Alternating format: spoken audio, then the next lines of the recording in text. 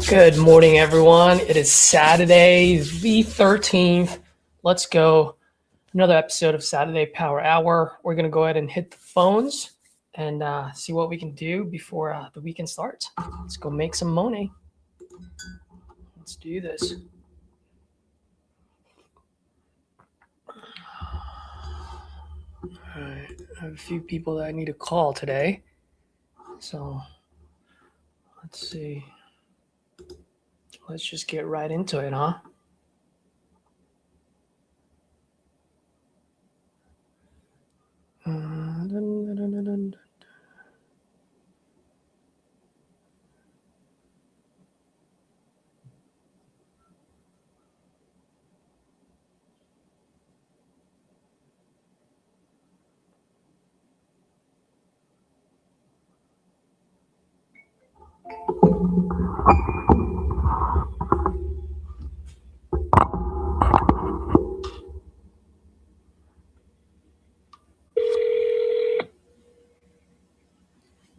Hello. Hey, is Ken? It is. Ken, good morning. This is Caesar. You and I were texting each other yesterday about your property on North Shore. Yeah, how you doing? I'm doing great, man. How are you? Not too bad. Nice. So you're still looking to sell this property, huh? Yeah. Perfect. And how much are you looking to get for this one? I'm looking for 32.5 is a good number for me. 32.5 to stay alive, huh? All right. Yep. All right. Can you tell me a little bit what you got going on over there? Yeah, it's a 4-acre lake lot. It's the biggest lot on the lake. All the other ones are under an acre. So I got the king lot on the lake. It's got spots for 2 houses cleared out, 2 city water mains, power's already there, internet's already there, septic on one of the spots is there. The only downfall is there's an old single wide trailer that'll probably need torn down or pulled out or whatever. It's pretty bad. It's in rough shape. Roof leaks, plumbing shot. It's full of my stuff still, but it's just sitting there. You know, it's gonna need taken out. Got it. But other than the trailer, it's a really nice spot. Quiet neighborhood, 3 miles from town, all the the gas station, the post office, all the schools and everything. That's basically it. Got it. Okay. So it's pretty much just vacant lot at this point, right? And you said it's about 5 acres? Like I said, there is a trailer on it. It's a 1950s single wide, so you can imagine. Yeah. It's probably going to be better to just put a new one in there at this point. Yeah. Sounds like it. All right. So I'm just looking. I'm just trying to look for some lands that are selling there and or even sold. If you don't mind me asking, how'd you come up with that number? I got 25 into it. I figured I'd like to make $5 or $6 grand on it. It's an arbitrary number. I didn't really come up with it on any logical way. No worries, man. That's why I always ask, because some folks be like, yeah, I looked around and so forth. I had a realtor listed about a year ago, and she listed it for 55. So I mean, that's like almost half of what she wanted. I don't know. It's just a number I came up with. Got it. Okay. Yeah, let's see here. Because I'm seeing there's a lot that's sold for 20 acres for $60,000. Now I know it's not going to be doesn't really go per acre. You know what I mean? Like the dollar per acre doesn't. It changes once it gets to the higher limits. The thing about that county in that area, most of the acreage of 20 and more you're going to see are just corn and soy fields. Most of those larger lots, they're kind of not residential. You know what I'm saying? They're just they're old farm fields that are getting sold off. So there's that to think about, and the proximity to the lake adds a little something to it. I'm sure. Yeah. So it's right by the lake, and you said it's already cleared out, ready to build on? Yeah. And then all the power, water. You say you had a septic tank in there as well? One of the spots has septic and a power pole. The other spot I just cleared out about say 4 years ago, 4 years ago, and it's doesn't have any. It's just got a water main. It's got water main. Okay. Let's see. Where is this 27.5 at? Well, I'll tell you this. There's one up the highway there for 29, but yeah, right. It's far away from the lake. Let's see here. My property ends about 200, maybe about 1 acre from the lake. So, I mean, I'm right on the lake, just not lakefront. It'd be lakeside or whatever. I don't know how you proper wording for it, but. That's awesome, man. I mean, it sounds like you got a pretty good lot over here. If you don't mind me asking, what got you looking to sell? It is a nice spot. I mean, I'm not like, I moved out. My girl got cancer a while back, and her treatment was out here in Colorado, so we kind of rerouted out here, and I think we're pretty permanent. I think we're staying here, so. Man, I'm sorry to hear that, by the way. Hopefully she's No, better. it all worked out. She got a clean bill of health a few months ago. She got over it, but it was a couple of years of hell there. Yeah, absolutely. And when I say that I know how it feels, I really do, man. Someone very close to me had is a 3-time breast cancer survivor. So. Wow. Yeah. Amazing. Yeah, it's it affects everyone. You know what I mean? Yep. Not just the one that got it, but everyone around them. Oh, absolutely. You know? Absolutely. Well, you're a good man. You stuck with her, and a lot of people leave, and I appreciate that. Oh, yeah. That's really good of you. Yeah. Let's see here. So here's the only thing. I think you actually pretty much priced at the right spot there as far as on the market. Yeah. If you're trying to get the maximum value out of this, I'd say put it up on the market, with an agent or maybe by yourself. That would be the best route about it. As an investor, if I were to buy this off of you, I would buy this off you so that I can sell it on the market at 30. I'd probably just want to come in and get it out of the way like at 29, So if I were to buy this, when I buy land, I buy it about 30, 40 cents on the dollar. So if you're priced I couldn't do that. If you're priced at 30,000, I mean, I would probably buy this for like 9, Yeah, I couldn't even think of it. Yeah. And I don't have a problem sitting on it. I'm not broke. I don't need gas money or nothing. You know what I mean? Absolutely. Yeah. I could sit on it for another 5 years. It wouldn't hurt or nothing. It's only $300 a year in taxes. It's not a big deal. Yeah, absolutely. No, I completely understand. And that's why I wanted to just, let you know, just be transparent with you. But yeah. I think if you put this up on the market at 29 or 30, at least you can, if I were you, I'd come in low and get some bids going instead of coming in high and then have the same effect that you had with, when you tried selling it last year. Yeah, that's not a bad idea. And I just I'm not even too hyped on selling it. I just saw all these ads come across my Facebook, so I figured I'd click a few. Absolutely. No, I completely understand. All right, my friend. Well, you have a wonderful day and happy holidays to you and your family. Absolutely. All right. Thanks, You Ken. too. Bye. All right. What up, fellas? How you doing? Just make a note on this one.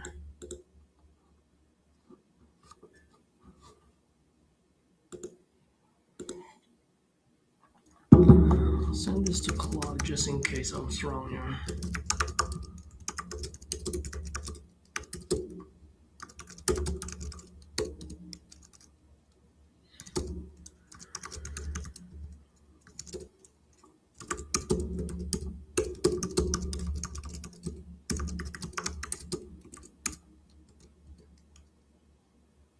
So let's clean out. 5 acres. Power, water, Wi-Fi.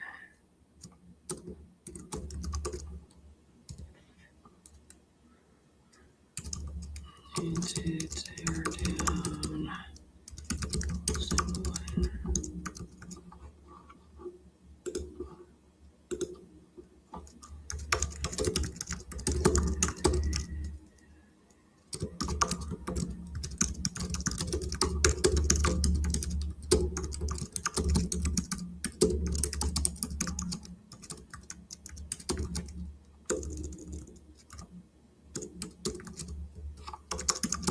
Clears.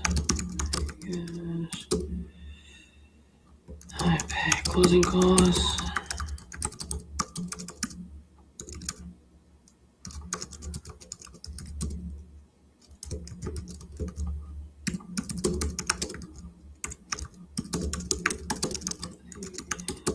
Time, enjoy your weekend.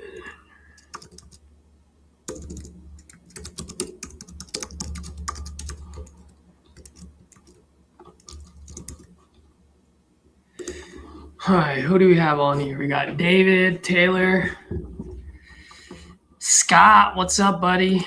I don't know if you're still on here, but thank you for hopping on. Taylor, my man. If any of you guys want to hop on, by the way, I already posted it in titanium. Feel free to hop on.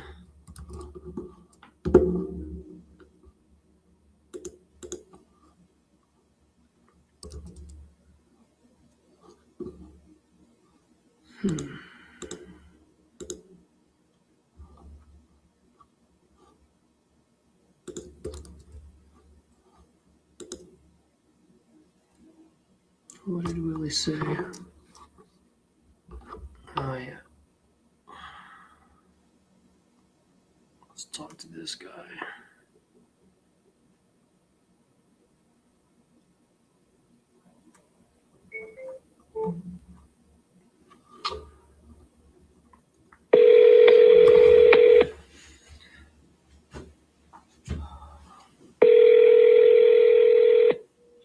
Hello?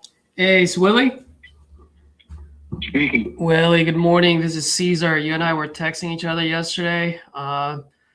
Looks like you no longer own 12043 South Low, but you mentioned you had a few other properties you're looking to sell. Correct. I have two on the same block that's low.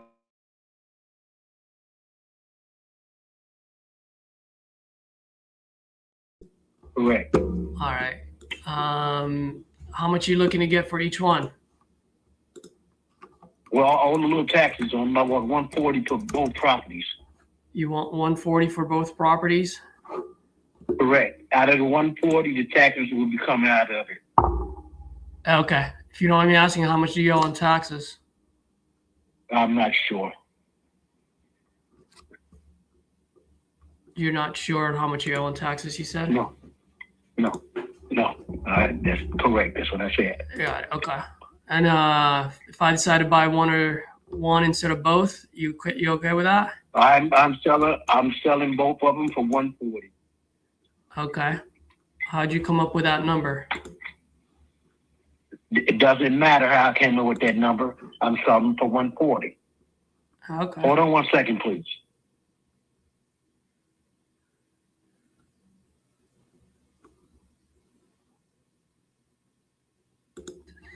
Actually, holy moly.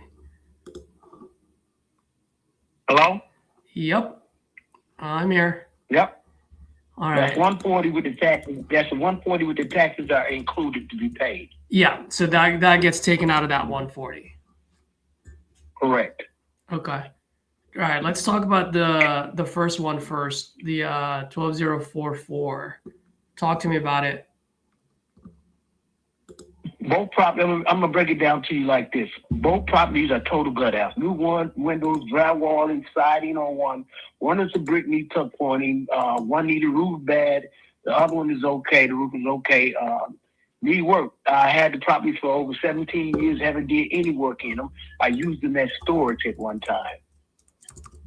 So when I sold 12043, I decided later on I'm going to sell those two. Why I'm selling them? Because I'm selling them. That's going to be the next question you ask me. Oh, why are you selling? Because I'm selling them. That's all. Yeah. Do you want to buy them? Well, I'm always looking to buy in Chicago. So let's see if I want to buy yours. Oh.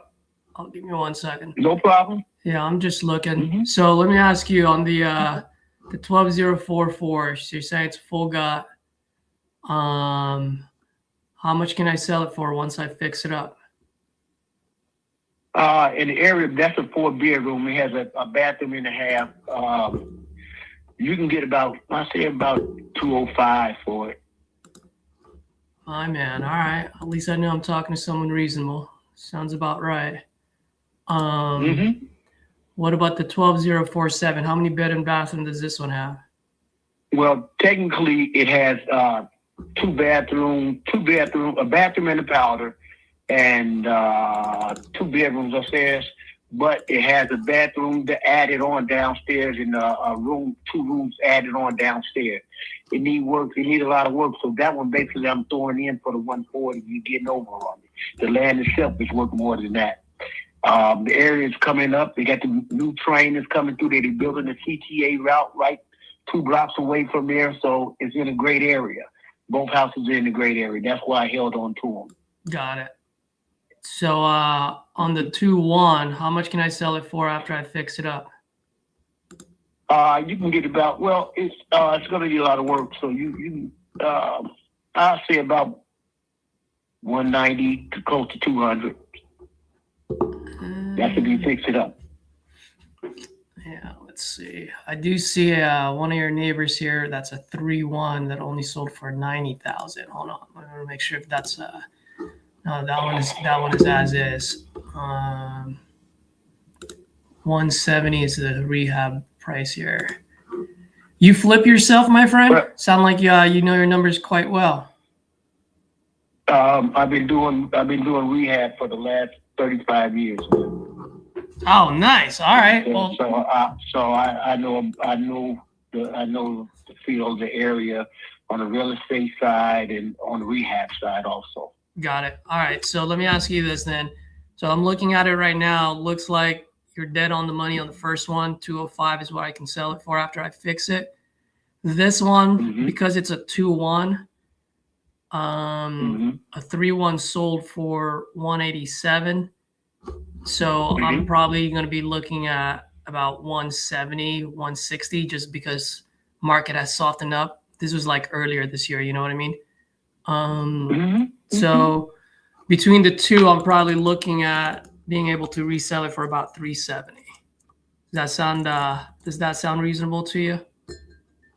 No, maybe a little more. The economic development in the area is going all up. A lot of the big stores are coming back into the area. Yeah. So this is like this is West Pullman. So you have the Pullman station and all that stuff, been rehabbed and everything, and everybody's trying to buy over here. I get 120 calls a day on these. I mean, a week on these. Everybody call me. That's why I just told the person on the line, I'm on the line with someone. Call me back. Yeah, absolutely. Well, hopefully you don't have to talk to anyone else. You just sell me both of these. So that's why basically 144 I'm just giving it away. Yeah. So then let me ask you this then. I mean, if 370, so you're saying about 400 is what I can sell it for, right? Correct. All right. So why don't I do this? I'm a reasonable guy. I'll put 385 on there. Meet you right in the middle. Got to give myself a little bit of cushion just in case the market doesn't turn out. Now, how much? Since you're a rehabber, how much do I need to put in 12044 so that I can sell it for 200? Well, me, I have my own team, so it really wouldn't cost me that much or whatever to fix it. But I say you had to put about 50 to 60 into it. 50 to 60 into it, right? So let's say maybe less. That's on the high end. So let me ask you this. Let me ask you this, Mr. Willie. What if I hire you? How much would you charge me to fix that up? What, the total gutted? Yep. About 60. Okay. How much would you charge me for the other one?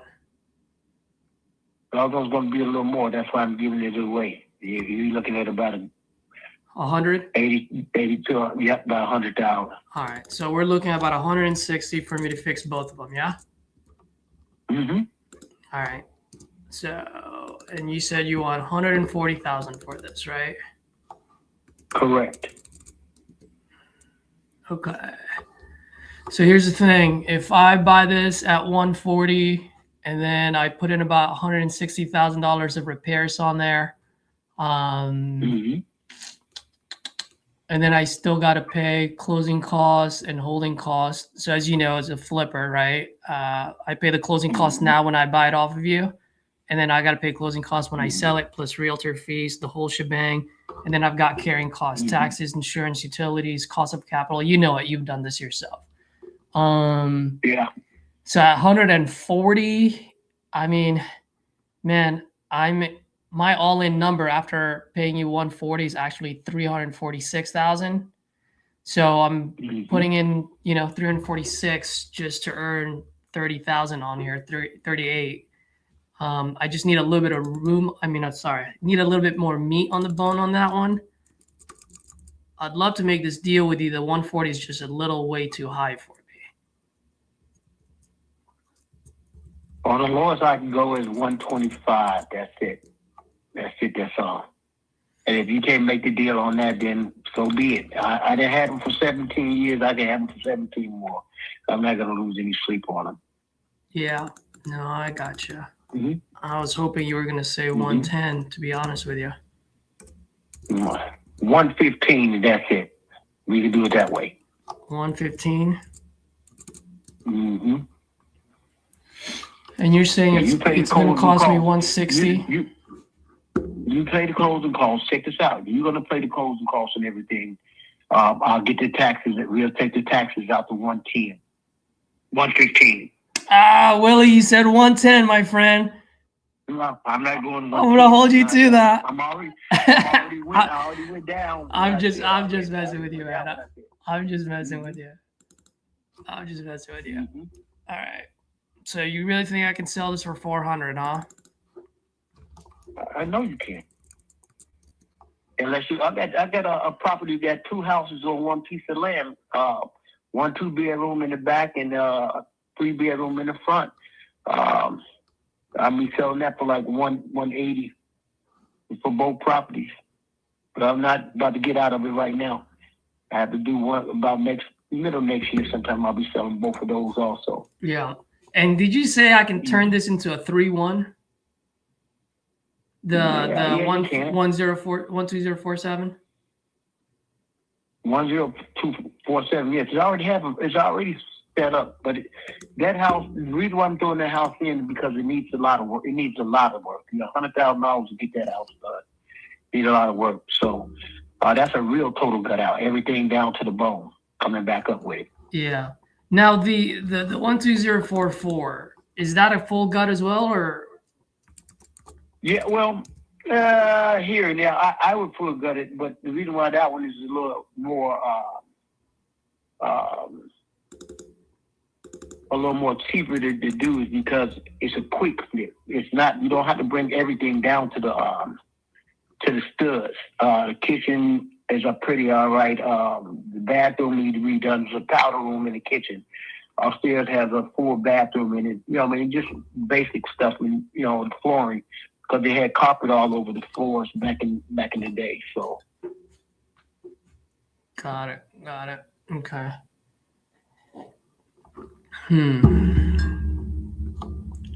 Just give me 1 second. I'm just looking at the things. Go ahead, look at Are you adding more? Are you adding more flips into your? Are you still doing flips yourself, or you done with it? Well, no, I'm not doing any more flips. I'm just rehabbing for people now because I'm about to retire in the next 2 years. So. Oh man. Well, maybe Mr. Willie, maybe you and I can do some business together. There are times when I buy properties out in Chicago and I need I need my boots on the ground out there just to do a quick look, get a free estimate, and take some pictures from him. I'm more than happy to pay for your time and service if you're open to that. I'm always open to a hustle, man. I'm a hustler. I'm always open to it. My man. Well, whether we do business with these or not, I think you and I are going to do business one way or the other. Because I need folks like you that can, walk into a place and get an estimate on how much it would cost before I do anything. So, all right. So 160. All right. So here's what I'm looking to do here. Let me ask you, if I get you that 115, you care where that money comes from as long as it gets to your bank account? long as it comes to my bank account, it's legit. I can't do nothing with crooked money. As long as it's legit. Of course, you got to be legit. My mom always told me, as long as you follow the laws of man and the laws of God, you're good to go. So that's how I operate. Okay. So the reason why I'm asking is this: when I do buy out there, I do partner with local investors all the time, and the reason for it is I want to make sure I have a set of eyes on my projects at all times. You know what I mean? It's no problem. Because I don't have my own crew, it is going to cost me more to fix those places up. That's why my offer would be lower. That being said, I do have quite a bit of partners out in Chicago that's always buying. And just like you, they have their own crew, so it doesn't cost them as much. So I believe that 115 would work for them as long as that repairs are like in the 160 range, right? And so what I can do, so let me explain to you how my process works. Let's say you and I agree on the 115. I'll send over an agreement saying, hey, I'm looking to buy this property off you guys for 115. And what I'm going to do is once that agreement is fully executed, then I'm going to open title, make sure title is clean. And then also we're going to figure out how much you owe on taxes, right? And then I'm going to send my contractors out there, and I'm going to send these local investors out there as well to see who's either going to want to partner with me or pretty much just take this off my hands. Okay. The price between you and I doesn't change. The only way it will change is if my guys walk in there and they're going, man, both of them are full God, or it's a tear down, whatever it is, it's going to cost us a lot more. Then obviously I'm going to have to come back to the table, right? And then at that point, we adjust or we rip the contract in half. Plain and simple. I'm pretty easygoing. I don't like tying people up for a long time. I like to move fast because at the end of the day, I don't get paid until it moves. You know what I mean? And I want to make sure that we all get paid. So how quickly do you want to close on this? You got the money. We can close Monday. Well, I like your style. So what I'll do is, because we can close as soon as title clears, but holidays just around the corner, and title companies move pretty darn slow around this time of the year. So what I'll do is I can go 115, and I'll put a closing date on it on the 8th or sooner. So in that way, if title company can close sooner on it, we can do that. And then if not, at least it gives us enough runway to close on the 8th. How does that sound? Okay. Cool. I have a few more questions for you. One is, how's access going to be like? Because we're going to have to get in there and get our eyes in there. One of them is boarded up. I have the front door boarded up, and the other one that has the lockbox on it. Which one has a lockbox? 12044 has a lockbox. 12047 has a door. Need a door. That house needs to be really done, man. Yeah. So can you take off the board, or does my guys have to unboard it, or? Yeah, boy. Yeah, boy. Get it. Yeah. Yeah. All right. No, I just want to make sure that you guys are okay with us onboarding it. Well, there's no problem with them. There's no problem with them going about it because my neighbor's going to watch anyway. So when you get on the block, I used to live on the block for 18 years. So as soon as you get on the block, I'm gonna get a call. Perfect. Just wanted to make sure. I always want to be respectful. That's all I'm asking. And then what's your email address so I can send over these things?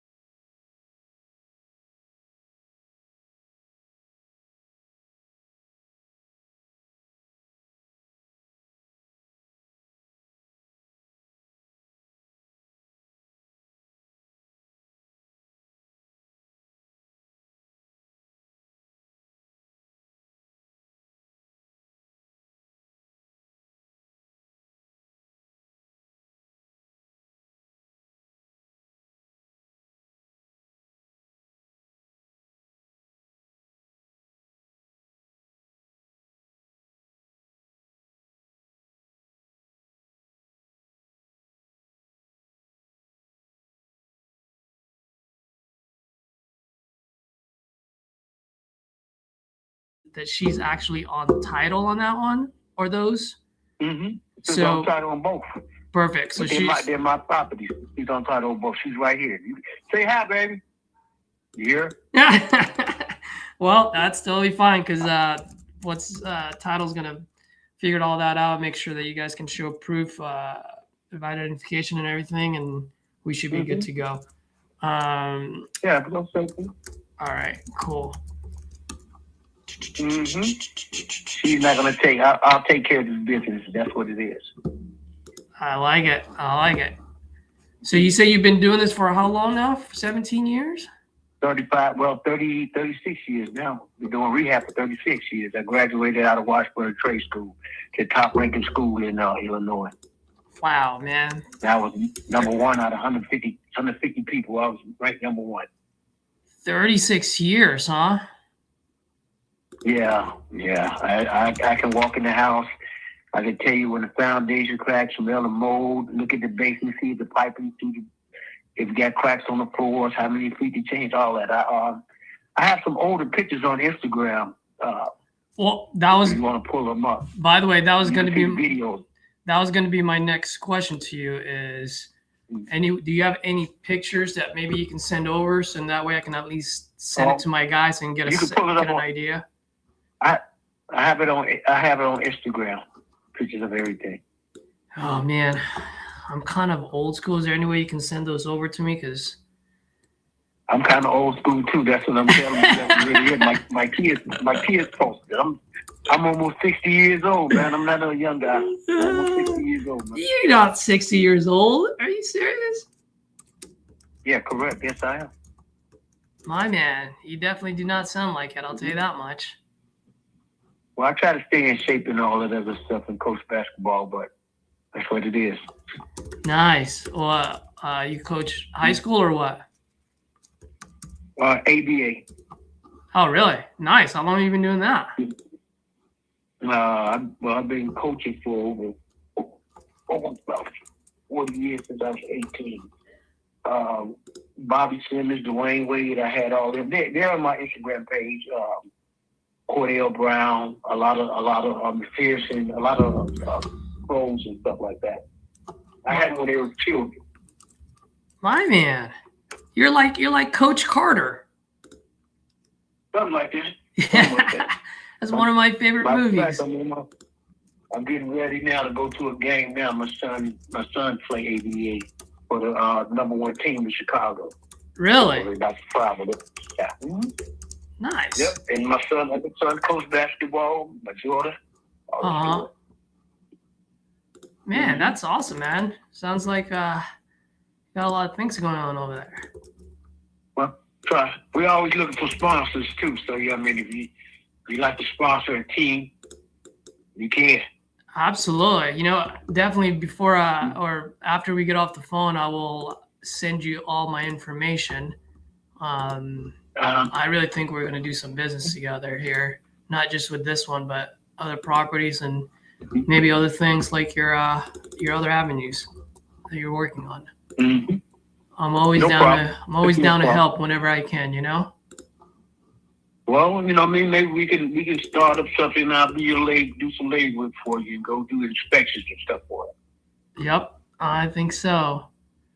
By the way, I'm almost done here. Just give me 1 second. I'm trying to look for. What does it have? Are these like right across? Obviously, they're right across the street from each other. Correct. Well, 12043, the one I used to own, it's directly across the street from 144, and 147 is on the other side of the driveway of 143. Yeah. It's like a little triangle. Yeah.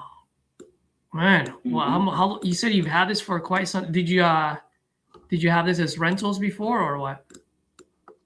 No, I got them and using as storage. I used to do property preservation for the banks. Oh, that's right. That's what you said earlier. You were doing it as a storage. Mm-hmm. All right. So what did we say? 110, right? Well, we said 115. I'm just messing with you, my friend.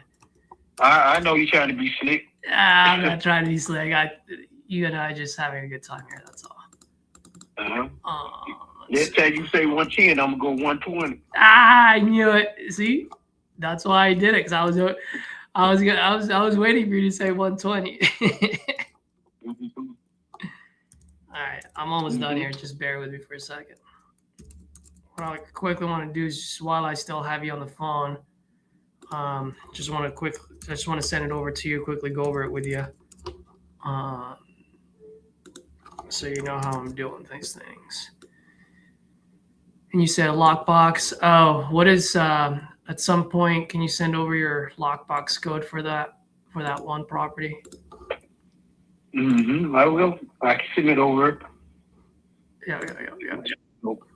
Yep. And just to let you know, like I said earlier, I'm pretty respectful. Like, I will always treat it as if it's one of my own. So I'll make sure that my guys will always lock up after they leave. You don't have to worry about that, because I change the code every other day. My man. I like it. All right. So then this is going to be Michelle. She can hear you. She's right here. She can hear you. Yeah. What's the best number for her? Because title company is going to give her a call at some point. 773. All right. Give me 1 second.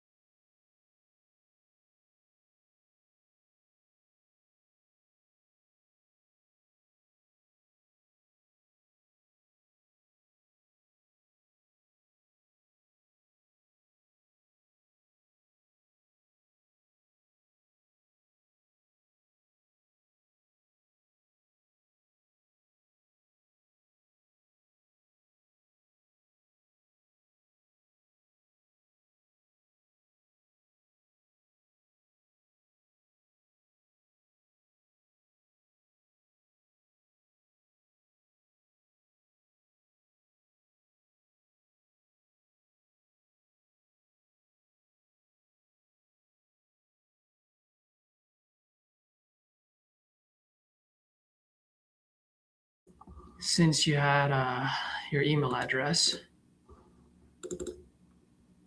how long have you tried selling these properties for, by the way? Just curious. Well, I didn't have time to rehab them, so I've been on the market for a while. Not really selling them. It's just been people like you call, ask, and my thing is money on the wood, make it sound good. What was that? Money on the wood make the deal sound good. So, a lot of people call and bluff and all that. So sometimes it sounds like I'm a little hostile, but I'm not. It's just that I get the same old thing over and over, and everybody want to lowball me because they don't understand the economic development over here. So they building up over here like crazy. So I'm not about to just give it away nothing. Yep. No, I completely understand. And a lot of people that you probably spoke with, they probably had like fake underwriting departments, told you they're going to call you back, and they never did. And yeah, well, they call me back. They call me back. I get a lot of call backs. That's no problem with that. It's just that they're not coming to my terms. I'm not going to sell off my terms. You know what I mean? Yeah. I'm not trying to give nothing away to lose money. You know what I mean? I'm in the business like you all, trying to make money. Yeah, that's true. I think so. I can put a team in there and rehab it myself. I just don't have time at the present moment. Yep. No, I completely understand. Well, at the end of the day, it's just got to make sense, right? It's got to make sense for both of us. And I mean, like I said earlier, if we go in there and it's a lot worse, then obviously, give me 1 second. I'm almost done here. Michelle Nelson. I had to change the name because I had it under Willie.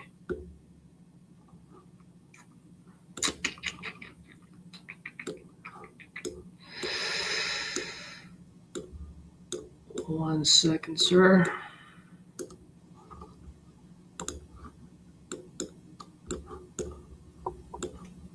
So do you work for a lot of other investors in the area? Correct. I do a lot of work for a lot of people, for the city, for the banks. All that. I do a lot of work, man. No investor want to pick this up from you? Pardon me? Said any of your investor buddies want to pick this up from you? Honestly, I don't know how everybody even got my number. That's the whole thing. Everybody just called me on the property. It's like my number public notes. Yeah. Everybody's calling me about it. I'll tell you what happened. Either you accidentally filled out a form online, or you got cold called, and then from like a referral marketing firm, and then that just created a lead for you. It's possible that's what happened. I didn't fill out no kind of forms or anything. Yeah. So if you didn't fill out any form, then most likely it's because you talked to someone and that created a lead for you, unfortunately. But fortunately for me, I'm talking to you now, so nothing wrong with that. All right. Are you I'm assuming you have a smartphone? Correct. All right. I'm going to send this over to you right now. If you can have Michelle sign this, that would be great. But let me quickly go over it with you first, so at least you know what you're signing. Well, I'm not going to be able to go over it right now because me and Michelle are about to run out. Yeah, okay. And then what you can do is sit over here, then I'll take a look at it. We're not going to just sign anything without looking it over.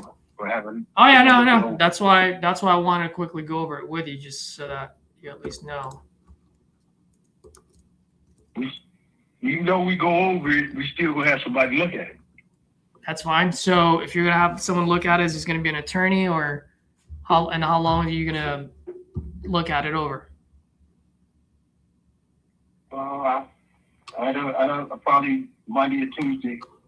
Okay. Yeah. The only reason why I asked that, Bill, is you know me by now. I'm a straight shooter. I don't like my contracts laying out there, 'cause a lot of other folks will try to use that to go and negotiate. I'm not here to go on a bidding war. If that ends up happening, I'll pull out as quick as I got into, So if we're good at 115, read it over. If you guys like it, let's go ahead and move forward. And if you don't sign it, that's totally cool, man. There's always other houses in Chicago to buy. No problem. No problem. All right. Well, I sent it over to you. I'm sure you've seen a lot of these contracts.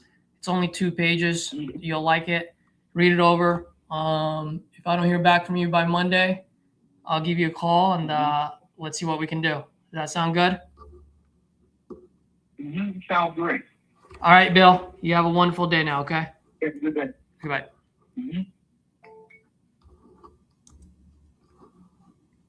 Chance. I think Chance on the call.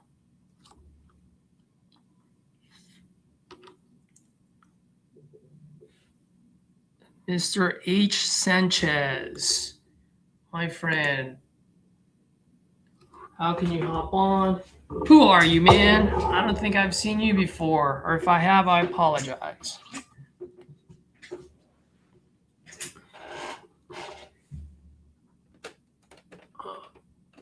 Sorry, standing up.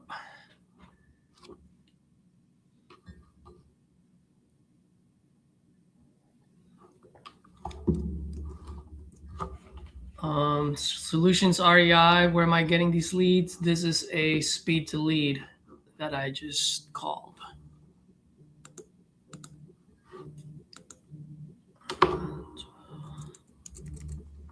Four.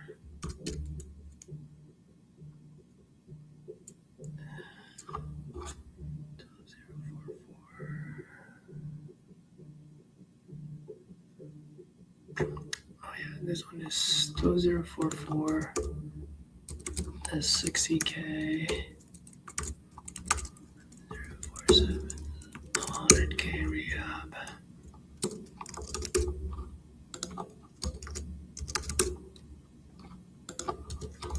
ARV is 200K.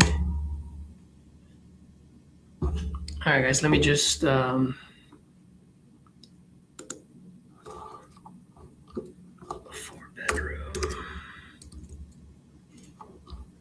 This 2-bedroom could be 3. free.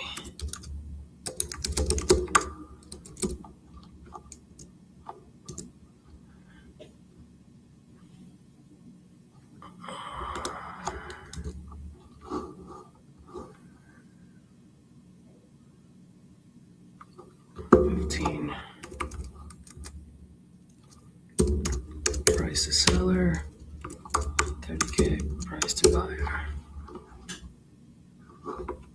Touch base on Monday.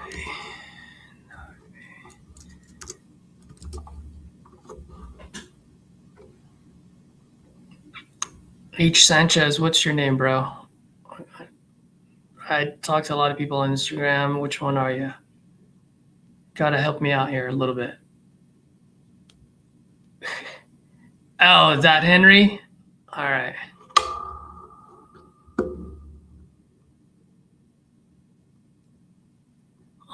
Rodolfo, yeah, I do use Property Leads, Lead Zolo. I also have my own PPC campaign that I run.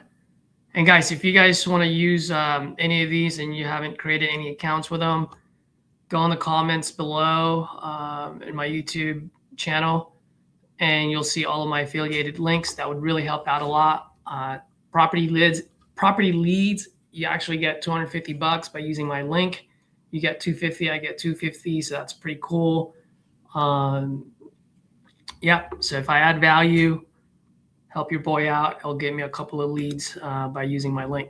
Really appreciate it. Henry, I'm gonna DM you the StreamYard link on Instagram. All right, just give me one sec.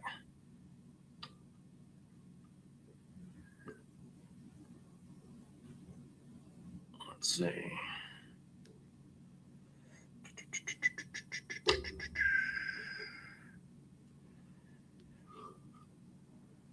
There you go, Henry. I just sent it over to you. Let me grab my AirPods here.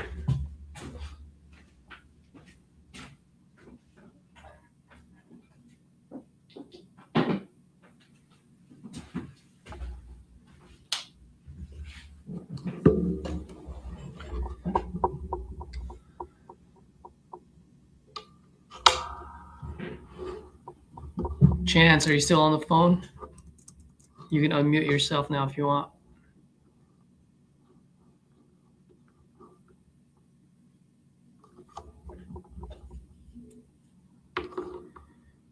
I think Chance no.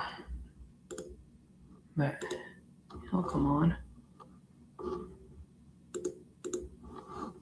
Michelle Nelson.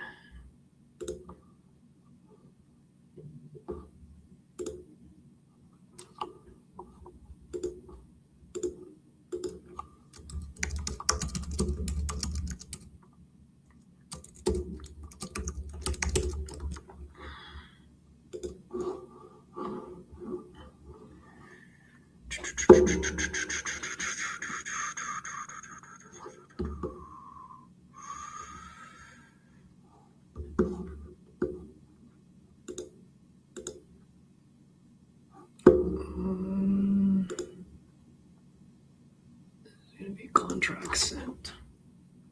All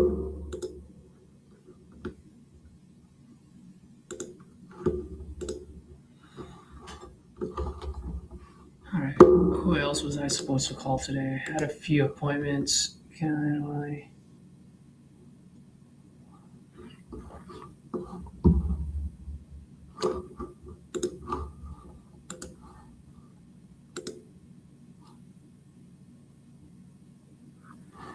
All right.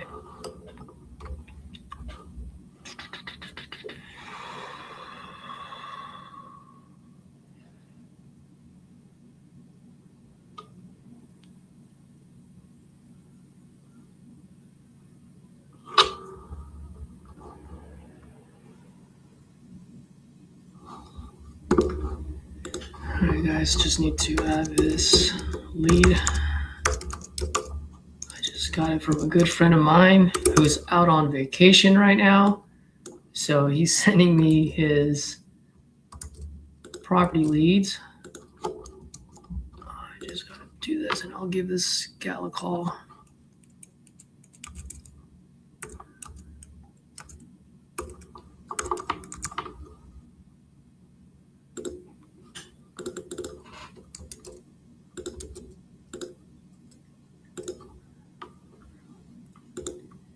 Lead. It's gonna be Central Time. And I am moving slow today, ain't I?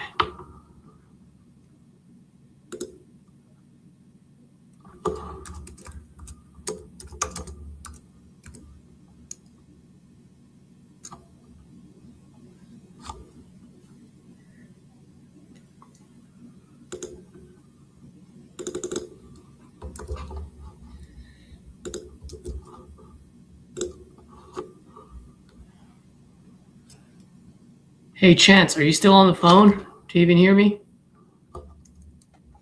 Hey, dude. What's up, buddy? I was like, bro, you're muted this whole time. Yeah, sorry. I was on the phone, and then I have to like change the audio source so I don't hear you while I talk to them, and then I have to like switch it back.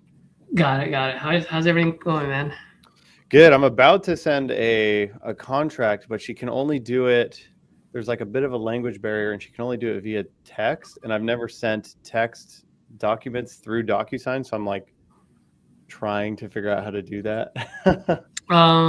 If you want, I can send it through mine.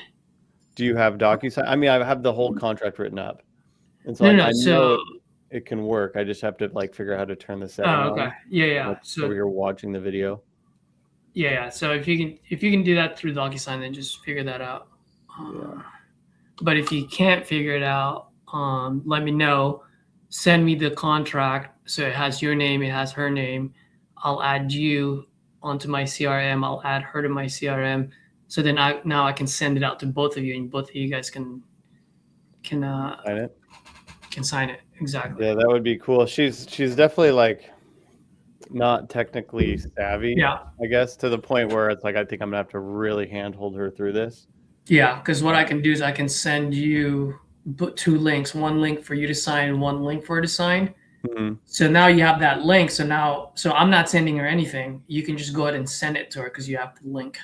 Oh, what are you using? I imagine not DocuSign.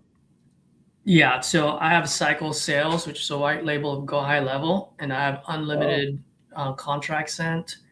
And you like Cycle Sales? Dude, I'm paying like $300 a month for my white label of Go High Level, and then I pay for all these other things. Yeah, I like Cycle Sales a lot. Yeah, I might need to switch something. White label of Go High Level. Well, if you do, I like Cycle Sales a lot. Yeah, I might need to switch something. Henry, you might want to turn off that YouTube of yours so I can hear myself. Of the century here. I like Cycle Sales. All right, Henry, I muted you for now because you need to turn off your YouTube, bro, because we can hear ourselves. Oh my goodness. No. I'm going to mute you, buddy, until you figure that out. Hear ourselves. Oh. No. Oh my.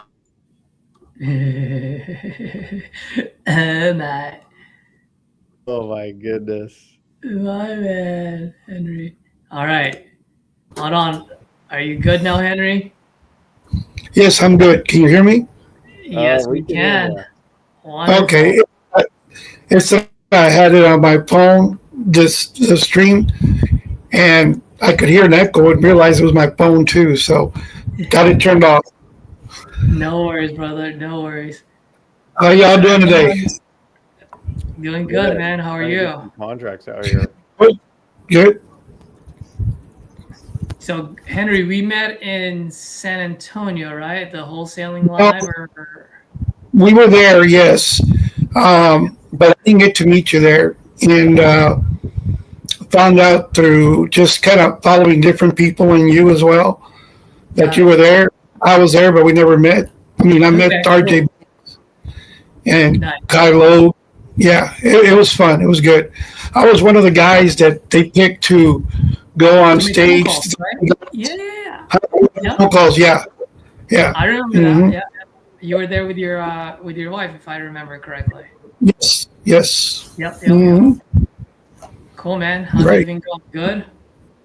Yeah, going good. I was calling leads a while ago and stopped for a little bit, and I was going through my phone and saw you were online. And we talked before, and I said maybe I can hop in one of these days. And you said, yeah, just anyway. Yeah, that was on Instagram. We were messaging back and forth on some ideas and workflows. I don't know if Nice. you remember. Yeah. Yeah. Yep. Yep. Yep. Yep. And you've been doing this for a while too, right, Henry? If I remember correctly. Well, a bit. Well, you know what? About 25 years. Mhm. When it first was, it wasn't like this. It's changed a lot. You Yeah. know, Bet. now with AI and there was no softwares at that time. Real Flow was one. I don't know if you ever heard of Real Flow. Mm-mm. Uh, that's the first one I used. I still use it, but I got another CRM as well.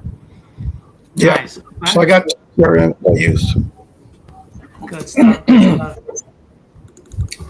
So how does this Cool, work? man. Like if I'm going to lead and What was that? what do, how does this work? Like what's the process? Like if I got a lead to call Just call them. and okay, Just call to them. the phone? Yeah, I can control the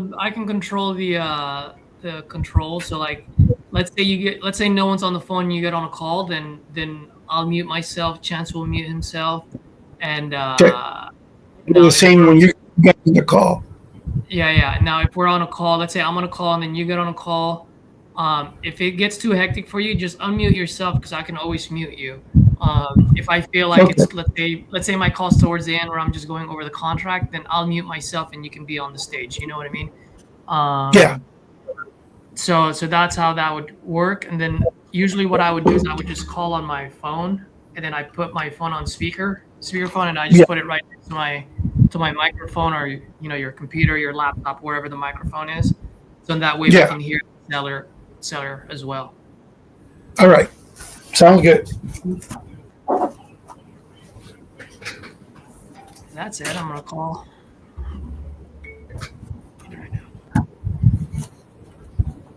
Your call has been forwarded to voicemail.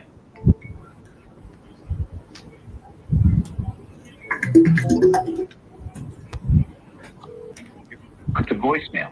The person you're trying to reach is not available. At the tone, please record your message. When you have finished recording, you may hang up. Hey Donna, good morning. Caesar here. Calling about your property on Southeast 41st out in Amarillo. Looks like you filled out a form on my site. Looks like you're looking to sell this property. I am always looking to buy out there. Give me a call when you get this. You can reach me at this number. Thanks.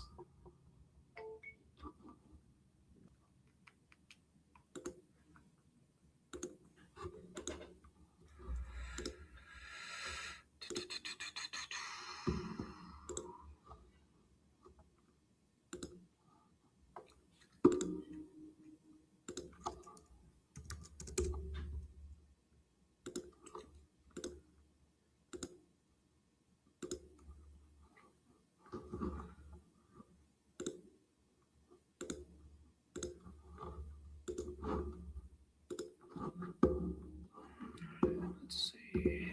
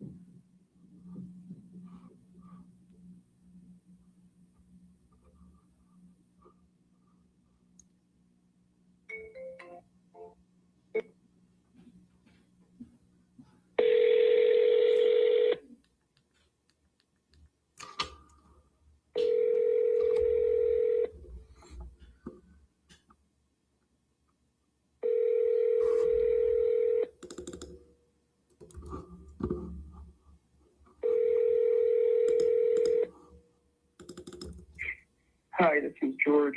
I'm not here right now.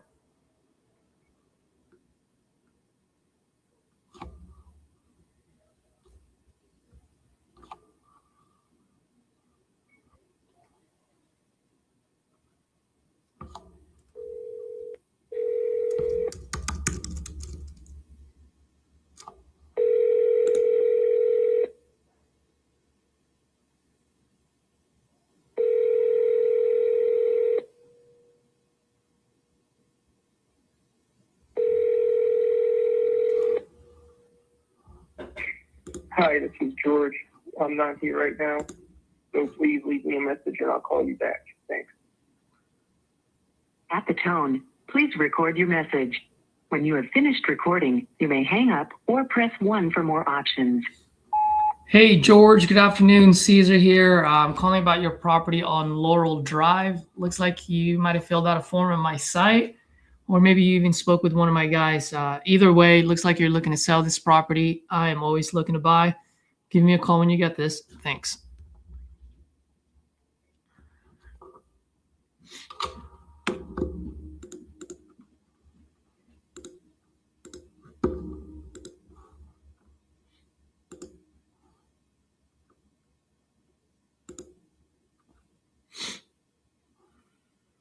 James.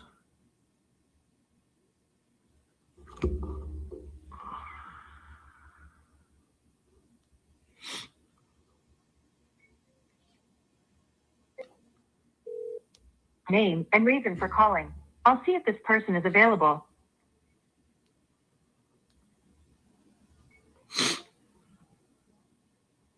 Record your name and reason for calling. I'll see if this person is available.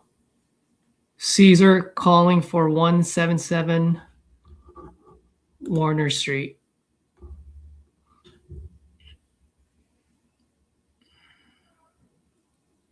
Thanks.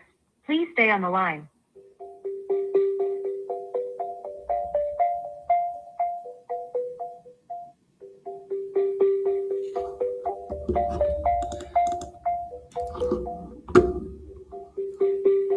So for the folks that are watching, like things like these, like this is what I call dead time, right? Like, I'm sorry, this person is not available. If you would like to leave an additional message, please reply after the tone.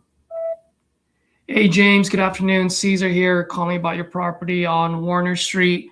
Looks like you might be looking to sell this property. I'm always looking to buy it out in that area. So give me a call when you get this. Love to chat with you. Thanks.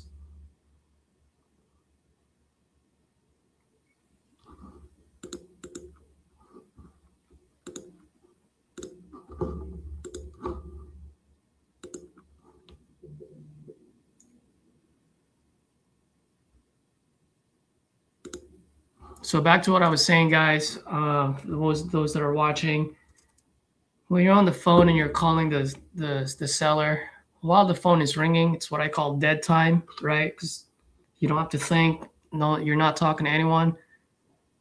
Utilize that moment and just copy and paste the address to your comping tool, whether that's Zillow, PropStream, Privy, whatever it is. So that way, when they pick up the phone, you have a little bit of data in front of you. I'm not saying to comp it. I'm just saying to have the data in front of you. So when you ask how much they're looking to get for it, now you know right off the bat within 30 seconds whether they're in a right price bucket or a wrong price bucket.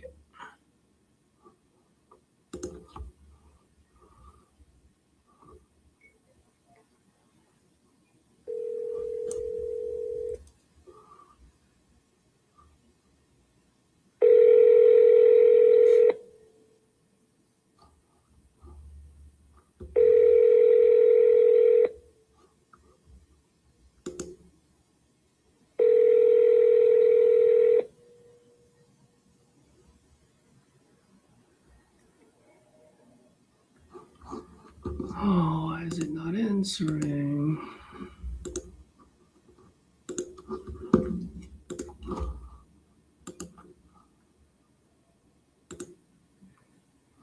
Juliana, that's what you do.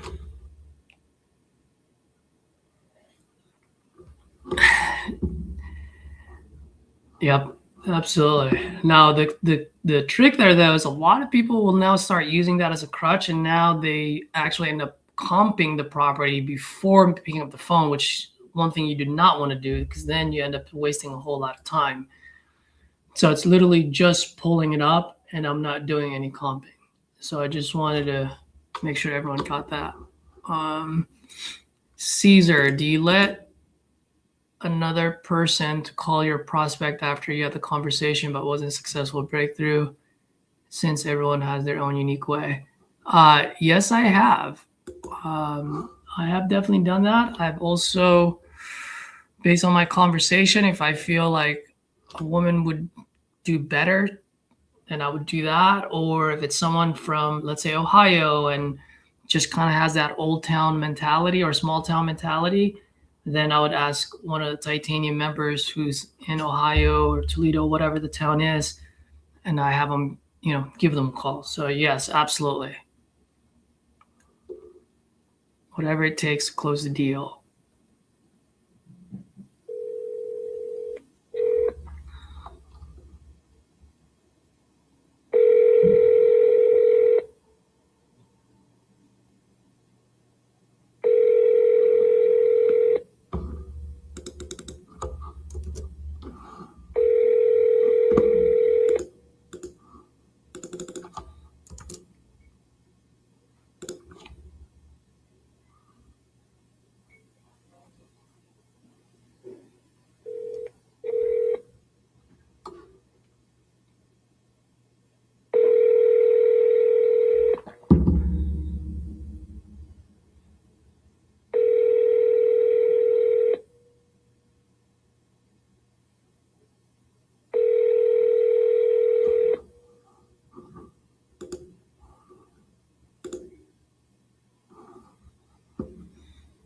All right, let me see this.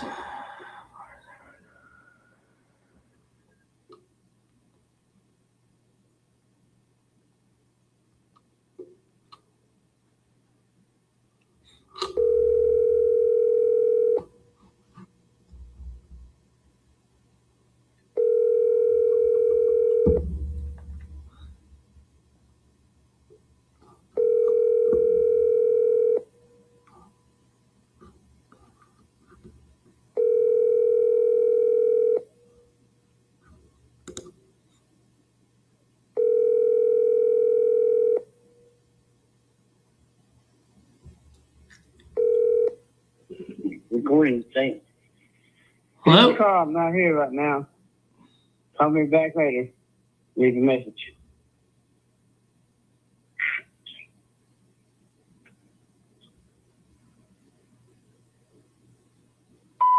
Hey, Carl, it's Caesar. Calling about your property on Layla Street.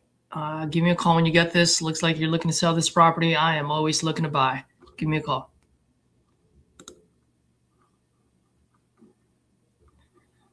That might have been an answering machine, actually.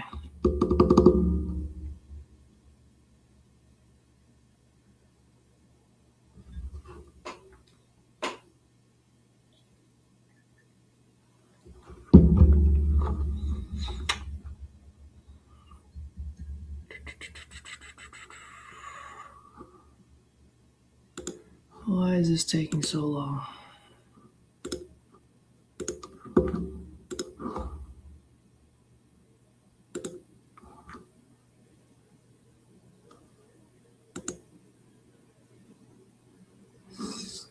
Oh, yes. Let's talk to Scott.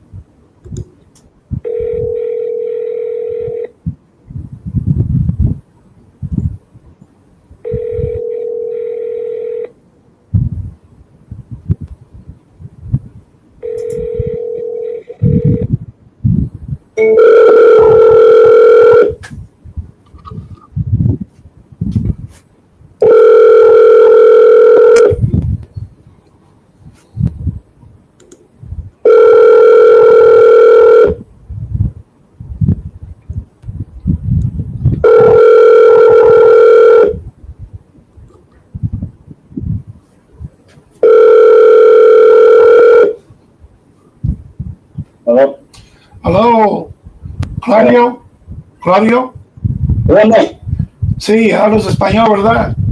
bueno, Es que hablamos, pues no sé, un tiempo atrás de una casa que anda vendiendo bueno, aquí por la 102 Warden Avenue, bueno, Electra, Texas. ¿Todavía la tiene? bueno, está bien. Oh, ok. No me acuerdo qué tanto pidió está pidiendo por la casa. 60. 60. Sí, es que ya hablamos y es que yo investigué, fui y me fijé que pues las casas allí se andan vendiendo bien baratas y le quería ofrecer menos, pero no sé, porque sí le falta trabajo, ¿verdad? Oops, hung up on me. Love it. That's good, man. Means you're doing your job. Well, I didn't get to the point. He speaks Spanish. I talked to him before, and he was asking 60,000 Yep, that's the only thing for I his understand. house, The center. and I looked it up, and I need to get it at least 30, and he don't want to go down. Yes.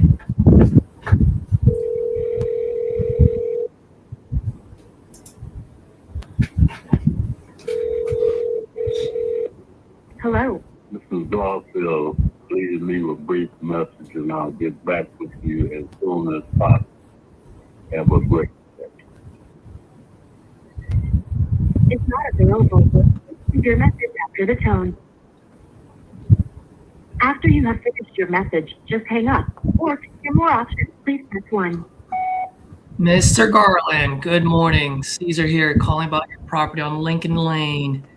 Looks like you're looking to sell this property. I'm always looking to buy out there. Give me a call when you get this. Thanks. What up, Omar?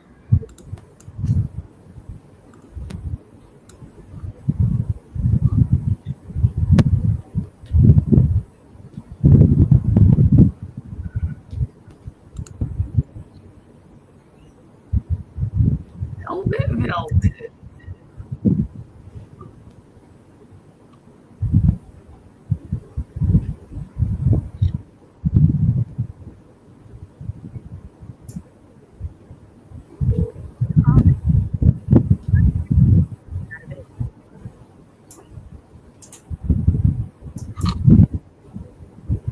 Your call has been forwarded to voicemail. Who is that?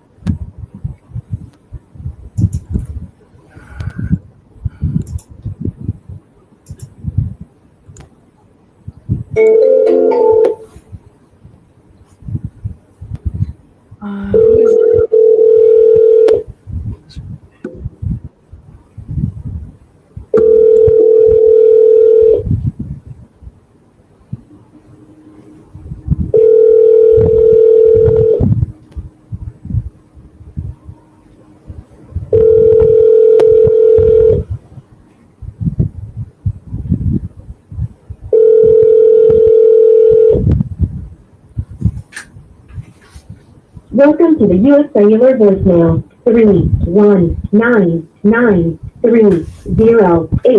31993083114 is not available. Please leave your message after the tone. After you have finished your message, just hang up. Or to hear more options, please press 1. Hello, Mr. Fossey. My name is Henry. I am with CHB Property Investments. And I noticed you submitted some information on our partner website in reference to your property that you're selling at 1755 39th Street. Give me a call back at this time.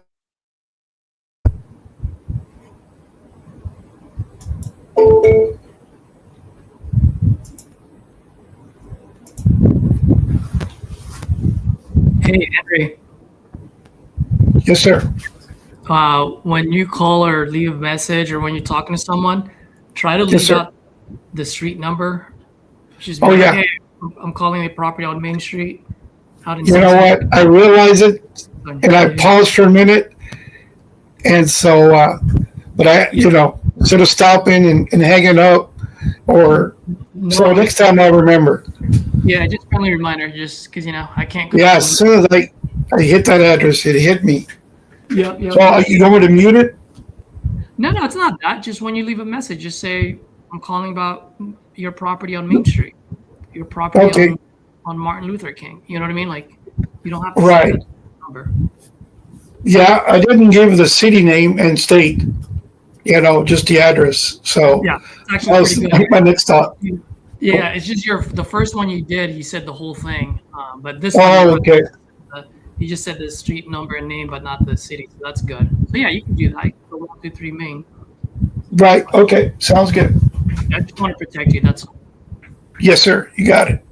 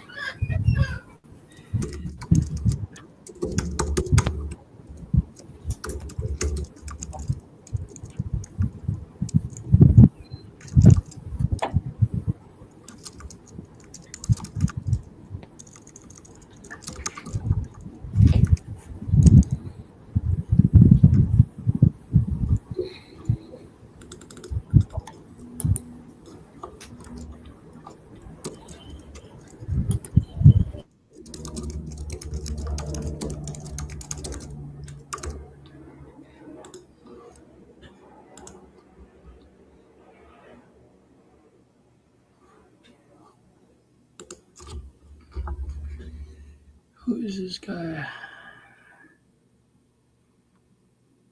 Oh, he has on Monday.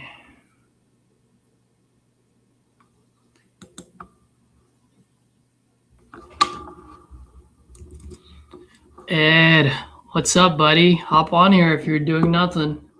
Which I know I should actually know. Let me say that. If you're calling, because I know you're not doing nothing. If you're calling, hop on here.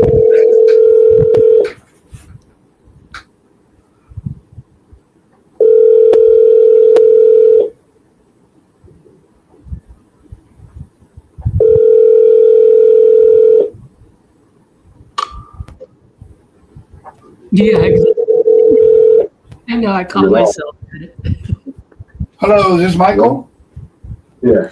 How you doing? My name is Henry. I am with SCHB Property Investments. You submitted some information about selling a property. Is that correct? Oh, them houses, both of them, they sold already. You got them sold already? I was closing last week. They gone. They're gone. Okay. Thought I'd check in. All right. Thank you, sir. Have a good one.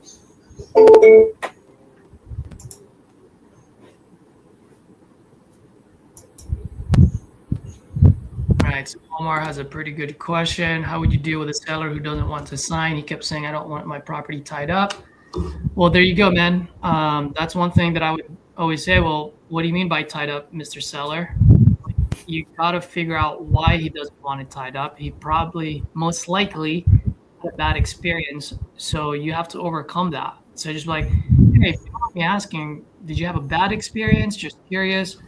And the way you ask it, you got to frame it correctly with the right tone. And people usually would open up, be like, yeah, I did. There's this fucking dumbass wholesaler or investor walked me up for 60 days and left me at the altar at the last minute, right? So you can overcome those things. And I would just say, well, seller, I don't get paid until this thing moves.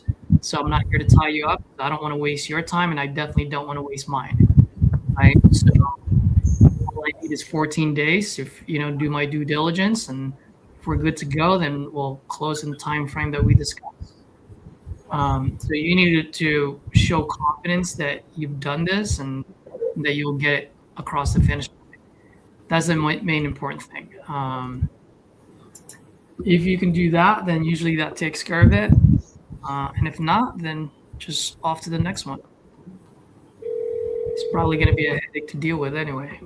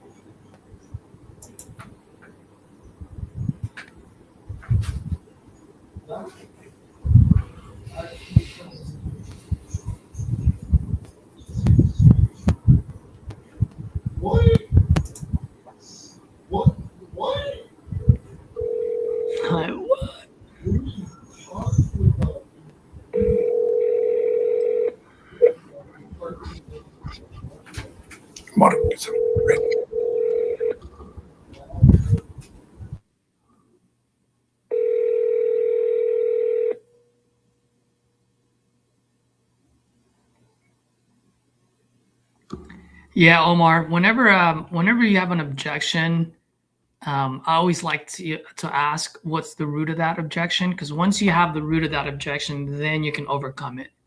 You know, like, hey, I won't do anything unless I have an EMD. Wow, why is that, Mr. Seller? You know, just curious.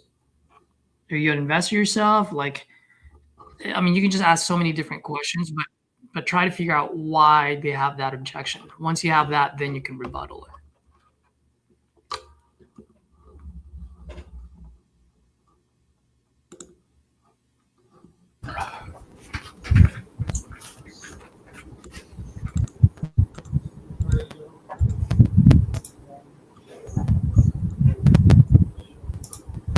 For the folks that are watching, by the way, I would love to get a quick poll from everyone on here that's watching. Would you guys like for me to do call reviews, let's say on a Monday, where you hop on, listen to your call, and we just do a live call review of one of your calls that you had recently? Then we'll just go play by play, see where you did it right, where you missed the key moments, and how you could improve.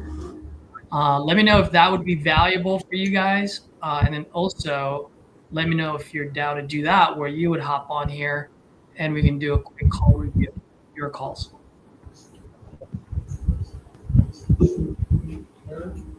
Solutions REI, do you have EMD removed from your agreement? Yes, I do. Robert, not actually checks. Awesome, man. Thank you. I appreciate you.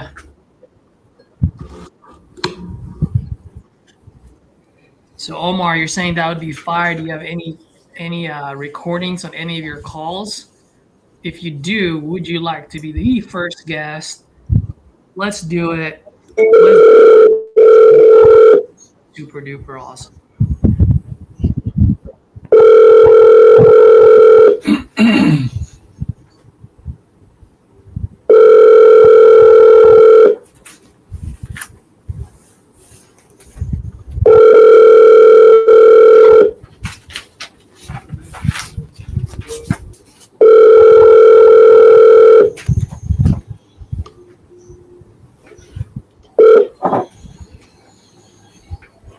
Please leave your message for 35230052221. Hello, Christian. My name is Henry Sanchez. I was SCHB Property Investments. I see you submitted some information on a property that you're selling. Following up, see if you're still selling and we're still buying. Give us a call. Thank you. Actually calling about your property on John Gwynn out in Peoria. Uh-huh. Are you by any chance? Are you in Peoria? I'm sorry? Are you in Peoria? I am actually. I have a lot of partners in Peoria that I do business with, and I like buying out there. So I am pretty knowledgeable with the area. I'm actually looking to buy a 5-plex out in Peoria. Just did a walkthrough of it yesterday. Yeah. Yeah. Well, so it's for sale. Okay. I don't have it on a market. I'm selling it myself. Perfect. That's how I like it. I don't like paying realtor fees because if I buy this off you, I'm going to pay all the closing costs, you know? Yeah, right. Great. So how much are you looking to get for this one? 34. 34,000. 34 is bottom. I was asking 38, and I went to 34 because it has to cover what I owe. I don't have any mortgage or anything on it, but I've done a lot of work on it, and I still owe for that. Got it. Okay. How much do you owe total, if you don't mind me asking? Oh, that's not your business, no.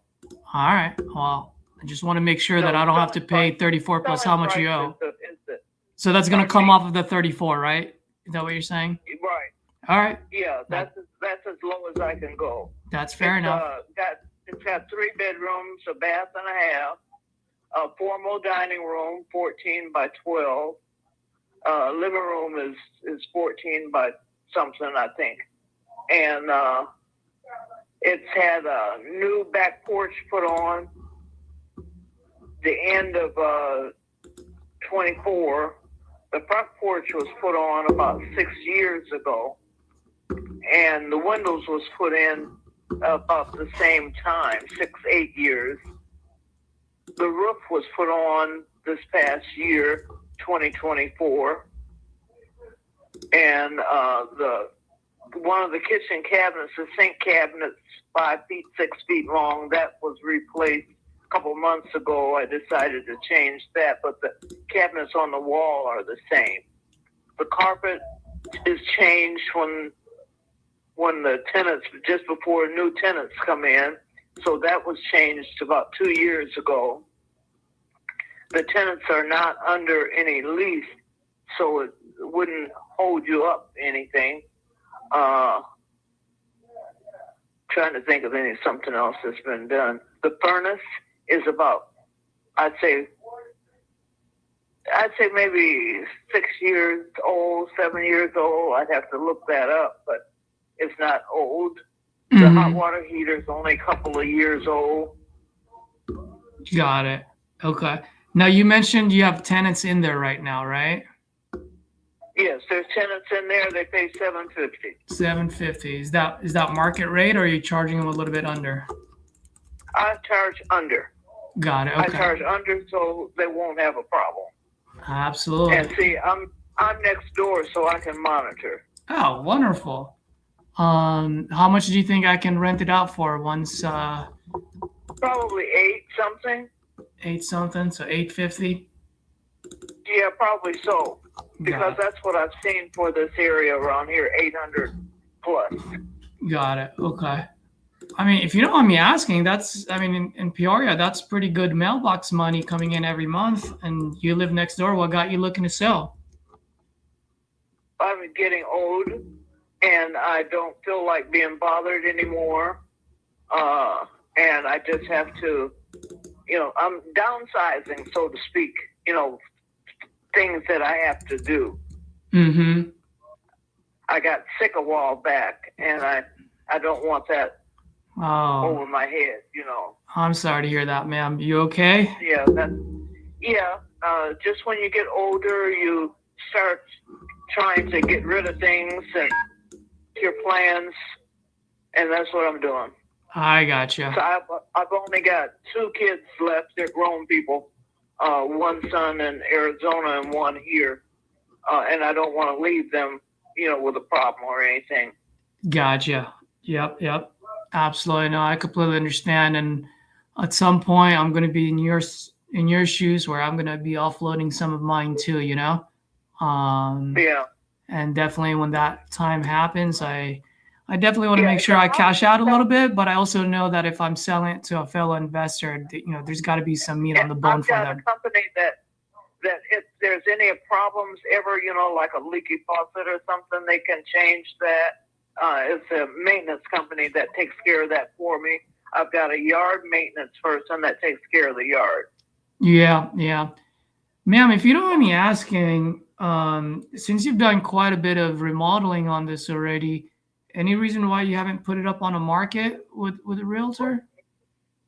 Did what? Oh, I didn't want to deal with a realtor.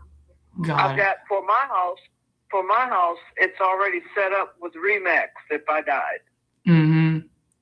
Remax has already looked at it. They've already got it in their books. So my kids don't have to deal with getting someone. They're already set up. Gotcha. Okay. Because right now, that would be in charge is not here. Yeah. Because right now, you said this is a 3-bedroom, 1 bath, or 2-bedroom, 1 bath?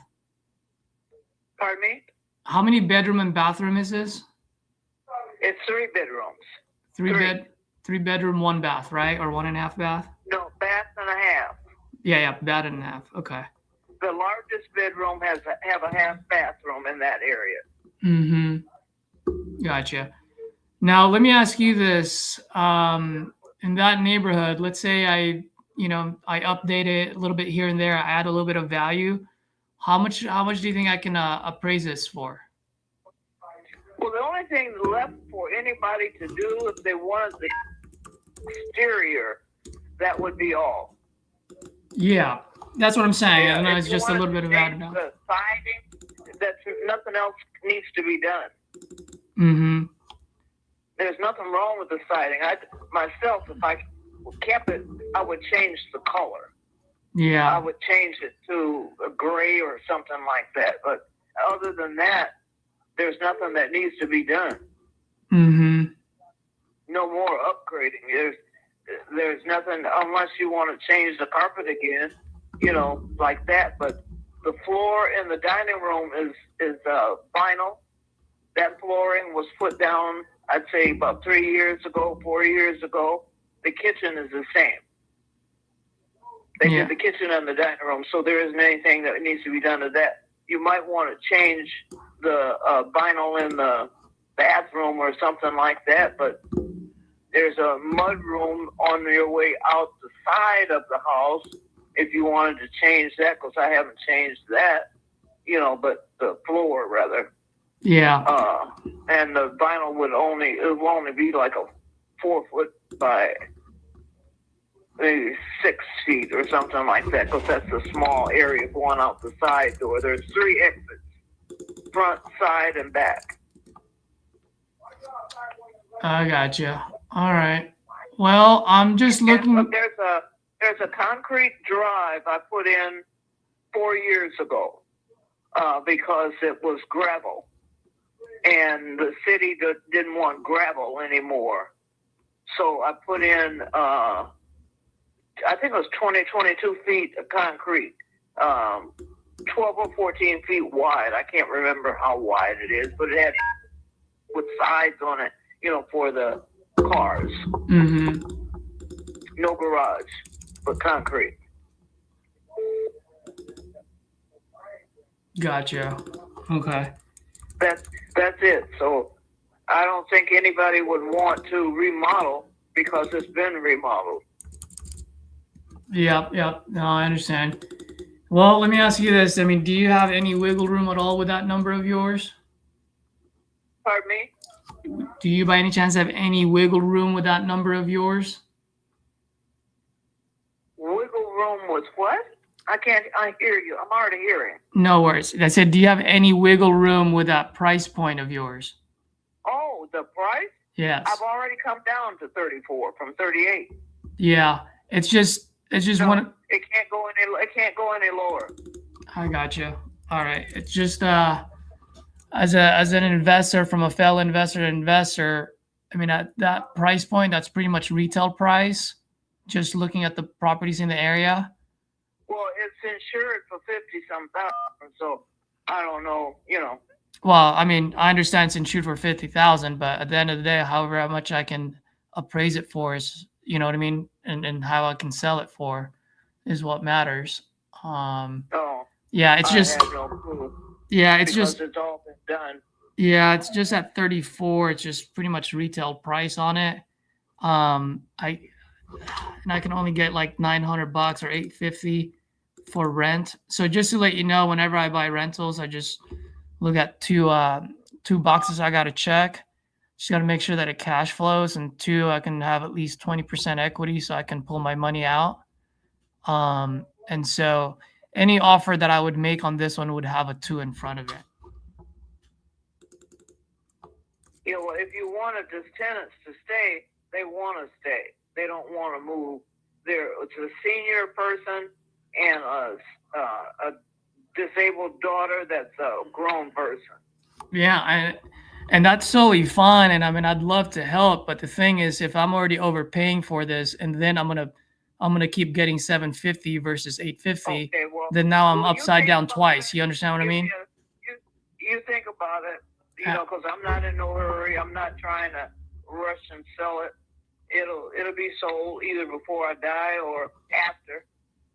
So I'm not in no hurry. Yeah. Well, I mean, at that price point, it looks like it's going to be sold after. So you have a nice day, Yeah. ma'am. You too. Bye.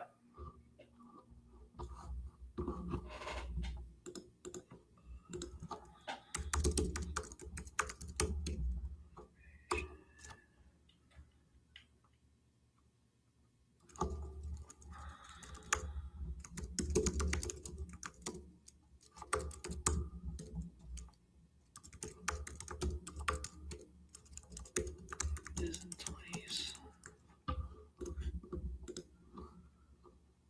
put this one on long-term follow-up.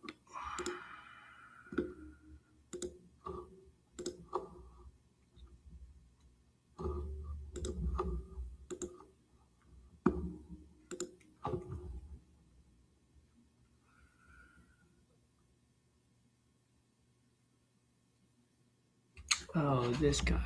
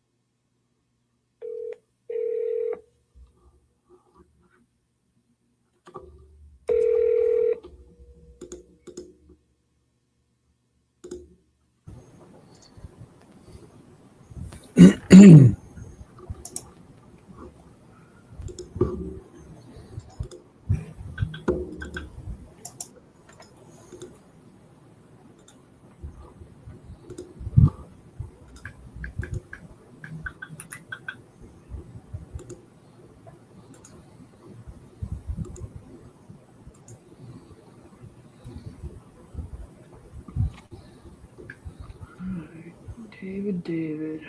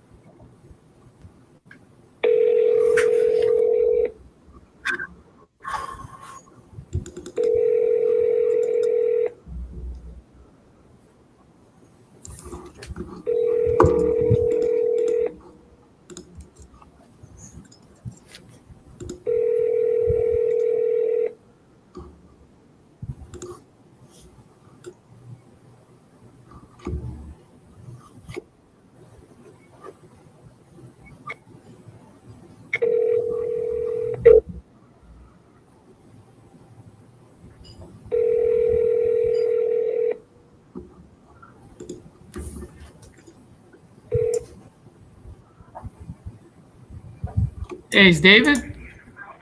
Yeah, you reached phone, Dave. There, you know what to do.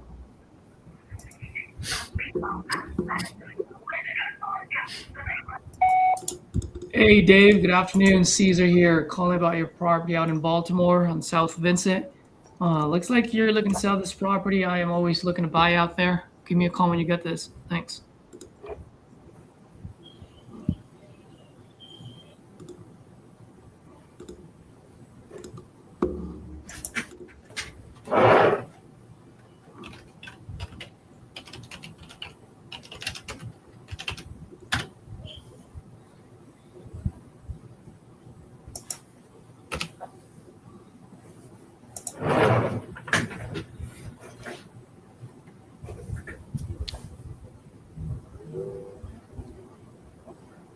Oh, this is that guy.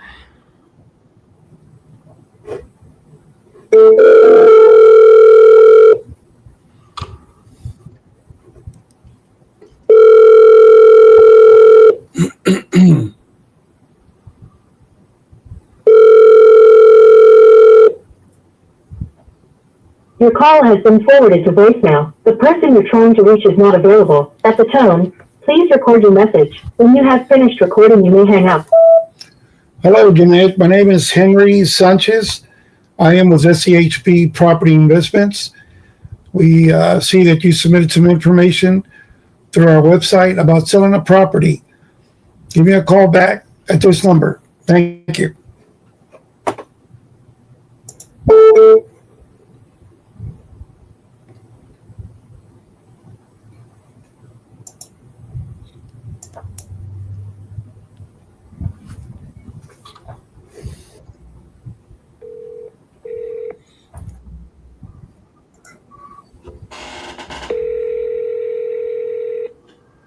Hello? Hey, is this Lou? Yes, miss. Lou, good afternoon. This is Caesar. I spoke with you the other day. I was looking for Ken about your property on Nordale Avenue. Looks like you guys are still looking to sell. No. Our nephew's moving in there. Oh, nice. Okay, so you got family member moving in, so you guys no longer Yeah. selling? No. Gotcha. Okay, no worries. No pressure on my end. Do you guys by any chance have any other properties you're looking to sell? No. No? All right. We're done. Thank you. You're welcome.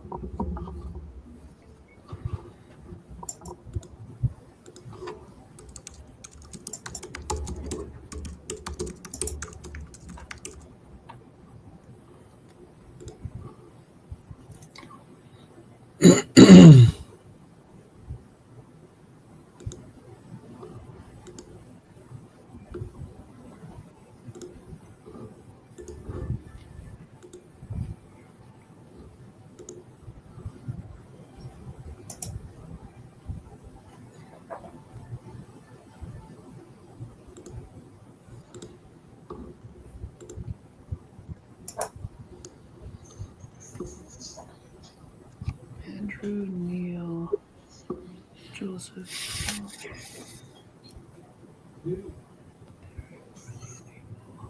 No, I don't need to go.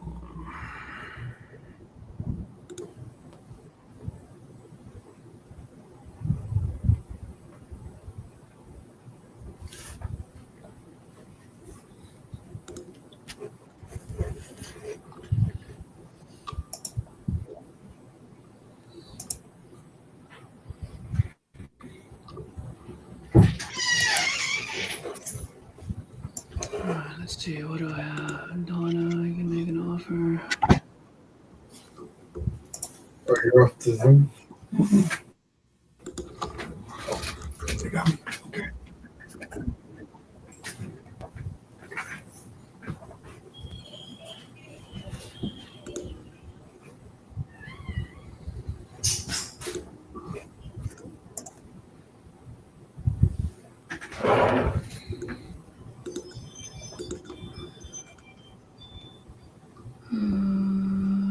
Yeah, he did.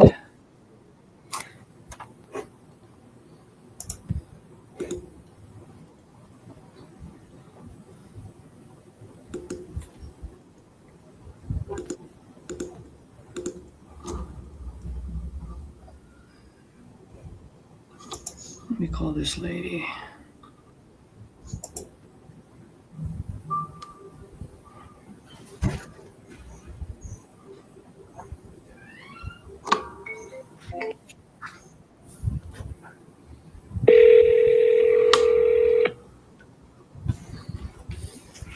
Your call has been forwarded to an automatic voice message.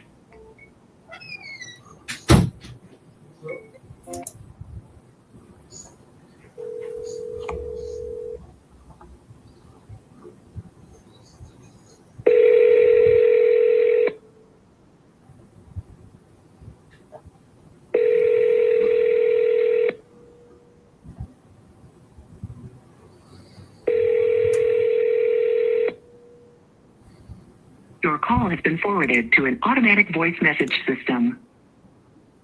Hey there, it's Mary.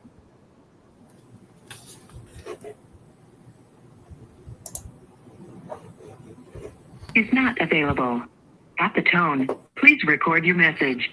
When you have finished recording, you may hang up or press 1 for more options.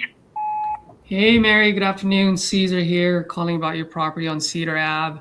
Looks like you're looking to sell this property. If you are, I am looking to buy out there. Give me a call when you get this. Thanks.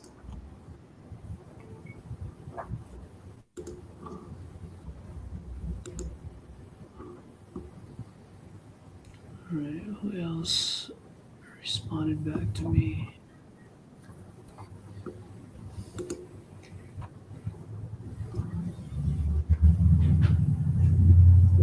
Chicago, all right.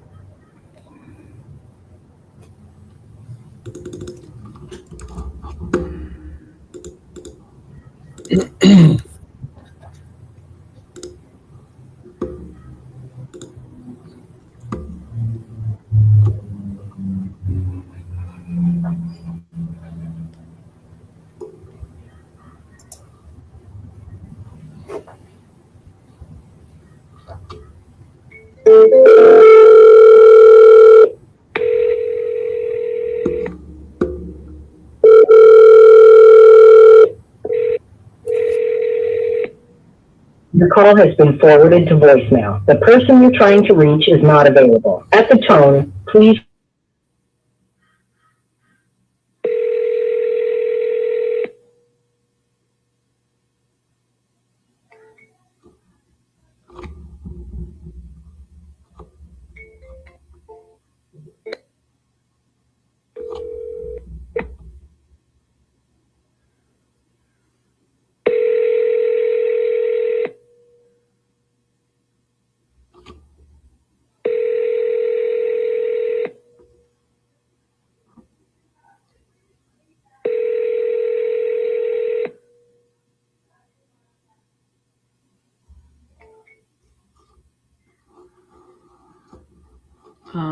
Solutions, what do you mean by that?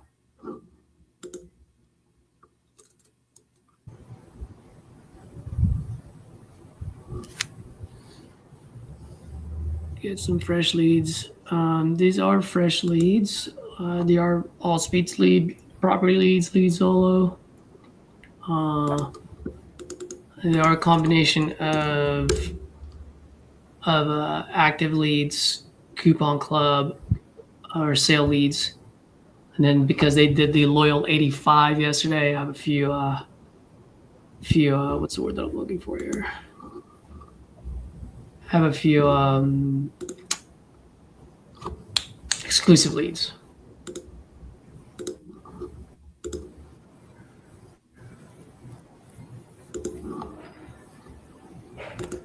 Oh, SAT 17, SAT 32. What are those? Is that for Coupon Club? Got it.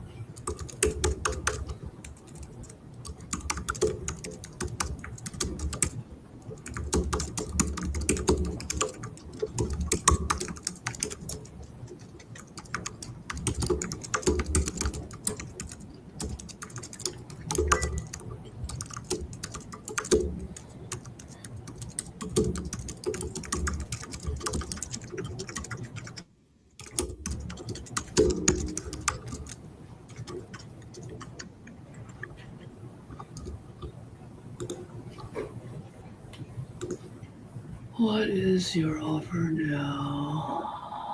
I don't think we ever talked, or did we?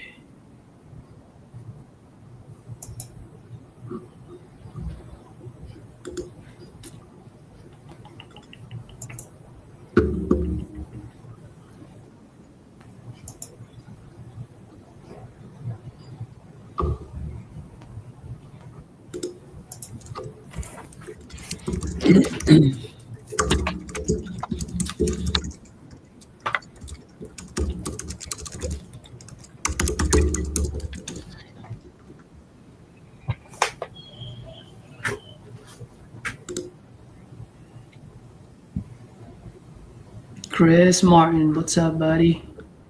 How you doing?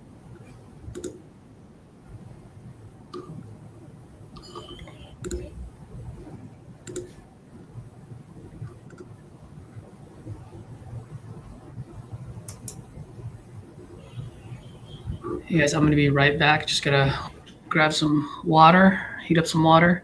Henry, you're on stage, buddy. Yes, sir. Yes, sir. Got it.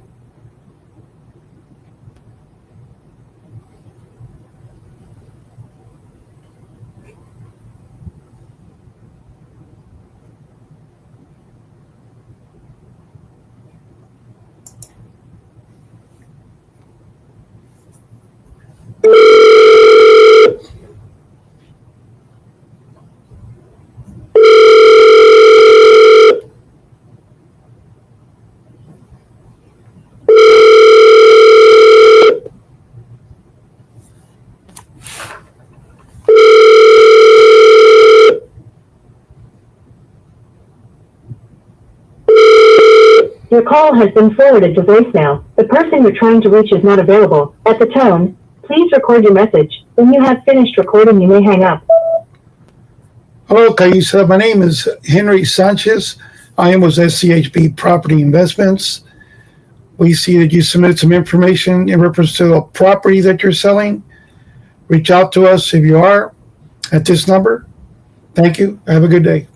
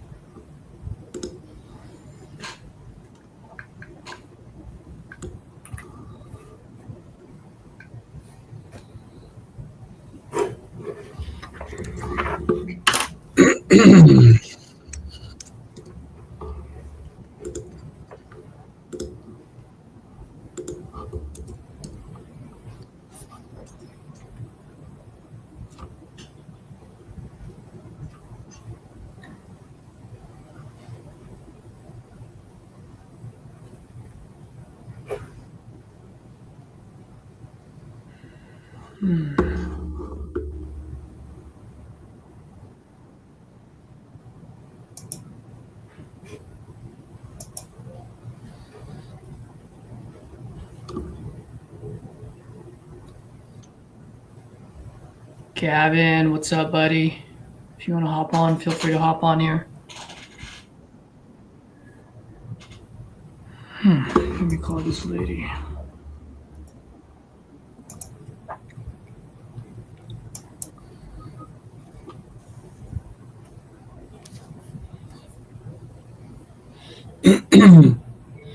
Earlier when you had me muted because you were talking in a call.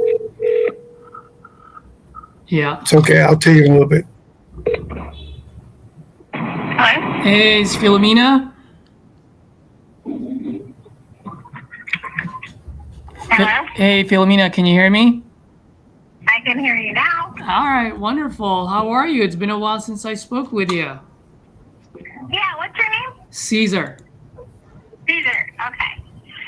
I don't recall us speaking for sure, but go ahead. Oh no, I didn't leave a good impression then, huh? Well, you must not have offered me enough for the house, so maybe that was it. I don't know. Yeah. So you're still looking to sell this property on Emerald Drive? I don't know. We're still in the middle. Did I tell you we were litigating? It's been a while. I mean, I'm looking at it. I think the last time I spoke with you was back in September. So. Yeah, we have an issue with the roadway where they have neighbors trying to take it back from me, which it's a community kind of scenario. So that's basically it. But go ahead. I mean, I don't think it would be anything that. And if you're an investor, am I correct? Yes, ma'am. It would inhibit you from being able to buy it. Okay. Why do you say that? Because I talked to a realtor. She said that the FHA or VA may have a difficult time if it's active litigation, which in fact it is. They're trying to do something that took me 7-8 years to obtain, and it's declared private property line, and the neighbors have been using it with permission from us since we acquired it in 2011. Got it. They started trespassing, tearing up my stuff, litigating with me, so we revoked it. Got it. So looks like if I buy this off you, or whoever buys it off you, it's going to be a lot of headaches, huh? I don't think so. No, I don't think it's going to be a headache. It's just going to be ruled one way or another. Yeah. It's not going to affect the value, I don't think, because it's elevated. The land of the house is like on a little mound, like a hill, and the roadway is below it. So, traffic goes through my property through the middle of it, the way it's laid out. Got it. Yeah, there's 6 people that live behind me or so, and it wasn't just them though. It started with the construction company coming in the neighborhood, and that was making it overburdened.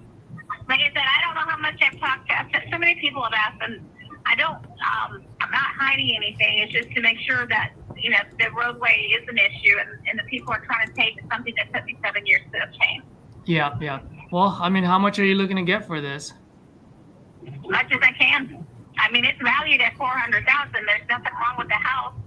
It's on 5 acres and it's brick and block, 2-story all the way through like a castle. So, you know, it's not common. It's not a cookie cutter home. It's custom made. And it was followed in the Franklin Lloyd Wright type of architectural design. And it's super energy. So, I mean, when you weigh those factors, I think it's, you know, it's worth the dollar amount that Zillow has it out there for, but that's what I said. What are you offering? I don't even know what you offered me last time, so evidently it wasn't enough, but. Yeah, well, I mean, I'm in a house buying business, not an offer making business. I'm always looking to buy houses that sellers want to sell. So that's why I'm asking how much you're looking to get for us, and that way I don't waste your time. You know what I mean? Sure. I mean, given the current scenario, if I were to consider like a today's deal, maybe $375. $375. Okay. I know you guys currently living there right now, or? Nobody's there. We have people checking it on, you know, regularly, but nobody's there. And how long has it been vacant for? Probably 3.5 months. My son was there. 3.5 months. Okay, gotcha. And you said it's in good condition? Yes, it is. Absolutely. Got it. So if I were to, let's say if I were to walk in there right now, like, does it look like 2025, 2015, 1990? What's the situation in there? The yard, I'm sure the yard has grown up because my son did not mow it like he was supposed to. So you're going to notice a dumple in the yard. Yeah. But it's 5 acres and wooded. But other than that, no, it's fine. It's brick. There's nothing that would deter from it. No, I understand it's brick and I understand it's fine, but I'm asking when I walk in there, what does it look like? Is it stuck in the 2000s, 2010? You know, this March, my husband went in and did a full, he goes back and forth. So he just did a full paint job, you know, refresh on it. Everything looks nice. The pictures are pretty accurate that's online. I think he took those in March on Zillow. Is it on Zillow, you're saying? Yeah, it's on Zillow with pictures. And I think he took a picture with the washcloth on the tub, like it's silly. I said, why would you leave your washcloth on the tub, you know? Okay, so these are current pictures then? From March of this year. Got it. Okay. I mean, it's not distress, I'll give you that much. But I still need to put some touch up to it. Right. Like I said, the yard's gonna look like a jungle because if we didn't mow it, it got out of control. But it grows really fast up there. Yeah. And by the way, I noticed you guys tried selling this for almost like 3/4 of the year last year, $399, $350. Any fee? Yeah, I mean it fluctuated, but I mean I had a contract for $375 was the last contract, and at the very end, we went to the attorney firm. They were doing all the paperwork. And at the last minute, and we don't know without explanation, the lady reneged. So she had funding issues is what the attorney told us at the last minute, something that came up in her funding. Yeah, I'm just looking at the properties in the area. I mean, I think the 375 mark is what I can sell it for after I make it look 2025. You could sell it for $450. The house down the street sold for $360, which used to be 1,000 square foot home, and they reframed it and bumped it out with just frame and glamorized it. It's nothing great at all. As a matter of fact, I thought it was a joke for the money they got for it. But it used to be 1,000 square foot home, which they bumped out with just wood framing. That's all they did, and expanded some of the rooms out, like the Cracker Box. They got $360 for that house. And I think it's only in 1 acre or 2 acres. Okay. Then the people behind us on top of the hill, they sold theirs either for $395 or $400, and that house is pretty nice, but it's still framed and accented brick. It's not real brick, faux brick. Got it. If you don't mind me asking, what got you looking to sell, by the way? It's because of these people. I mean, I was forced out of my home because first they defrauded me and never disclosed me when I bought it. It's one family, and they're all connected to the local courthouse up there. Gotcha. So here's it's a long story without getting too much into it. Yeah, I know. So just very quickly here, I mean, if I buy this off you at $375, let's assume for a second that I don't even put a single dollar on this, right? Which I have to in order for me to sell it at 450. But even if I don't put a single dollar in there, and by the grace of God, by the miraculous, that I sell it at 450, my all-in number after I buy it off you at 375 is actually 429. So I'm going to be investing about close to $500,000 just to earn 21,000 bucks and inherit any headaches that you have with your neighbors. Run it for a few years. I mean, I'm just not there to run it, and I'm afraid someone's going to tear it up. That's why I didn't pursue rental. But rental is an option. I mean, you just got to look at it long term, and the structure. Yeah, I know, but I still got to inherit the headaches at the end of the day. I mean, it's hard. It's all about investment. This is what you do. I mean, this is for you to decide. I understand. I'm just saying that 375 is just asking it a little too high, because if you guys had it at 399 and investors have seen it, I mean, 375, 399 is not that far off. Someone would have picked it up at 375. So they did. Her funding fell through. Yeah, well, I mean, my funding would, because I would pay cash, and so the fact that their funding fell through. What is your offer? If I can only sell it for 450, and let's say I got to put in a little bit of work into it, not a whole lot, just a little, I would have to be like in the mid twos. Yeah, that's not going to help me at all. No way. But I appreciate the call, and thanks for keeping this in mind. Yeah, absolutely. So, quick question for you. If no one buys at 375, what's your guys' plan? I don't know yet. Maybe put a family member in it. Got it. All right. Well, I'll keep you in mind, or if you don't mind, I'll have my system reach out to you once a month. If you ever change your mind, you don't have to respond back to it. But if you ever change your mind and you're willing to take a haircut on it, let me know. I just need to buy it at the right price point for me to make a little bit of something. Well, give me a hard number in writing, and I'll just keep it on the phone. Yeah, I'll send you an offer for, like I said, for the low to mid 200s, and then if you guys change your mind, you let me know. I will. Thank you. Cool. Bye.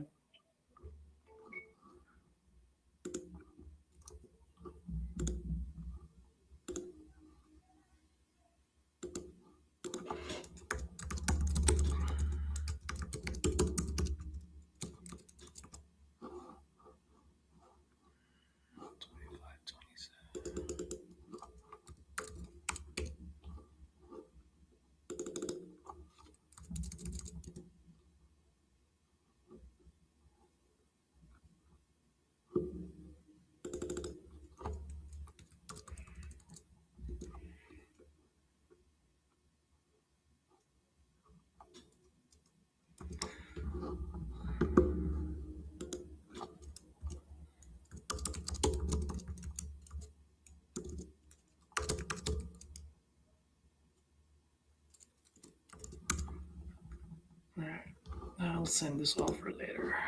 Philomena.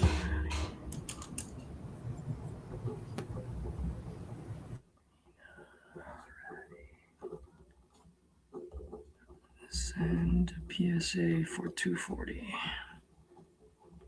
Okay. I'll do that later.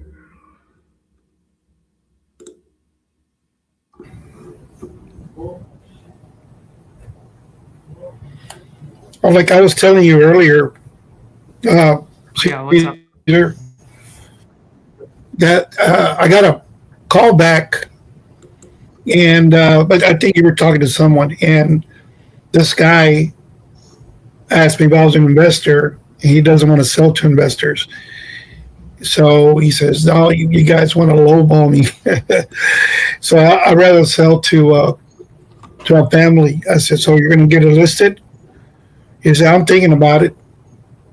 So I think I'll just follow up with him. Probably 15 days, see what's going on. Yeah. Is that how the call went? So how much was he looking to get for? Well, we didn't even get to that point. He didn't, right away. He just before I got to ask any questions, he just stopped me and just said, "Are you an investor?" Because I don't want to sell to an investor. So I mean, he wouldn't go anywhere else with that anyway. So he's not motivated. You're right. So one, I 100% agree with you, but I at least would have given it a little bit of a shot. Because you just Yeah, I'll follow up with him in a few days and see. But I mean, it seems like he's got a bad taste for for investors. He must have spoken to some other investors, and he didn't like the opportunity. So can I ask you a quick question, or if you don't mind, give Sure. you like a small suggestion? Sure. If you're gonna spend the time to pick up the phone and call him a few days later, why not just spend a few more minutes now, so in that way you know if it's gonna be a dead lead or not? You know what I mean? Like, what's So the point of we'll you call him calling? back. And then, huh? No, go ahead. What were you gonna say? No. So I'll call him back right now.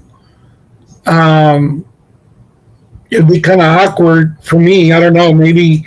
No. You can- It would be very awkward for you to call him back right now. There's no point for you to call him back. Right. now. But what I'm saying is, Okay. if you're planning on calling him back a few days later, you might as well have just hung on that call for a few more minutes to really determine. Then you Oh, would know yeah. whether I you see what even you're need to saying. call him. Then you would know whether you even need to call him a few days later. I see what you're saying. Like, he just gave you Most the of these first calls. wall. He gave you the first wall, and you never even attempted to knock it down. So all I'm saying is, Right. attempt to knock it down, and once you knock that first wall, see what's that second wall. You knock that down. You see that third wall, and you go, okay, this person's not motivated. I'm done. But what if that first wall is just smoking mirrors? True. Then you would have missed that opportunity. Okay. I see. So the next time because I am going to call him back, and I will do that. I'll. So if he says I don't want, I don't want to deal with investors, what would be the reason for me reaching out again? So how would I get past that? Yeah, so I'd be like, oh, if you don't mind me asking, last time I checked, my money's as green as everyone else's. What made you say that? Oh, well, because you guys are all lowballing, and I don't want to sell it cheap. Okay, great. How much are you looking to get for it? I'm back into the closer's formula. Oh, I like that. Okay, great. You get what I mean? Okay. Like, oh, well, because you guys always Yes, buy sir. lower. Hey, I completely understand that. Just curious, how much are you looking to get for it? Oh, I'm looking 300,000. Okay. Well, while I look this up, tell me what you got going on. Okay, great. That's why I wanted to run. Yeah, that's why I wanted to mention that call. See how I would get past that wall, because that was his first question before I got to say anything else. Yep. And I would throw it back at him. Hey, man, if you don't mind me asking, what do you have against investors? Have you had a bad experience, situation? And he's either going to say, yeah, I had a bad experience, which if he has, then you have to ask what that bad experience was so that you can overcome it. And if he doesn't say that, if he says, well, because you guys buy low, I'd be like, yeah, well, I mean, we got to make some money. Just curious, how much are you looking to get for it? Boom, you're back in again. Mm-hmm. I even asked him if he was an investor. He handled himself like an investor, but he said, "Oh no, I live in it. I'm not an investor." So, Yep. And then at that but point, yeah, you're I'll like, tell you what. even then, you can just be like, by the way, just curious, before I let you go, like, what got you even looking to sell? Oh yeah. Right? Because then at that, because a lot of, look, put it this way. If we call 10 people and all of them are highly motivated, only one of them is in a only one of them is in the right price bucket. The other 9 are motivated, but they either have the wrong price or they just don't know any better, so they're throwing the wrong price. Or lastly, they're just hiding their motivation by throwing the wrong price. Either way, those 9 people, it's our job to talk to those 9 and figure out who's the one that we can close. And so you got to give it at least a shot before you say goodbye, you know? Yeah. Okay. Yep. Thanks for the info. Appreciate that. Absolutely, man.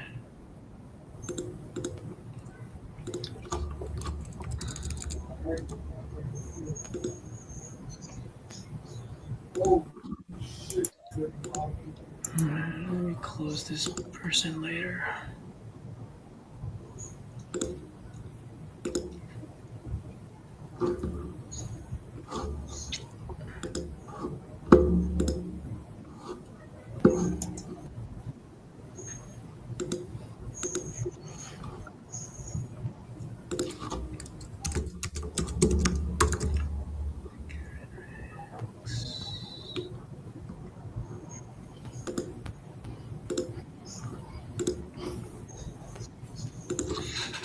What happened to this person? Oh shit, I need to call Michelle.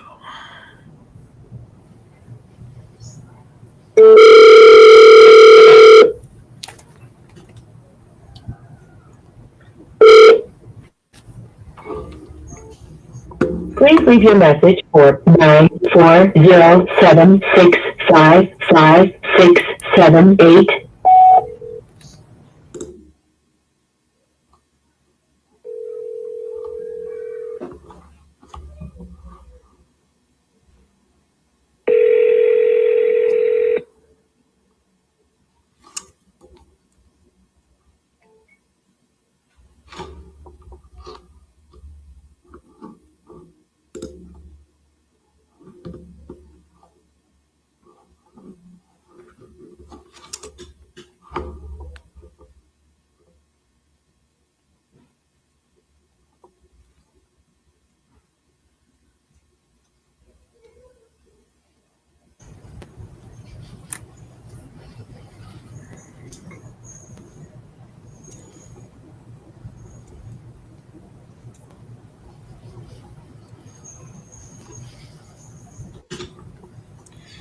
Oh my god.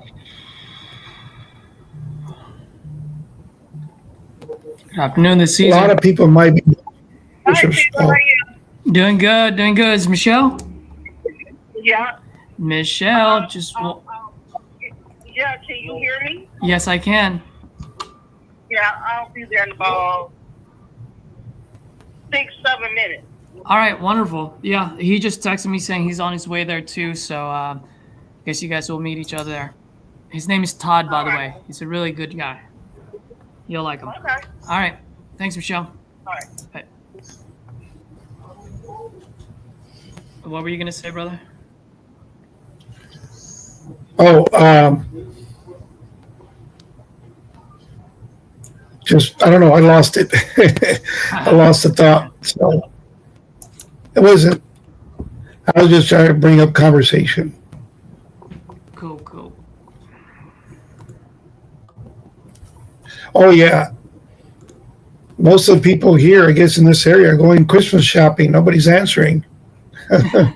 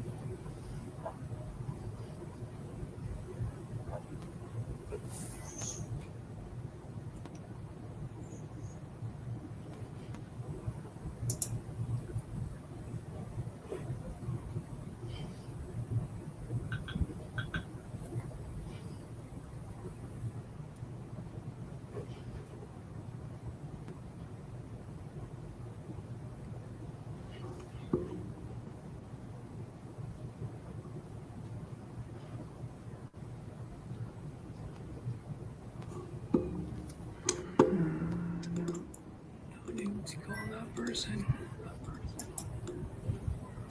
Oh shit. I was supposed to call this person.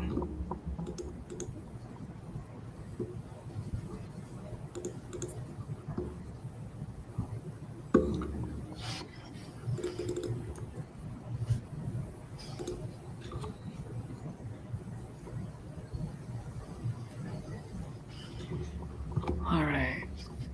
We got one prospect.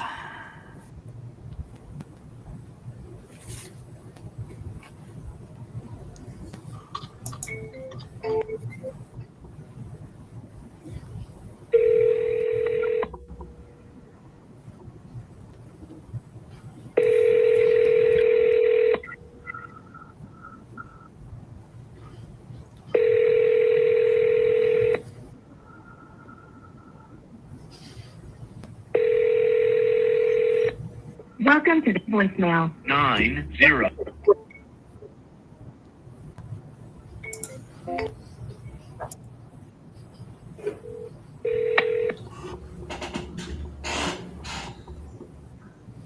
Welcome to the voicemail. 901.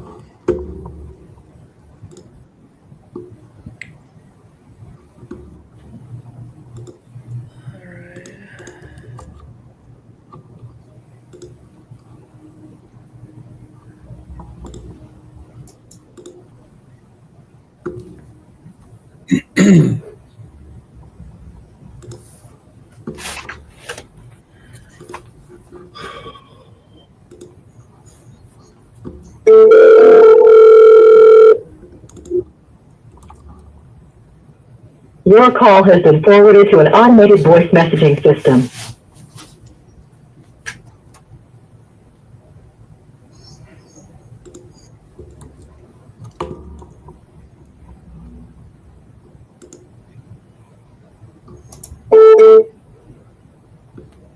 Oh, this one's in a bad shape.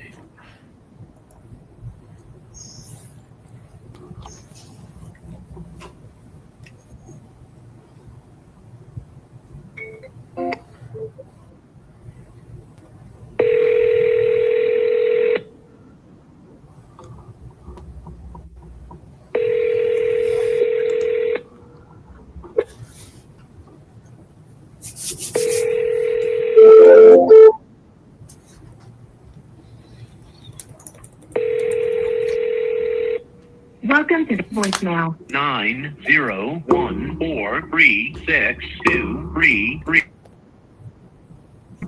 Please leave your message after the tone. After you have finished your message, just hang up. Or to hear more options, please press 1. Hey Troy, good afternoon. Caesar here, calling about your property out in Memphis. You asked me to give you a call around this time of the day. Just want to see if now is still a good time for you. Give me a call back. Thanks.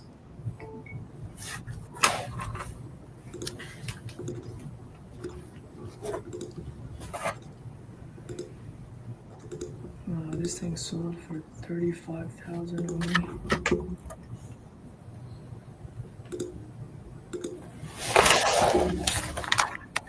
There it is. Oh, nice.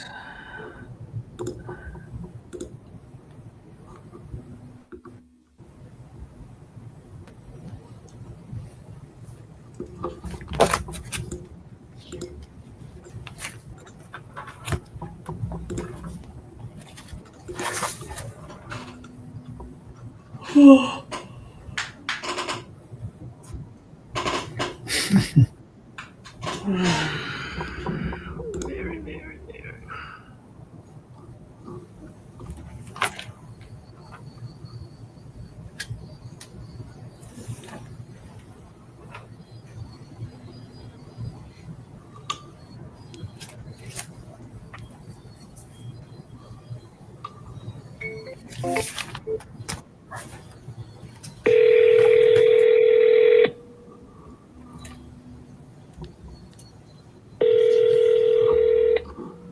call has been forwarded to an automatic voice message system.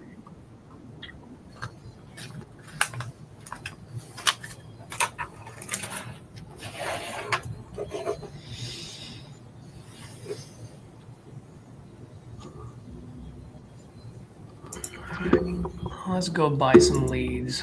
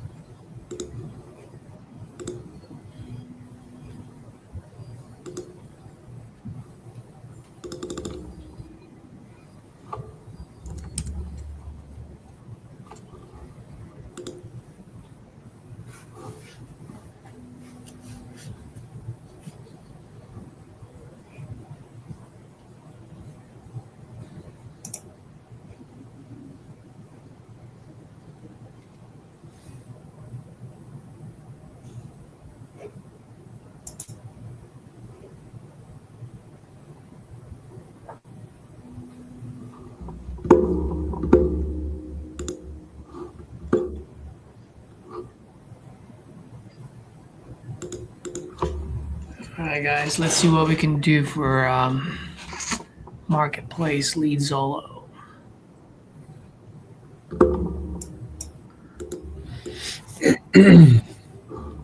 Let's see what we can do.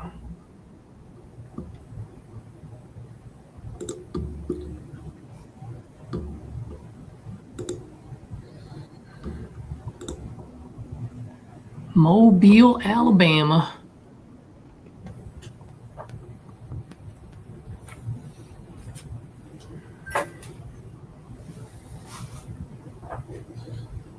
Jackson, Michigan.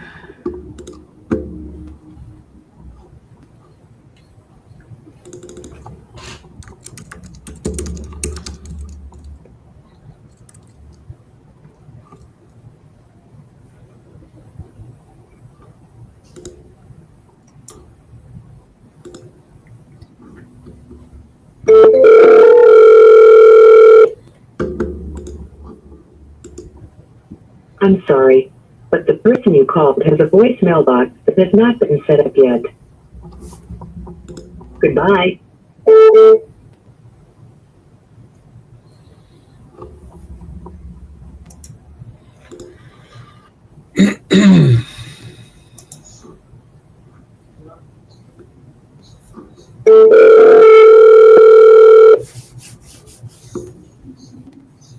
Double dial.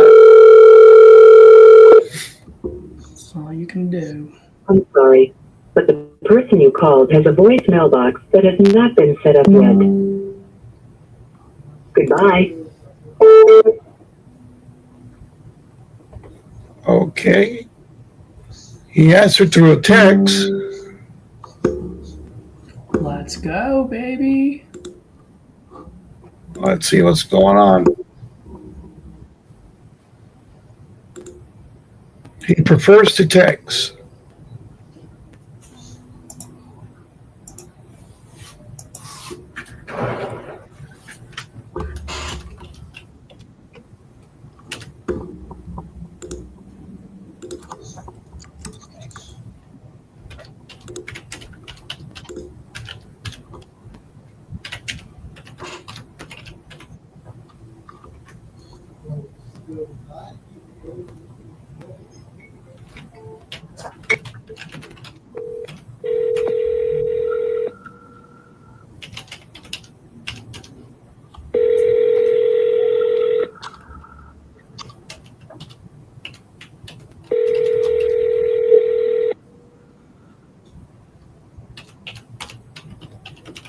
Hello.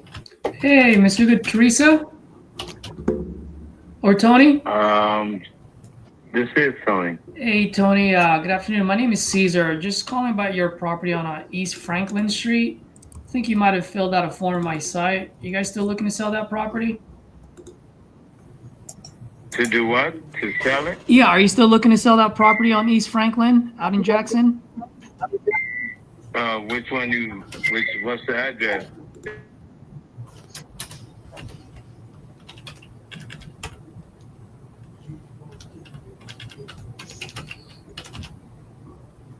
Oh, no, I have one.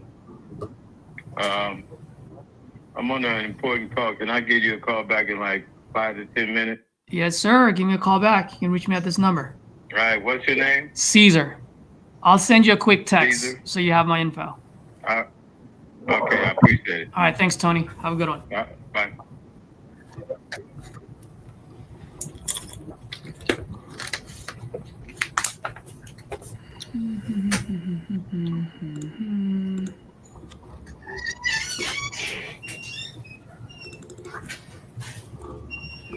Who is this guy? Is this a wholesaler?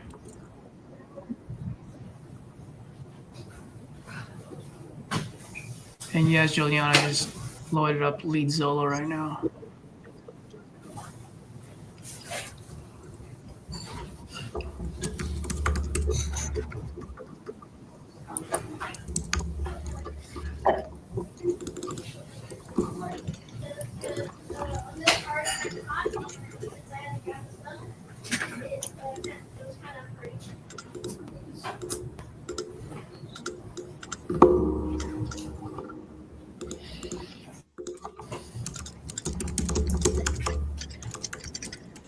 Like this.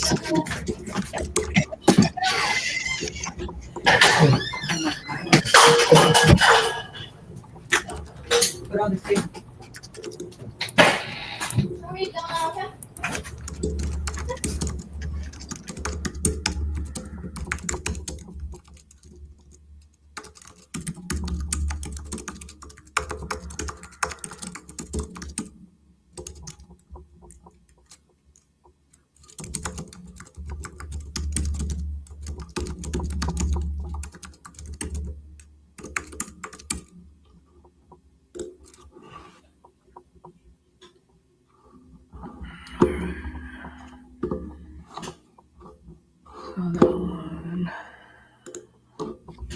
Let's go buy another one. Where can we go?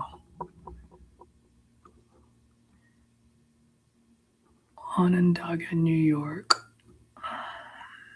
That's a good one, actually.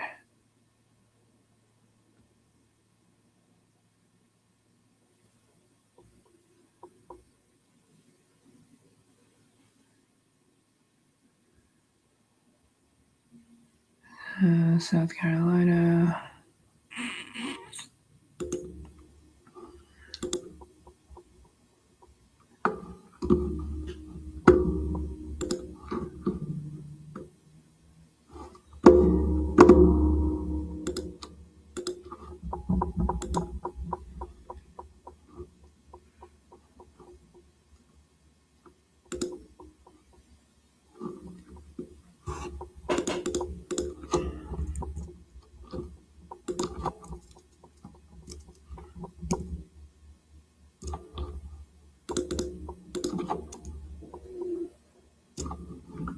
Oh, nice. He's in Syracuse. Let's go, baby. Let's call this guy.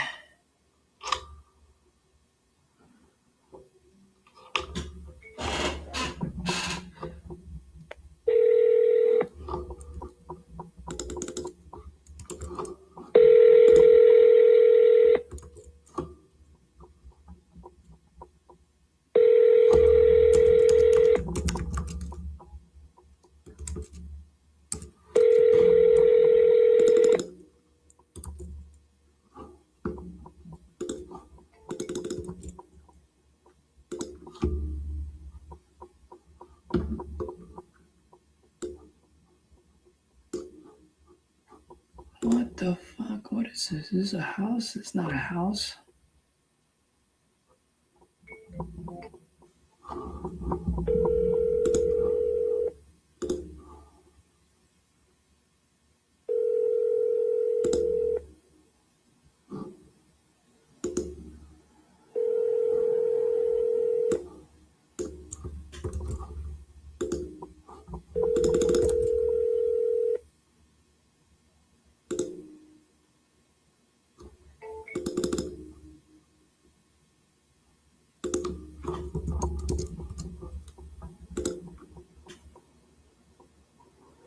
Huh.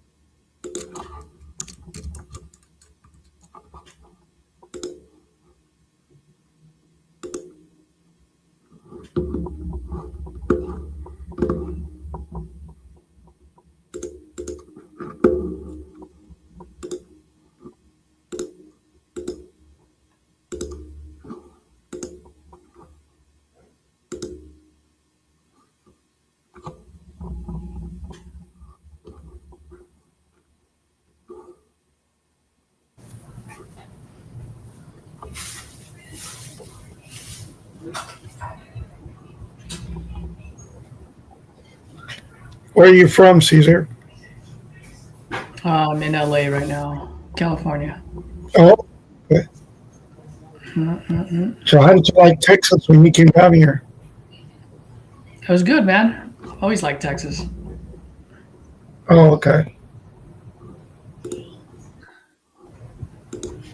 right. Let me buy some California leads and see if I get any luck today.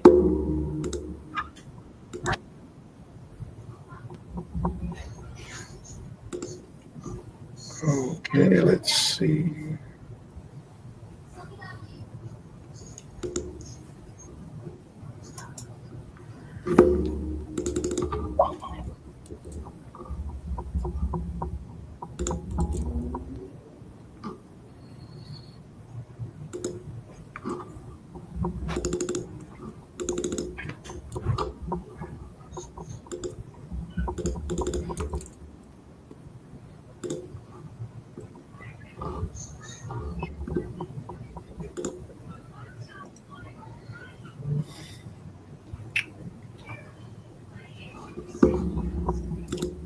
Forwarded to voicemail. The person you're trying to reach is not available. At the tone,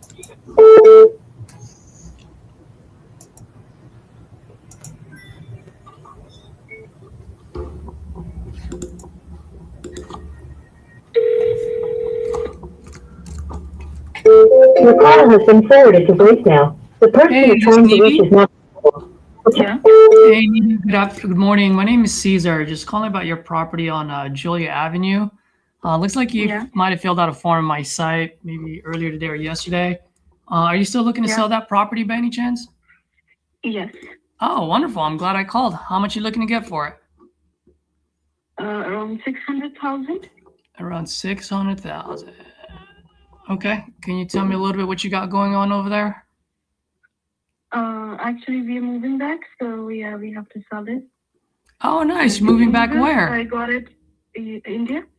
Oh, okay. Nice. When are you guys moving out to, or when are you guys going to be moving to India? We're just waiting for this property to be sold, and then we're going back. Got it. Okay. Have you guys tried to like maybe put this up on the market? Yeah, we did that also. Like recently, we have done that. Oh, okay. And what happened there? How did that go? We just got it listed. Like it's not. He just took the pictures, so yeah, it will be in market in like maybe 2 to 4 days. Oh, it's going to go up on the market in the next couple of days, you're saying? Yeah.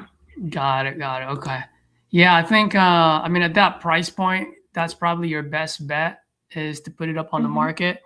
Because I'm just looking at your neighbors and what's sold in that area. And yeah, I mean, you have your neighbor earlier this year sold for $599. There's some at $535. No, that's I think the neighbor you're talking about. His lot size was a bit smaller. We have the biggest lot size in the community. Yeah. Plus, we have solar, and that is also paid off. Oh, well, that's always a plus. Yeah. All right. We also have done like a lot of upgrades, like the cabinets, the floors, the sidewalk we have like our property is around I think 7,500 square feet. Mm-hmm. And we have upgraded flooring. Okay. Got it. Yeah, the ones that you're talking about, they have the basic one. And we have the entire, like the camera system. It's Hikvision. It's not the regular AT&T. Absolutely. We have paid over 5,000 for that also. All right. Yes. Absolutely. Well, I wish you the best. I think putting it up on the market, and especially you bought it 2 years ago, is probably your best bet. Because if I buy this property off of you, I mean, I would have to buy it a lot less so that I can make some, you know. So I will not be your best buyer. All right. Okay. Sounds good. All right. You have a good one. Bye. Thank you.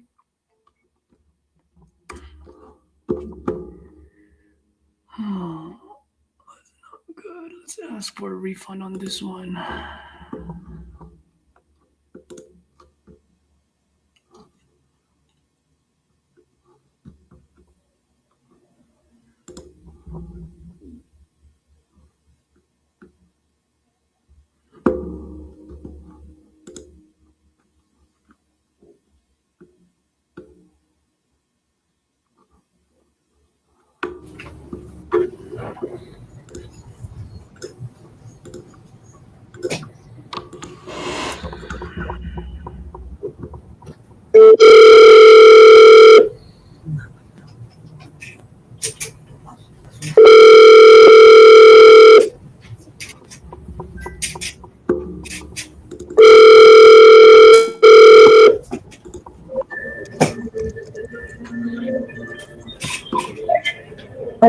Hello, can I speak with Raphael?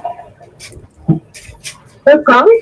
My name is Henry. I had reached out before because you submitted some information about a property you're selling. I know, but right now we're at a graduation, so you're not going to be able to talk. Okay, when would be a good time for me to call you back? Okay. Bye. Graduation. Mm-hmm.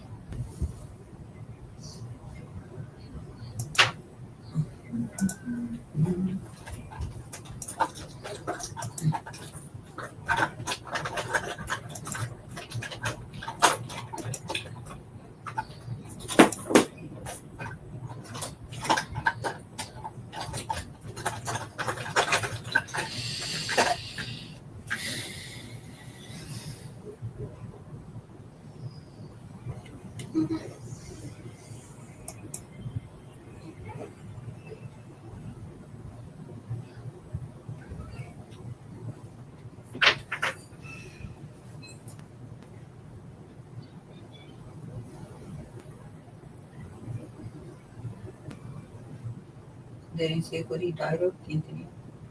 Mm-mm.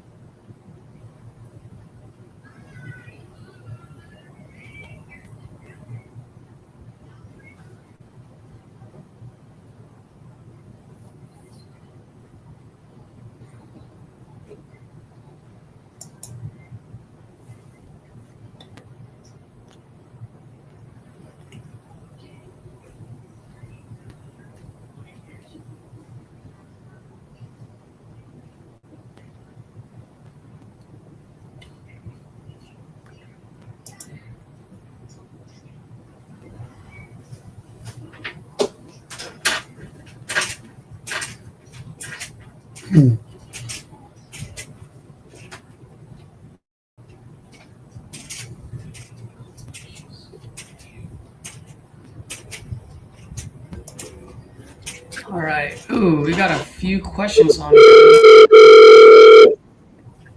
Do your messages through your CRM have opt-out language? what does that mean, Jose? Oh, if they reply with stuff, yeah.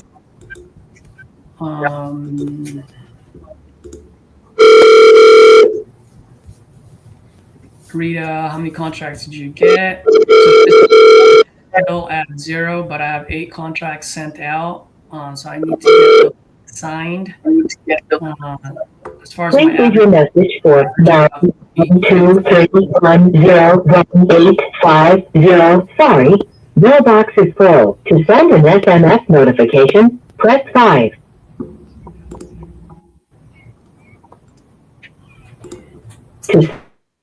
So Rita, what should someone aim for? It really just depends on where you. Oh, can you hear me now, Juliana? So what should you aim for in a weekly basis if you're by yourself? It really just depends on where you are in your skill level. If you're brand spanking new, my main goal would be to get 300 people to say no to you in the first 30 days. That would be my main goal. That's what I would be aiming for. That's what I aim for. It's just a way for you to really grow as quickly as possible. But once you have some experience under your belt, you're able to close. For me, I personally would like to see 3 contracts a week. So as long as I have 12 contracts in my pipeline every month, I feel pretty not secured, but I'm not antsy about it. If I have anything less than 12 in my pipeline, that's when I get a little scared and got to go in overdrive. So hopefully that helps.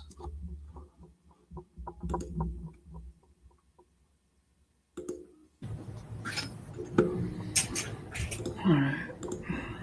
Let's go make some more calls.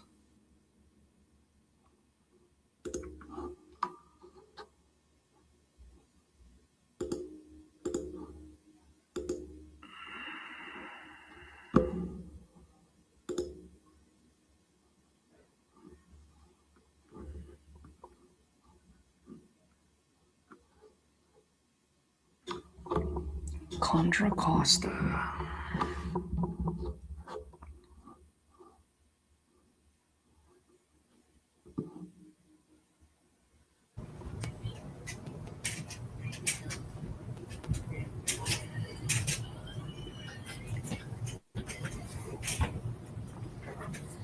Caesar, do y'all got a challenge going on right now with RJ Bates and his team? Yeah, we have the Santa Helper Challenge. Oh, okay. How's that going? It's going. It's a good one actually, because so what he did was he picked a few leaders. So like a leader would have a team, and then the goal is to get those team members to get their contract signed and assigned before the end of the year. So I think it's helping a lot of like the new folks for sure. Oh, okay. Yeah.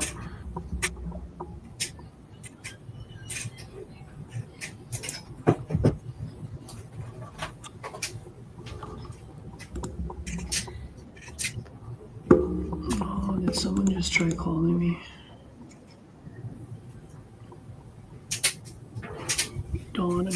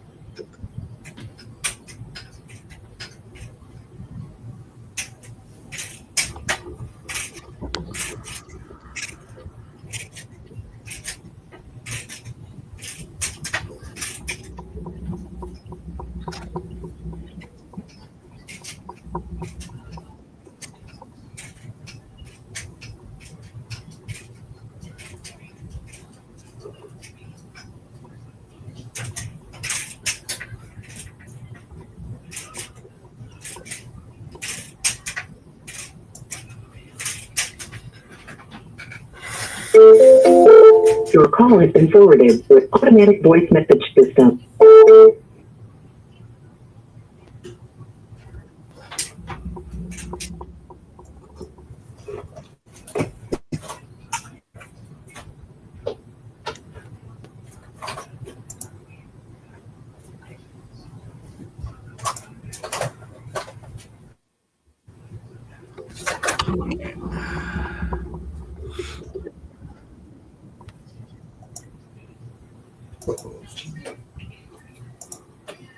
Let's see, who else do I need to contact?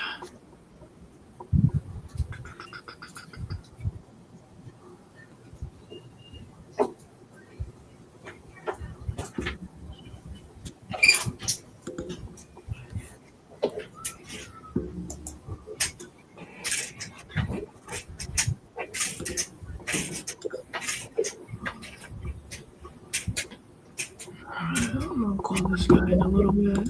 So,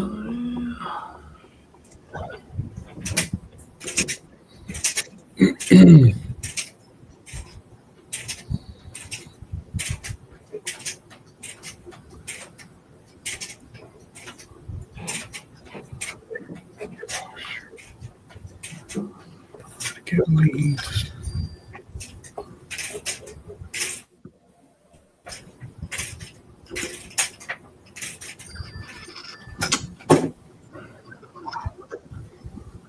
dude, this lady is like 10,000. There's no way it's only gonna cost 10,000.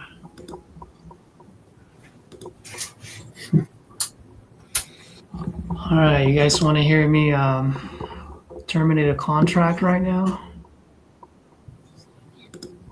Maybe it might get terminated. It might not. We'll see. How much did I lock this up for?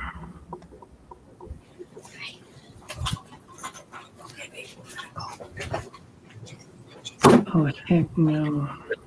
Is that a contract you've been working on? What's up? That's a contract you're working on?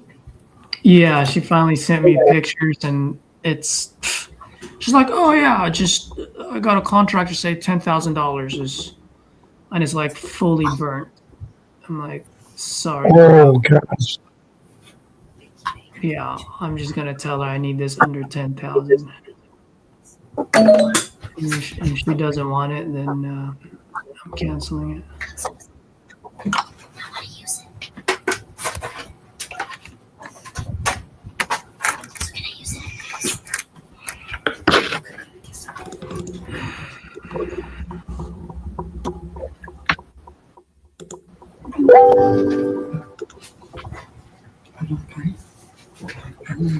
Hold on.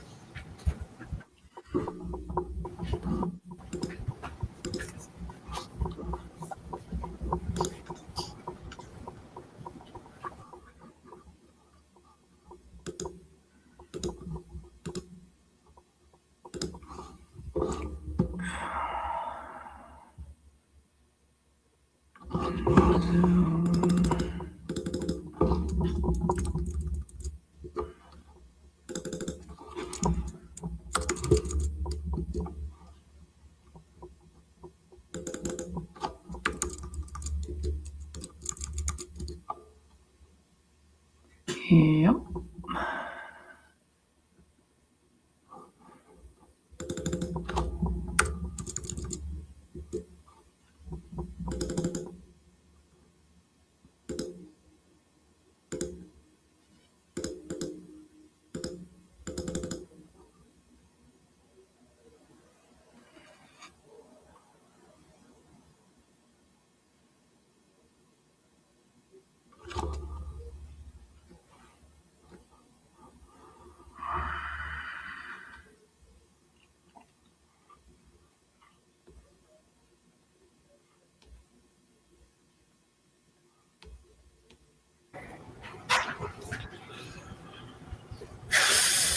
Which are you gonna want?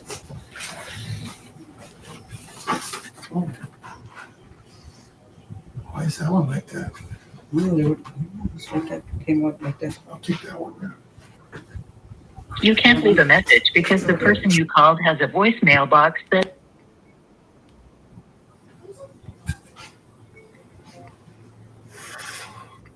I'm sorry. You can't leave a message because the person you called has a voicemail box that hasn't been set up yet. Goodbye.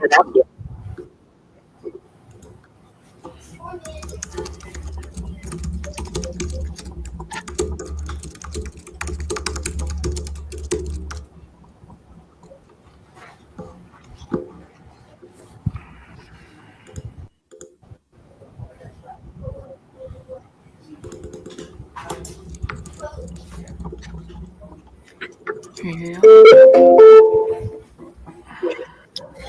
Please leave your message for. Sorry, mailbox is full. To send an SMS notification, press 5. Okay, I'm leaving. To send an SMS notification, press 5.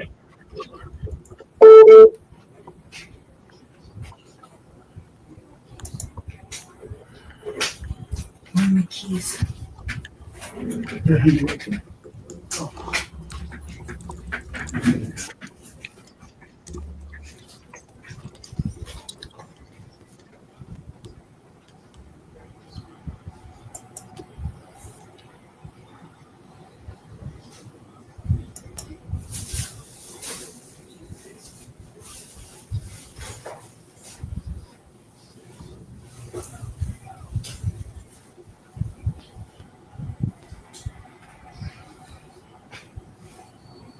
Yep.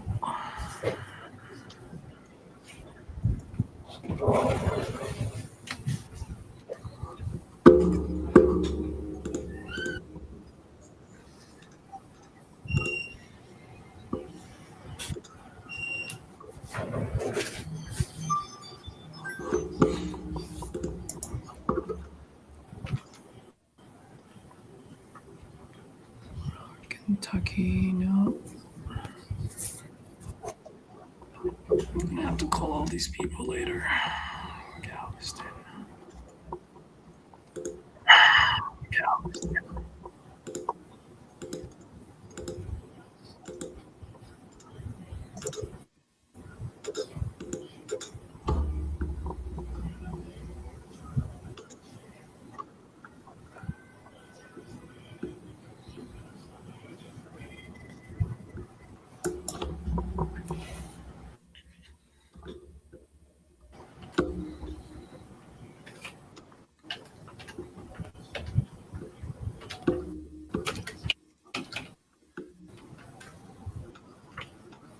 Running Springs, California. Where is this?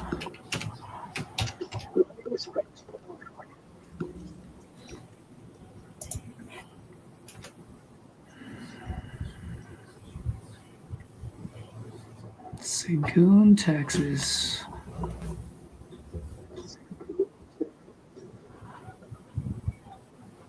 Baltimore.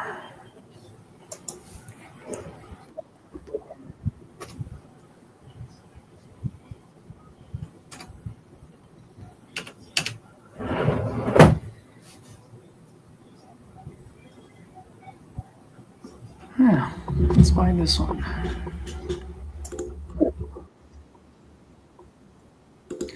What's the code for the thing today? For speed to lead? Someone had it earlier. Oh, I think, Saturday 32 or is it something. sale 31? 31?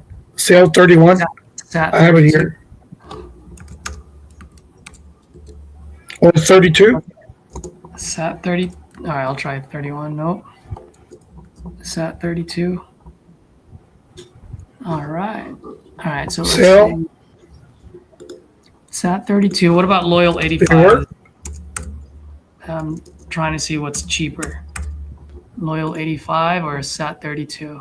Yep, Sat 32 is cheaper. Sat 32 work for Sat 32 is for active leads. Sat 32, okay.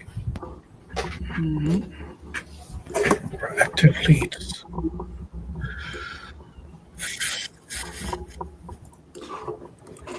Brandon David. That's today? What? How long is that going to go on? I have no idea. Probably today because it says set for That's Saturday. Huh? Oh, okay. There you go. Okay. Leads.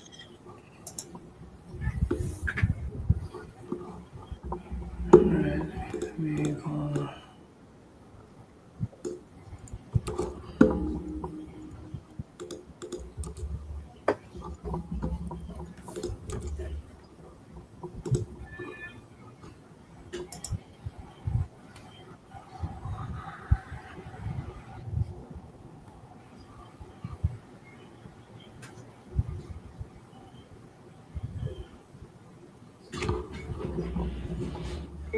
I'm going to go in there too and see if I can give me one. Yeah. I had no luck with what I had. Hello? Hey, is this Brandon? Yeah. Brandon, good afternoon, man. My name is Caesar, calling about your property on Brighton Street out in Baltimore. Yeah. You still looking to sell that property? Yeah. Oh, great, man. How much you looking to get for it? I'm actually in talks with somebody right now, so I was at about 83. 83, you said? Yeah, that's just the payoff for it. We're just literally looking for the payoff. The payoffs, is that how much you owe on the property? Is that what you're saying? Yes. Correct. Got it. Okay. Tell me, if you don't mind, tell me a little bit what you got going on over there. Can you be a little more specific? I mean, anything and everything you can tell me about the property, what got you looking to sell. I mean, you said you owe 83. Anything you can tell me about it, that'd be great.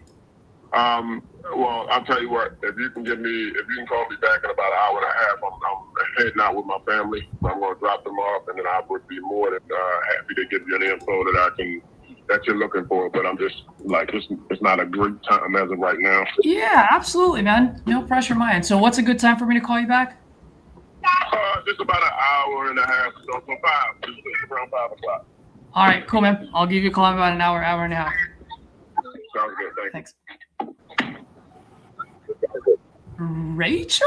Oh, what do you owe the pleasure? Hello. How are you doing? She's not napping, so I might as well make calls. There you go. Good stuff. Cool. Let's go make some calls. Let's hear Rachel get on the phone today. Okay. So O's 83.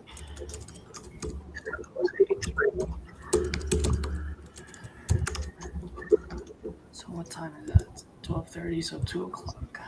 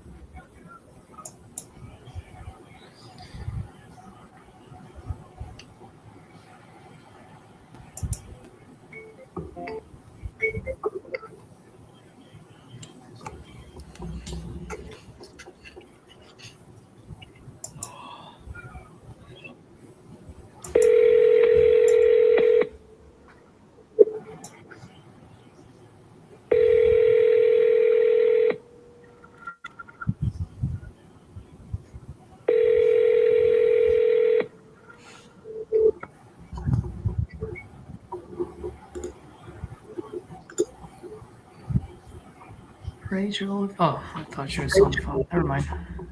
Probably just leaving a message.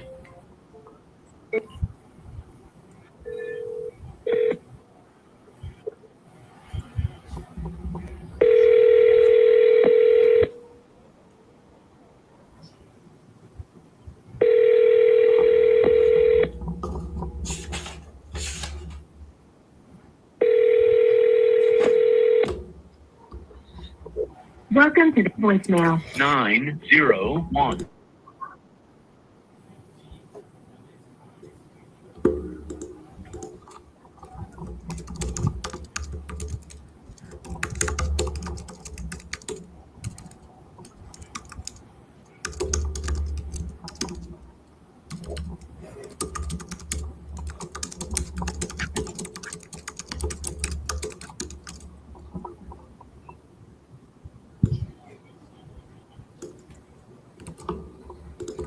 This is his sister. Oh, so he put in a form saying that he was interested in selling this property.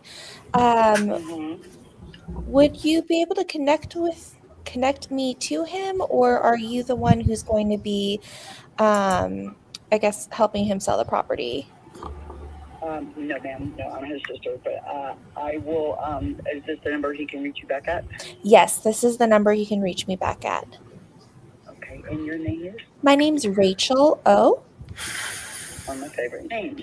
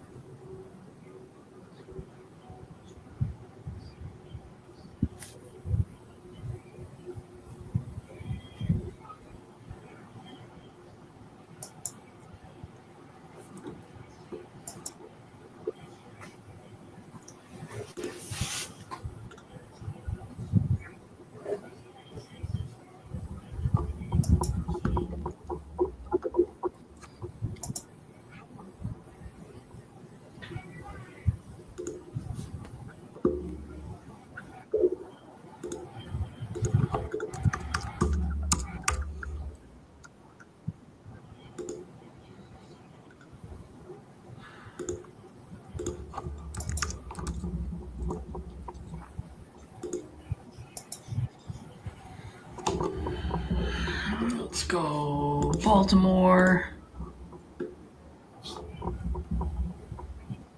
Oh no. How do you say this guy's name?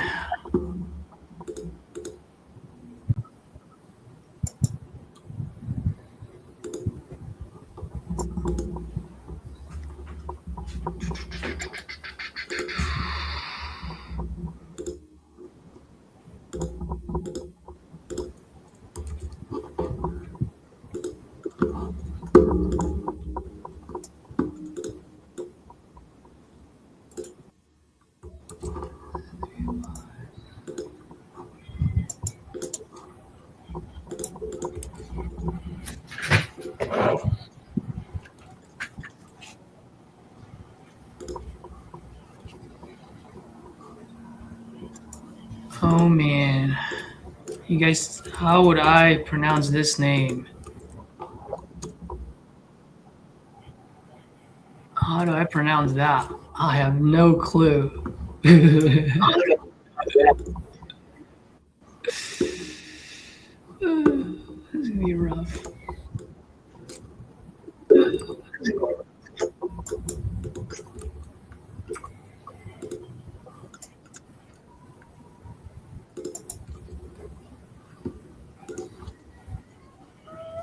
Maybe Brijmohan? Brimohan? Brishmahan is probably right. Brishmahan?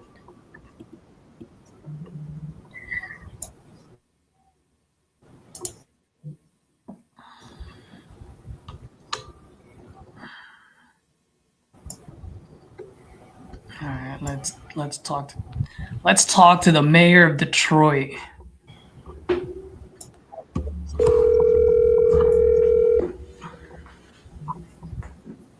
Diesel. Mayor of Detroit, you're live on YouTube. You get to say your TC deals right now. Let's go. I want to hear it. Come on. Let's go. Come on, say it, man. TC Todd Chun TC deal 248-497-9195. Let's go. I love it. I love it.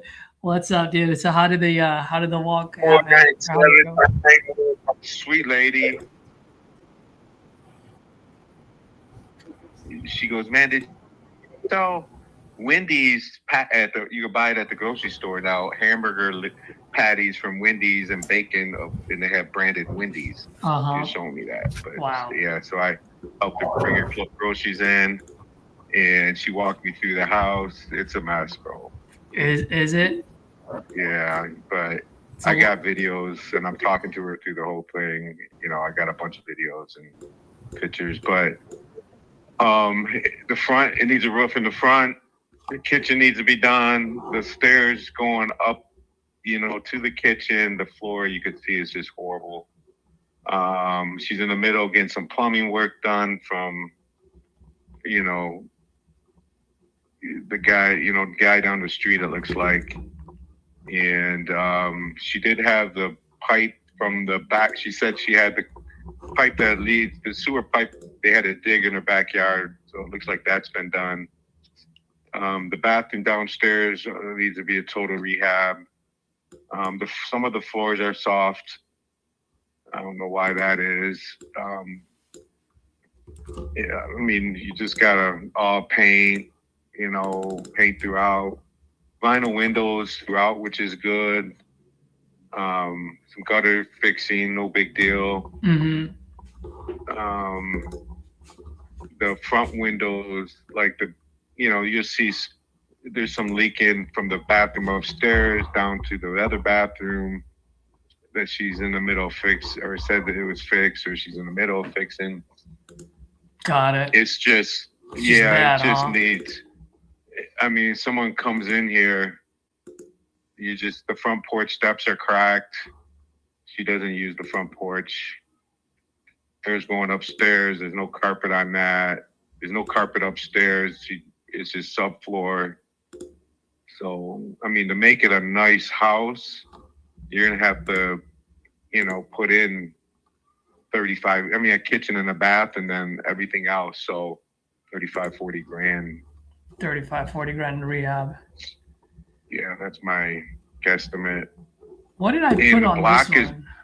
I'm sorry, go ahead. Well, I think you said she wants 50. Yeah. Or 60 or 55 or something. Yeah, yep.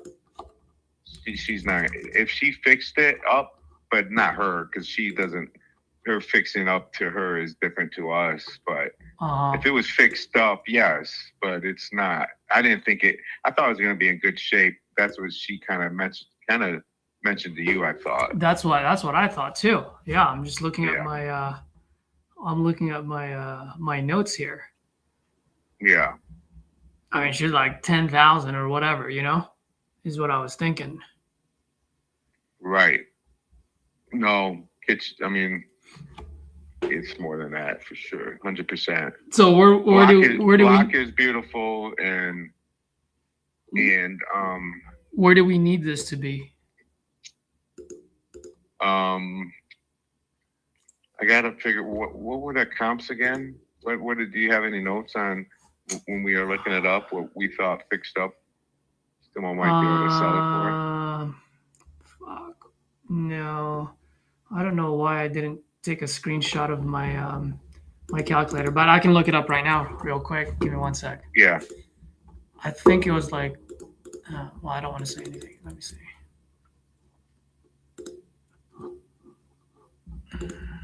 I'm thinking 120. I don't know why, but yeah, that's what I was thinking. That's what I was just about to say. Let's see. 1, 2, 3, 4. Yeah, we were looking at 100, 120. Because I think we saw one that sold for like 125 and another one for 140. but we're like Right. 120 would be a good way to look at it. Right. Yep. What is it? If you got to put, So let's just call it 35 grand. Let's try to see what happens. So 120, put 35 in there.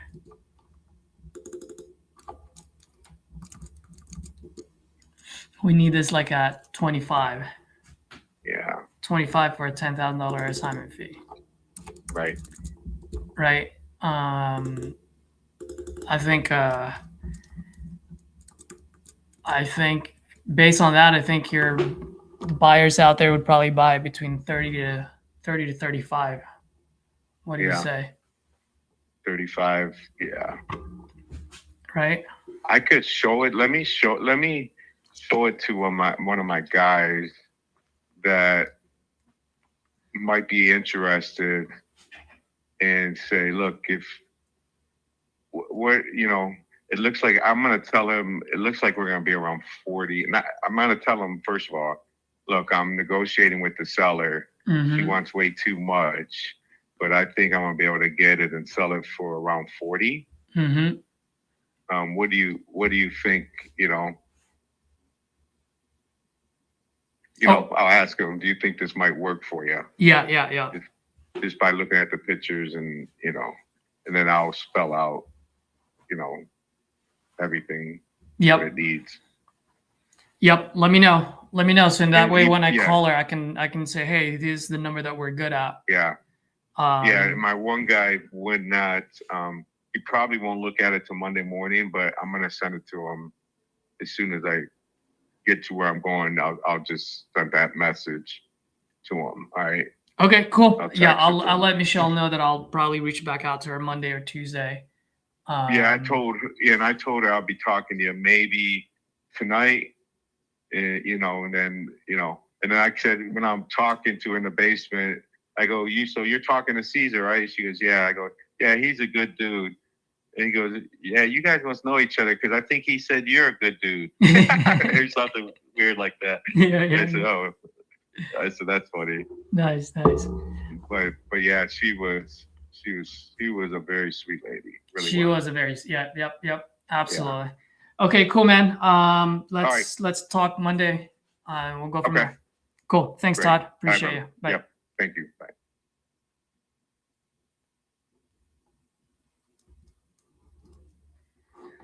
That was Todd Chun, TC Deals out of Detroit.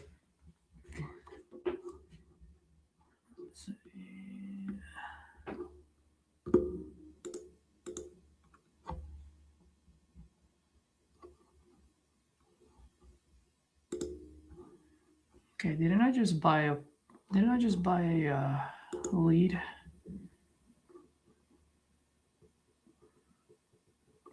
Yes, I did. It's the one that I couldn't pronounce.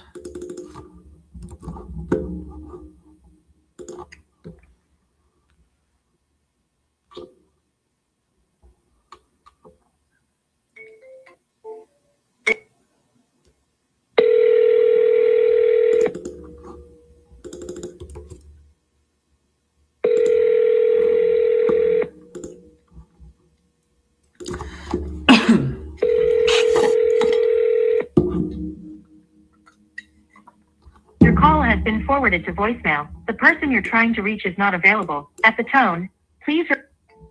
Man, I was hoping they would say their name.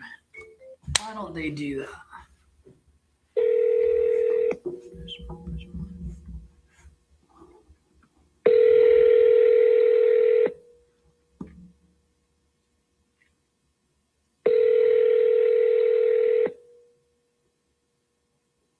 Your call has been forwarded to voicemail. The person you're trying to reach is not available. At the tone, please record your message. When you have finished recording, you may hang up.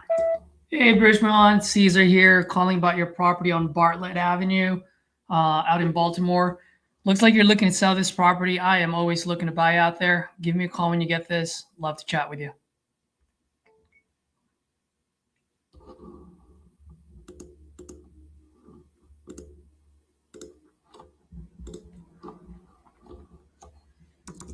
Man, what a slow day today.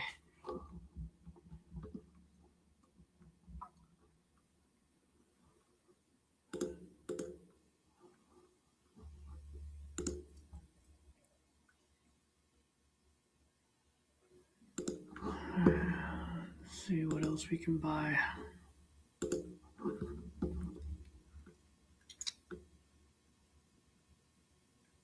Orlando, Florida. Juliana, aren't you in Orlando?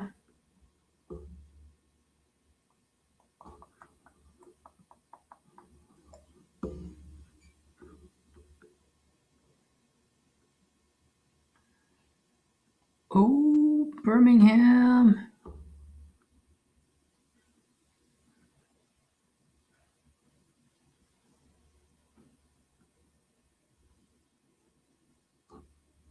Let's go.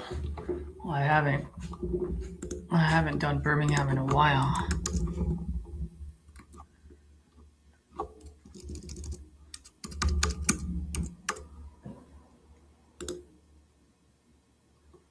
Loyal 85 is better than Sat 32 for this one. Let's go.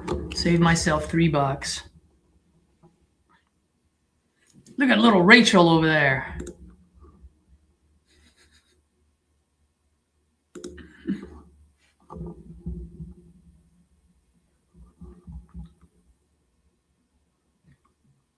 Hey, little one, how you doing?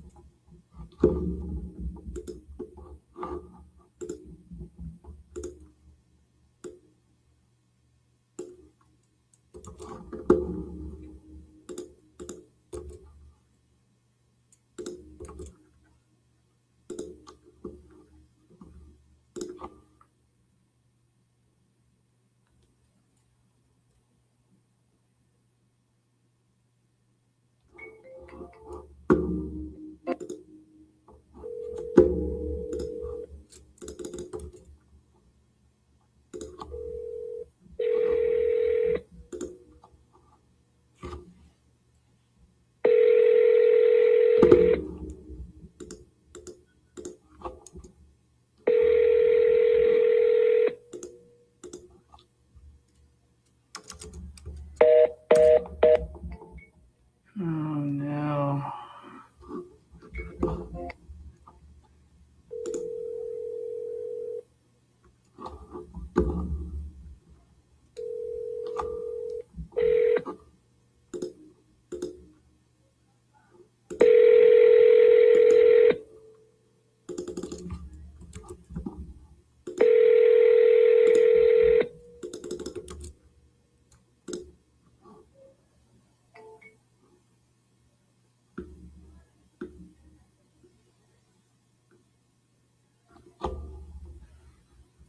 All right, just in case it's my CRM, let's call out of my cell.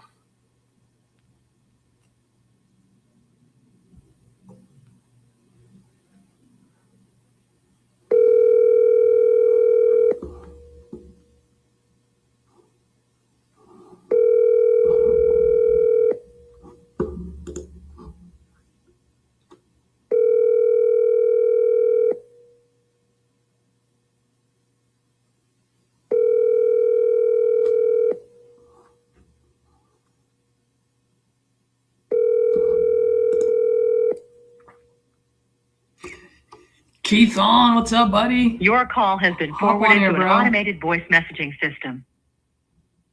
Are we loading? Is not available. At the tone, please record your message. When you've finished recording, you may hang up or press 1 for more options. To leave a callback number, press 5. Hey, Kelby, good afternoon. Caesar here, calling about your property out in Hi, Birmingham. how are you today? Are you still looking to sell your good. How are property? Looks Oh, like- sorry. Are you still looking to sell your Okay. property on East 3rd Street? Not right now. Maybe in the springtime. Okay, well, what's got you waiting? Yeah. I'm just waiting to see if I'm gonna buy another house or not. Oh, okay, makes sense. Just one-on-one, usually when the spring market hits, it's typically when housing prices do tend to increase. So just something to look out for. But Okay. I'll reach out to you again in January to see if you're still interested in selling, okay? Yeah. Hit me up and see. You never know. Okay, awesome. Thank you so all right. much.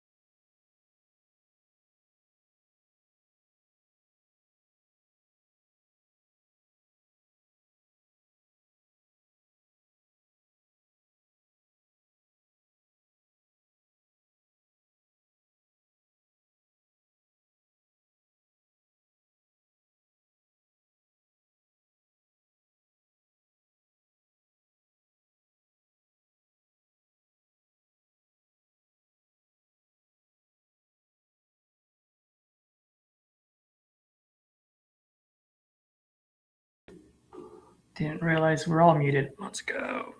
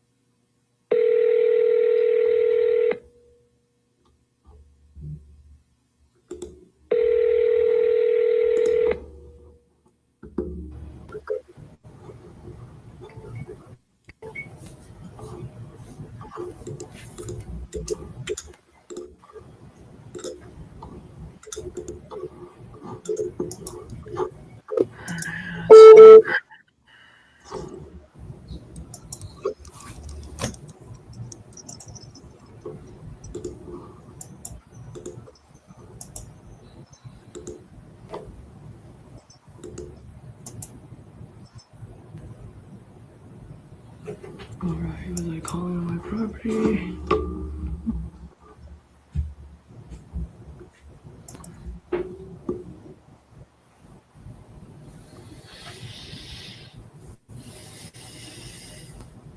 Who is this person? Why did I not call Richard?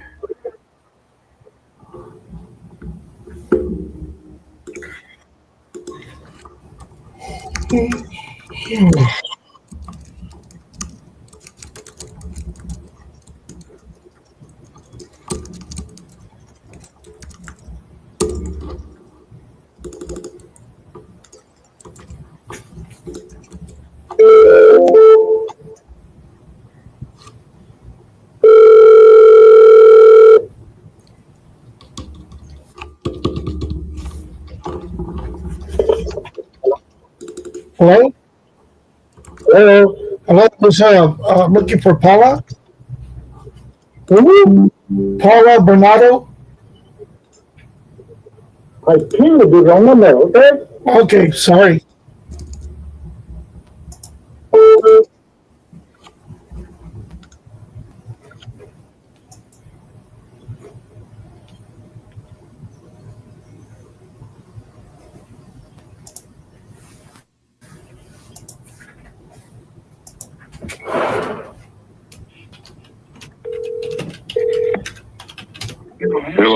Hey, it's Richard.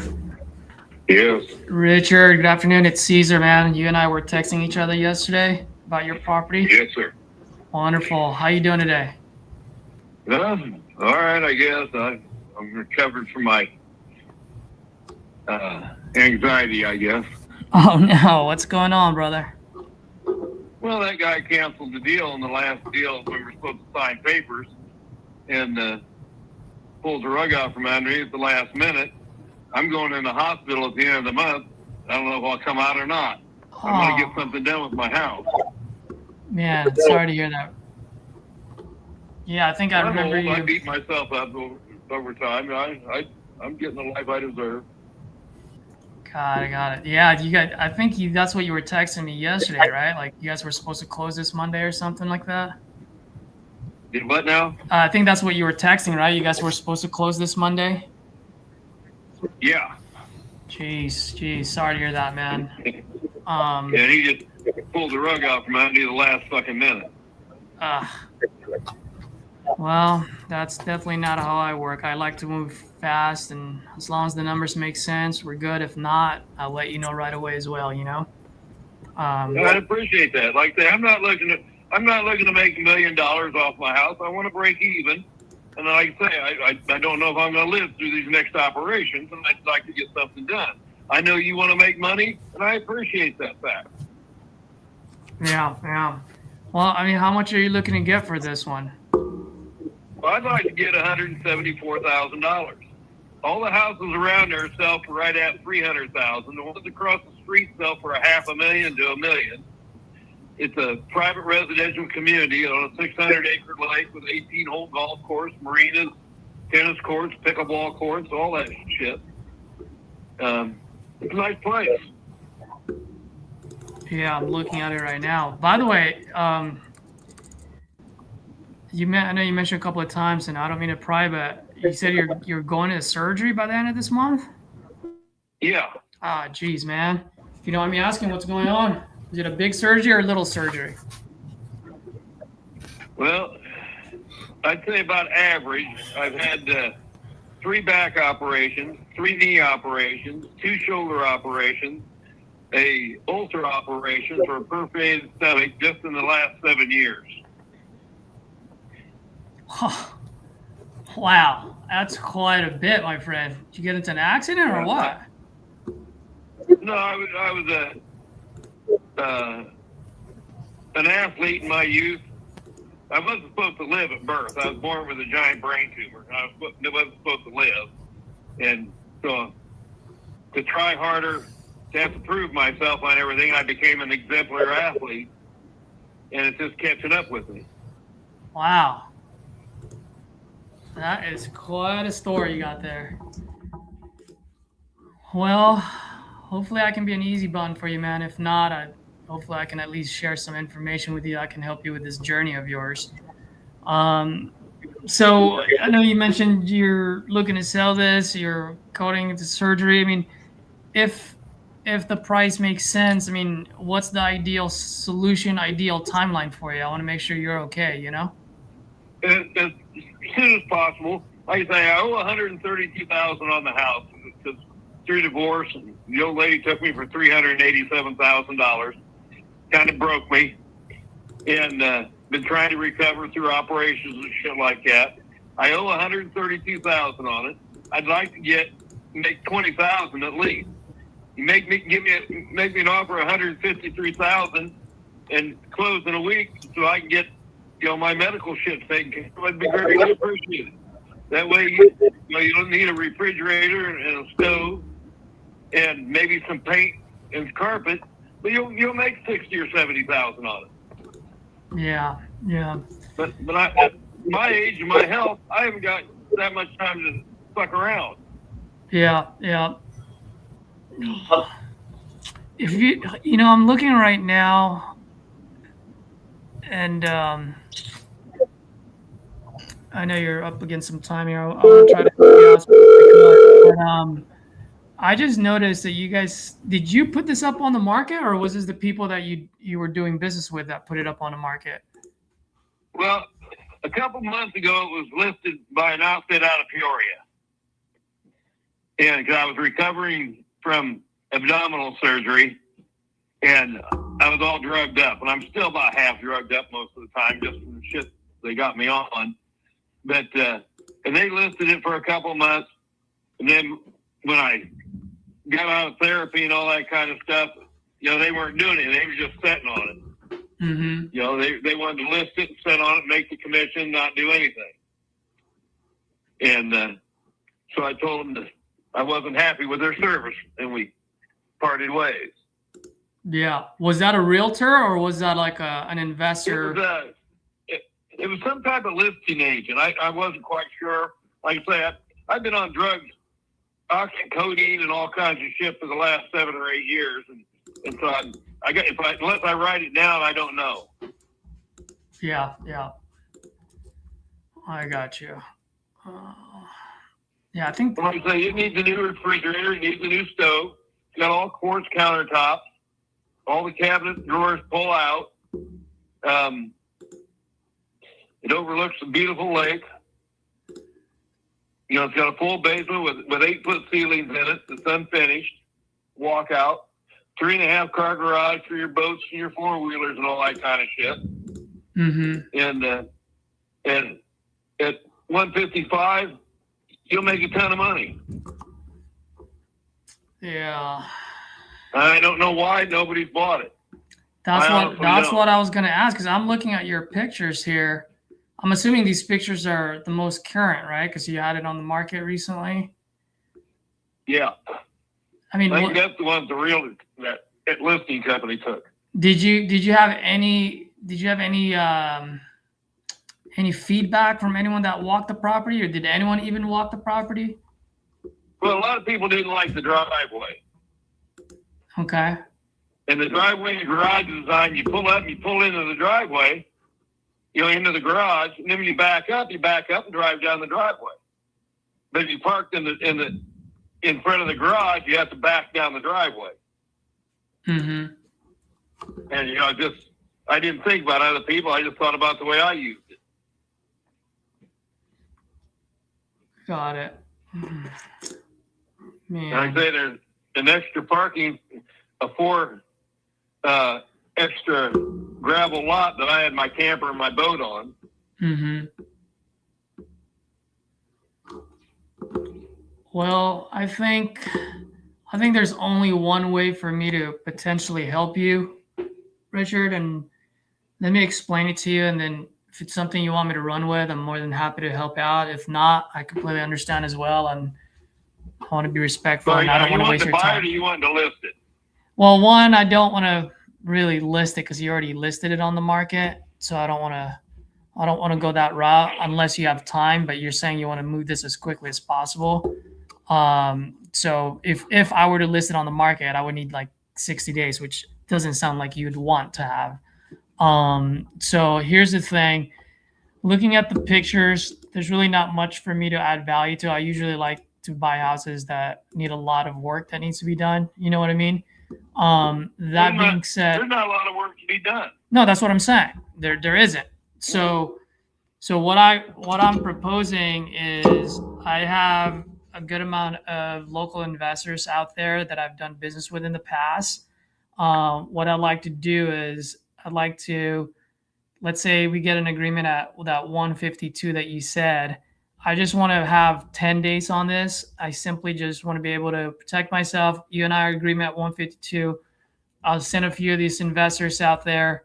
Just give me 10 to 14 days and I'll have my answer to you. If we can move it at 152, great. If not, I'll let you know and we'll rip the contract in half. So that way you're not tied to me in any way, shape, or form. This is me being fully transparent with you on how I can help. Until you give me a firm price. Well, that's what I'm saying. You and I are agreeing on that 152. And then from there, when I can get my guys out there, then we're going to get hard feedback. And then at that point, if we're good at that number, then we close. If we're not, then we rip the contract in half. But I'm not asking you for 30 days. I'm only asking you for 10 to 14 days. That's all. Okay, let's just do 10 days. Like I say, I got to get shit done. If you don't want it, fine. If you do, it's covered in snow now. Yeah. Pretty much all I really need is just to be able to get, people to get in there next week and over the weekend, and then I'll let you know by the 23rd whether we're good or not. You know what I mean? All right, and there's a key. There's a flower pot on the stoop when you walk in. The keys are underneath it. Okay. So you currently don't live there right now, or Huh? you're not in there right now? You're saying? No, I thought I had it sold last year. It's been vacant all year. Okay. And but there's a lady who comes in and cleans it, make sure everything's all tidy and all that kind of stuff. Gotcha. And the heat's on and all that kind of stuff. But like I say, I've been in the hospital down here in Georgia almost all year. Mm-hmm.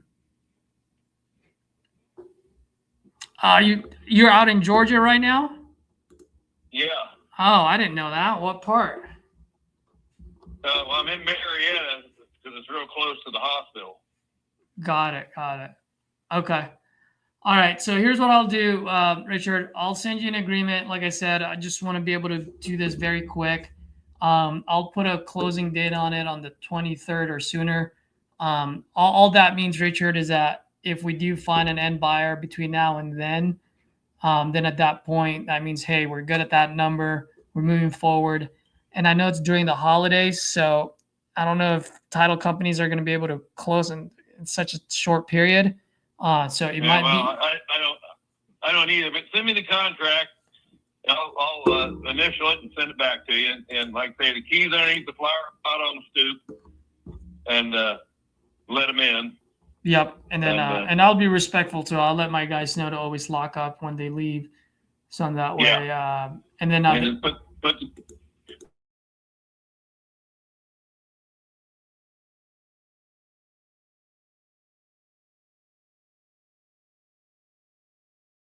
send this over to you right now. I'll email you the link, but I'll also text it to you so you can just click on it on your phone. And then as soon as you sign it, I'll get to working on this on Monday, and then I'll do my best to get people out there throughout the week, and I'll get hard feedback for you. And whichever way we go. How does that sound? Oh, okay. Thank you. All right, buddy. Have a good one. Adios. So looking at the pictures, guys, I wish I can show this to you guys, but I can't because I don't have a way to blur out the address. The pictures look darn good. I don't know why it didn't sell. Gotta be a reason why it didn't sell.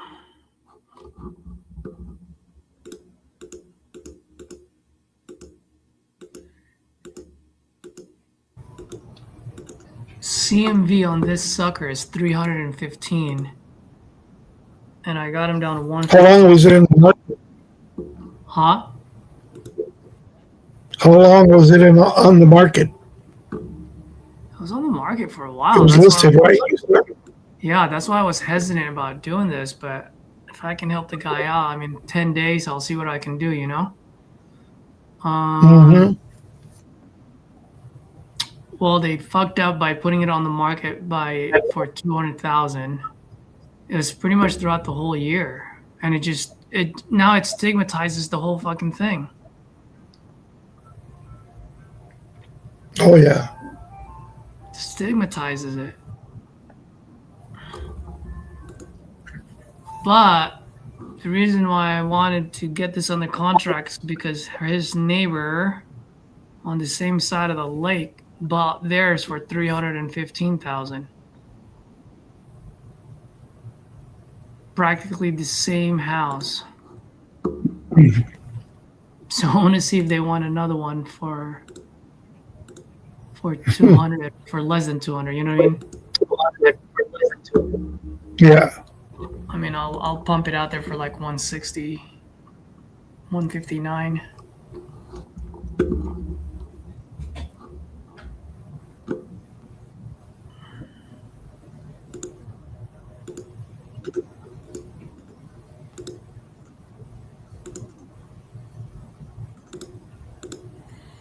All right, I'll run with this.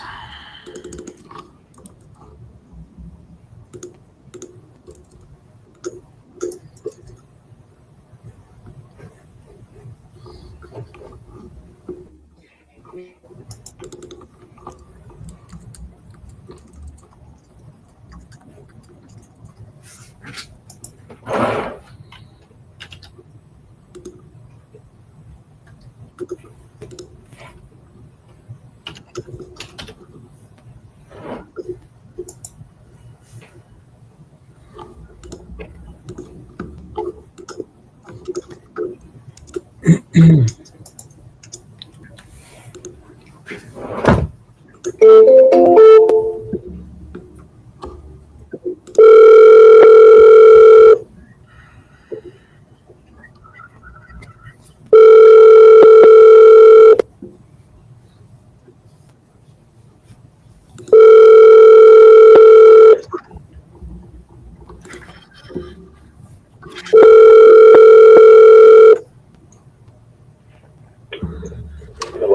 Please leave a message after the tone.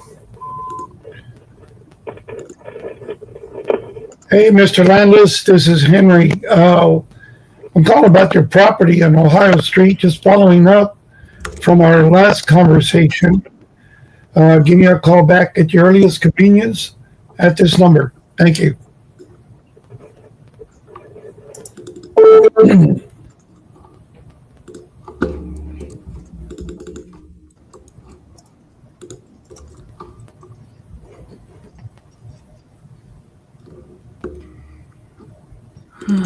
The only thing I like about that conversation is that he knows I'm not going to be the end buyer and that I'm wholesaling it. You know? He knows or he doesn't? He does. No, he knows that you're going to wholesale it? Yep. I mean, I told him I wasn't going to be the end buyer.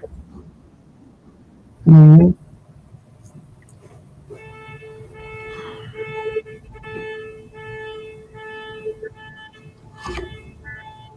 Keithon, are you asking about this property I was just on the phone with or a different one?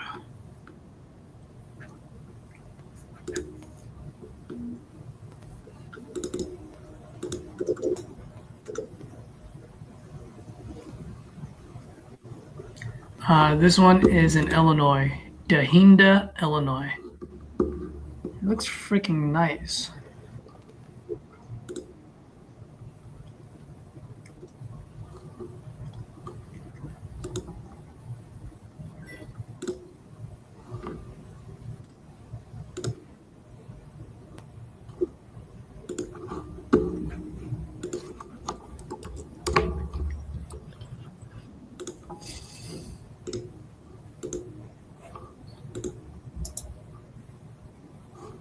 The funny thing is I was texting him yesterday and I was like, oh, we're closing this Monday.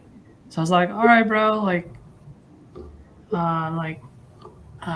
add me to your contact just in case your guys fall through. And then literally within like 20 minutes later, the wholesaler texts us like, yeah, we're backing out. Gosh. And they tied him up for a long time.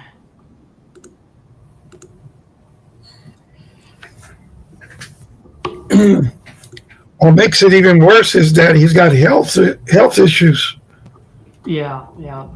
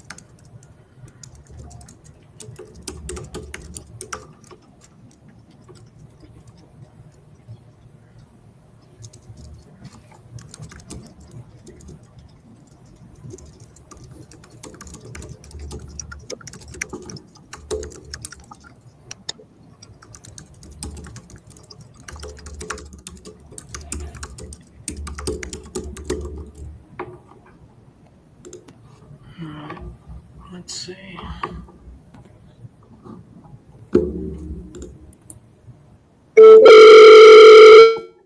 So the funny thing is, when I talked to him back in September, I offered him 154. That was my offer.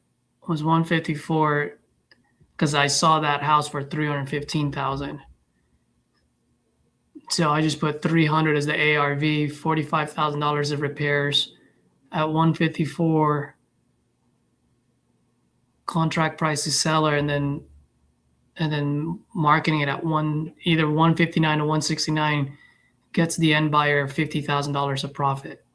So all in 250 to win 50,000.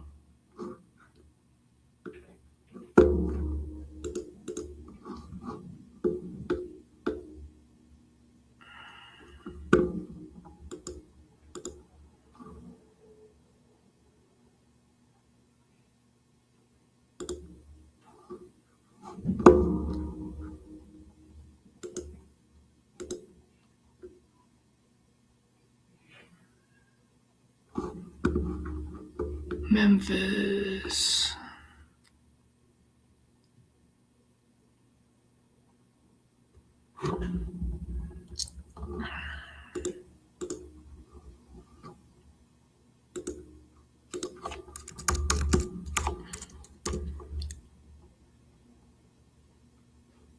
Oh, Loyal 85 gets me $33, or I can use SAT 32 for $32.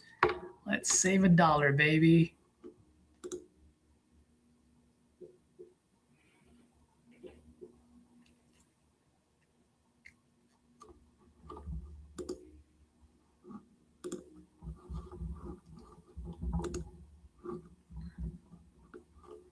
I think my guy just. Yep. Guy just signed it.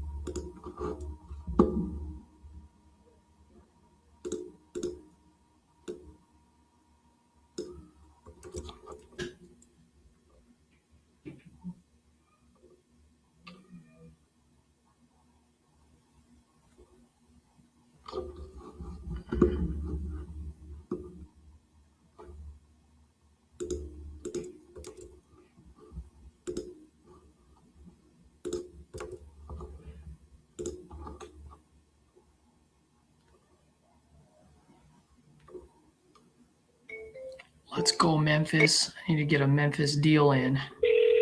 We can close on this quick.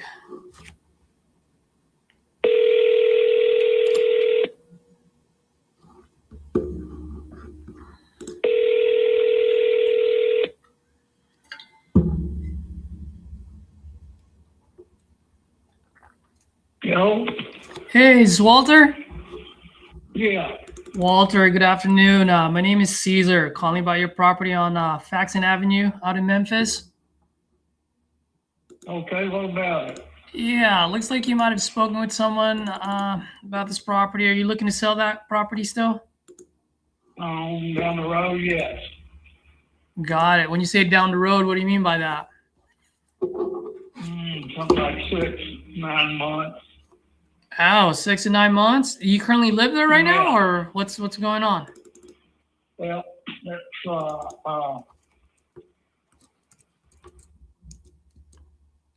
Hello?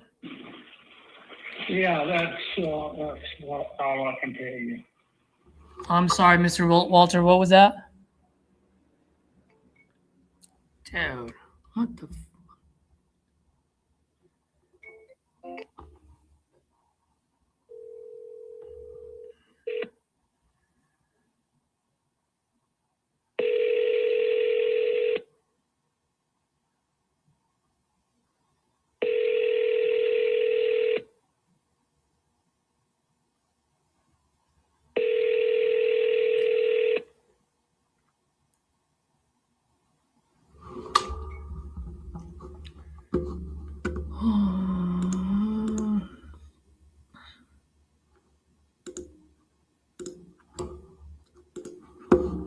buy 6 or 9 months.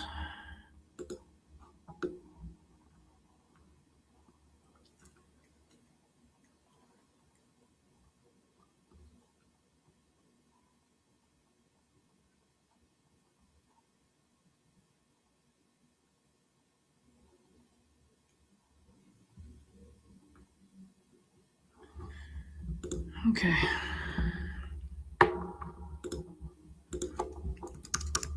Oil 85.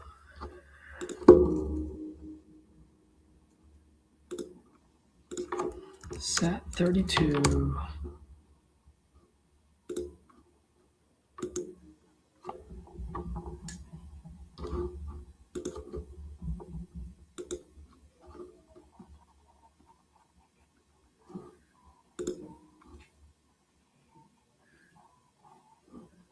$29 palms.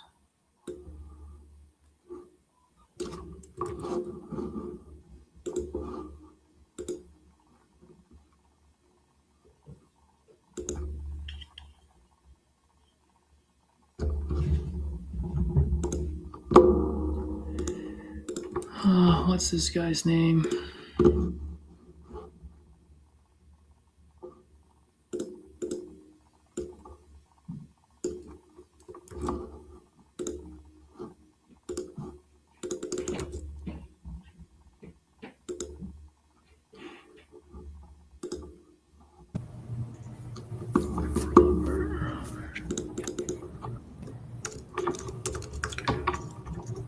Well, Caesar, What's up, buddy? You out of here? yeah, I appreciate the, allowing me to get on here. I had no luck. Talked to one guy, but called me back, but that was about it. Maybe next Saturday be a little bit different. Anytime, brother. I got to take this call. It's a seller. Okay. We'll see you later. Good Bye. afternoon, this Caesar. Hey, Caesar, this is James Smith. We're trying to reach you about the house up in Scott Street. Yeah, James. Give me a second, James. Give me 1 second. I just got off the phone, so let me just pull you up real fast. How's your day coming along? It's coming, yeah. Let me, can you hear me all right? Yes, I can. Can you? I can hear you just fine. I'll be right back. There's option 2. I know this is like a weird ass excuse. This is a new phone that I just got. And for some reason, when I'm getting phone calls, it's not ringing or making any sound. Oh, gotcha. No So worries. like when you text me, I was like, who's texting me? I thought it was my family from the house. Nope, it was you because my phone didn't ring or anything. Got it. No worries, man. No worries. So, Like it's not even vibrating. It's starting to piss me off. no Anywho, way. So the house up on Scott Street, it's got a set purchase value of $72,000. Or I'm sorry, $22,000. That's how much you're getting. How much you want for it? 22. That's the minimum amount I can take for it. So it's I bought it like 10 or 20 years ago. I don't remember the actual number, but when I got it, I paid off all the back loans, all the back taxes and such. And long story short, I've got a real estate agency up there who ran all of the numbers and contacted the city and the municipality and all that jazz. And they came back with it's like 17,000 worth of municipal fees and back taxes and penalties and redo this fees and all this. It's a garbage. If you're trying to buy in Allegheny County, you're going to have a super rough time dealing with the county there. Yeah. No, we can lower that. When I talked to, he's a broker. Honestly, I couldn't tell you what the fuck he is. Like, he contacted me. He's like, hey, you want to sell this house? I was like, hell yeah. And he's like, we got you in the contract. Let's go. But his team did hella good work on this. I have all the documentation I can send you on. They put liens against the house with a court system or something. And those all showed up and they got them all squared away. But yeah, I can send that to you to show you this is what we're dealing with. But the 22K is pretty firm. Yeah. So you because that's what it's going to take to turn it over. Yeah, you pretty much just want to get this under your hand, huh? Yeah, and that's not me, by the way, making any money. Yep. No, I'm really looking for an investor who's going to be able to go in and make that house good again. It's got really good bones. I've already started fixing it up when I first bought it, and I really like the way the house works. But I got married, life happened, whatever, and it was too small to accommodate a family. Yeah. Well, I mean, sounds like you an investor yourself. You flip houses as well, or? No, I accidentally started flipping houses. It wasn't on purpose. So we found when I met my current wife, she had a house that she owned down in Houston. We ended up selling that. We turned a bit of a profit on it, so we moved to Florida, and then we got a house down there. We ended up flipping that for a bit of a profit. Then we went to back to Houston, down in a place called Rochedules, and it just kept happening. And now we just own our houses outright on accident. It wasn't on purpose. Nice. That's awesome, man. That's a great story. Yeah, please. But this property here, this one I got before I met her. I bought this one for $2,000 back in like 2012, 2010, somewhere in the realm. Yeah. Looks like it. That was with my wife at that time, and we were fixing it up because it wasn't gutted, but it had that anyway, it had the old drywall on it with the lattice board, and we were removing that and getting the drywall placed back in. We re-insulated the living room and the upper floor, second floor. So right now, is this gutted, or is this a full gut at this point, or? Yes. It is, right? So the stuff that I did is still good. That's in the living room. We painted it. We're so proud of that too. It was so nice. Those are original hardwood floors for the home. It's soft pine. So we did a dark stain on the floor, and then we painted the living room sky blue. It looks like you're on dirt looking at the sky. It's so fucking cool. We had such aspirations for this place, man. Nice.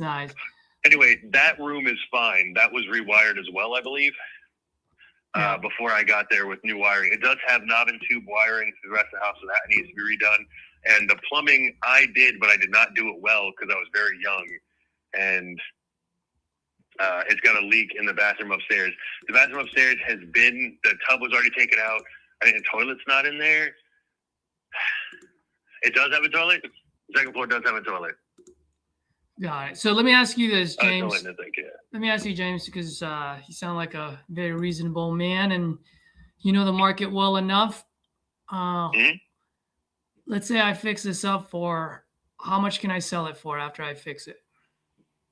So the last time, I've been trying to sell this place for, I think I've been trying to sell it for like 10 years.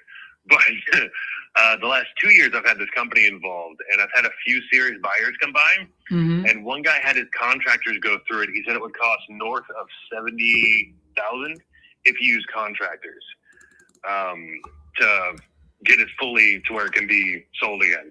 And then he said he could sell it for $98,000 in a good market, but I don't know what that means. I don't know what the town looks like. I haven't been there for a very long time,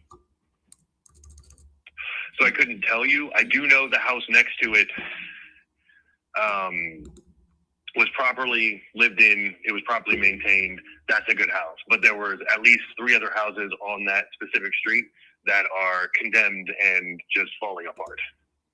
Yeah. But that was 11 and a half years ago. Yeah. What he said is you could do $96,000 if you can wait for the right buyer to come by. And that's how much the house could go for. And that was like 2 or 3 years ago before the housing market went batshit. Yeah. Man, as much as I'd love to help, I don't think I can on this one. The reason being is, I mean, with that much work that needs to be done, just to let you know, I'm looking at the market right now. I mean, you had one of your neighbors, 3-bedroom, 1.5 bath, ready to move in. All right. Ready to move in. Sold in August 31st, 2025, 3-bedroom, 1.5 bath, 1,300 square feet, 2875 square foot lot, 1920. So pretty much the same thing. Only sold for $49,000. You know what I mean? It's like $49,000 and it's ready to move in, or 22, and I still got to put in $70,000 in there. No, I get it. Yeah, I just don't think there's any room here just because of the market. You know what I mean? Yeah, and I wasn't sure where he came up with that 96,000. To be completely fucking honest, that guy seemed like he knew what he was doing, but he was using all contractors. When I lived up there in 2007, before I even got this house, I lived with my birth parents at the time. I bought them a house up there in Clairton, and there was a dude in the house next to us who worked for a company in Portland, Oregon, who bought houses, refinished them, and then did Section 8 for it. And they were building up a portfolio. And so he was the representative of the place. He was a contractor, but he was just on the payroll. Like, it wasn't like you were buying or you were spending on the crazy contractors that are out there. So I think it would have to be a situation like that for this. And if that's not what you're doing, I don't think it would be feasible though. Yeah, it wouldn't. It wouldn't. Well, are you just curious? Are you by any chance still actively buying properties to fix or keep as rentals in other areas? We don't do rentals. We actually live in the houses that we fix. That's why it's an accidental flipper. Like, we bought a house in Tennessee. It was a 1910 Victorian. Ooh. And we bought it for $40,000. We ended up selling it for $70,000. Nice. And we lived in it the whole time because that's the house we wanted to be in. And then we realized that area is not where we wanted to be. So then we took that, and then we bought a house in Rotan, Texas, which is in the middle of nowhere. And we just bought it outright. And then I fixed that place up. We ended up buying that for $24,000, and then we ended up selling it for $55,000. Nice. And then that got us to this house. This is a $400,000 house, and we bought it for $200,000. Wow. And I'm almost done getting this one done, so we'll be moving soon. But it's not a lower bracket kind of move. You know what I mean?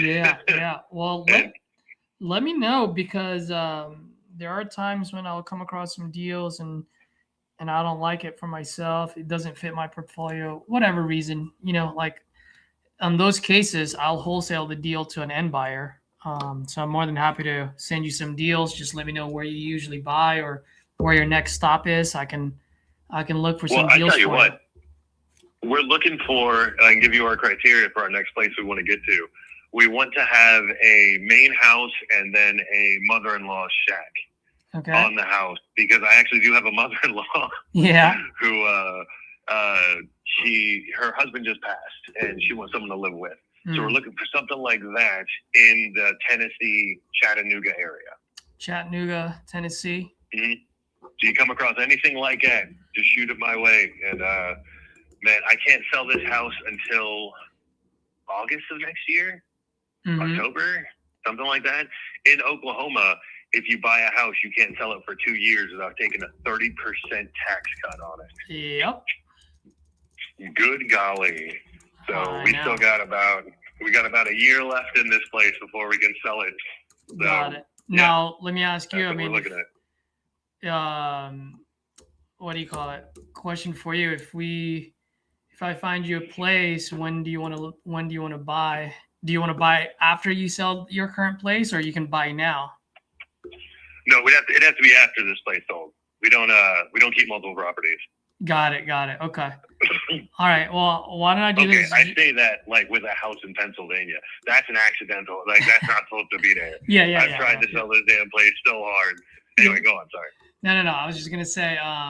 So on that end, if what I'll do is I'll text you my information, and just add me to your contacts, brother. And then if you're like, let's say a couple of months, 2 to 3 months before you're about to sell yours, let me know. And then what I'll do is I'll just buy a bunch of leads out in Chattanooga, and then I'll lock up a deal for you.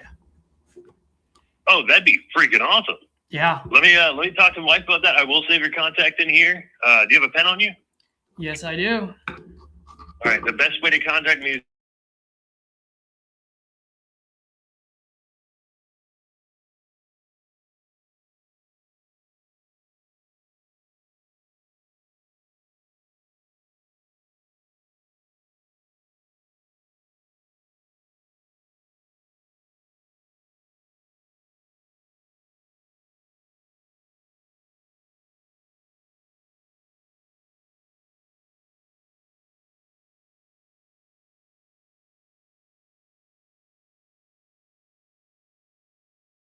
I will add you in my contact in my phone, and I'll text you through my cell phone, and I'll I'll give you my Blink card. Blink is, I don't know if you've heard of them, but it's a digital business card. It's got all my information on there.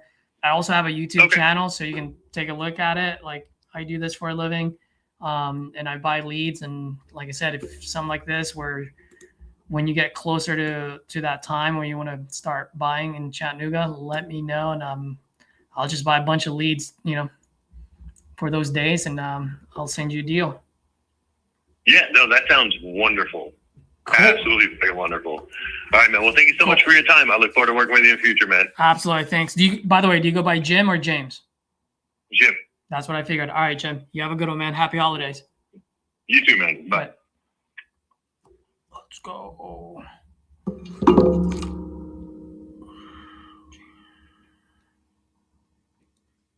Let me add this guy. 266.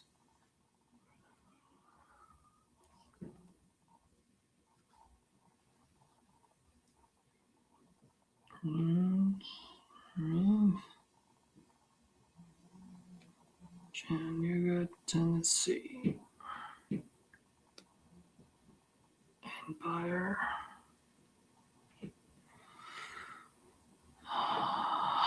Well, by in Chattanooga.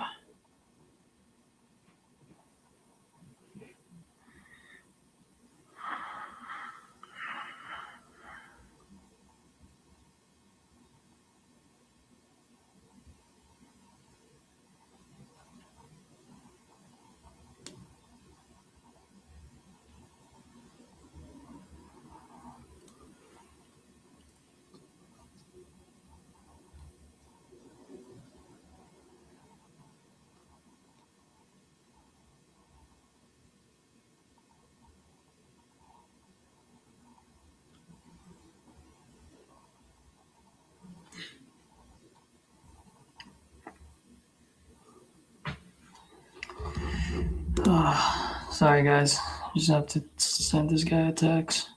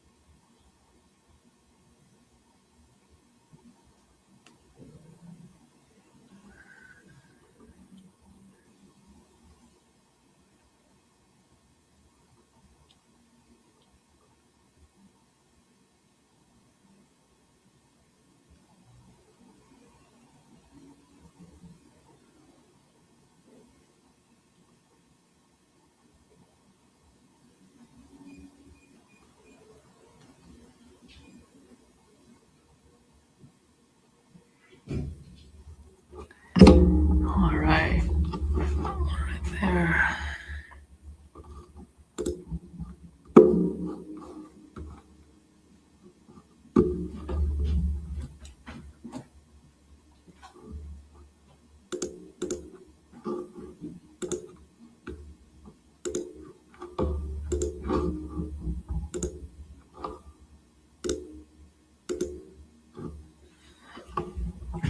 Did I buy a lead that I haven't talked to yet?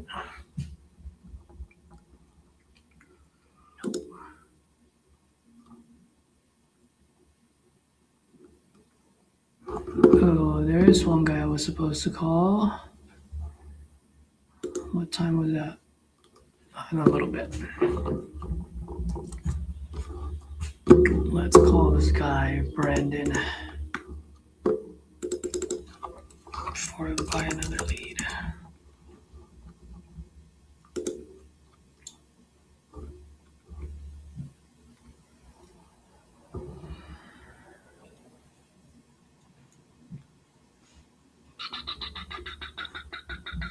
Actually, too early. Let's go buy another one.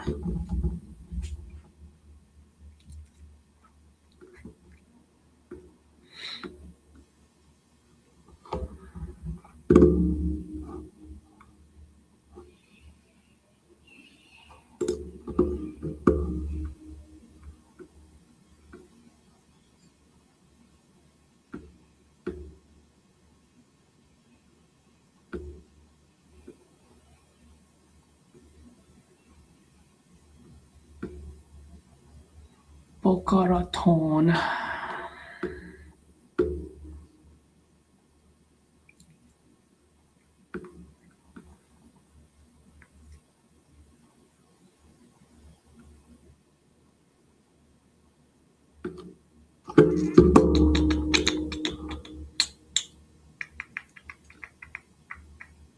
Denver.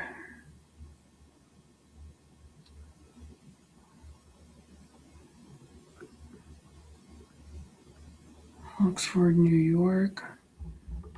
Where's Oxford, New York?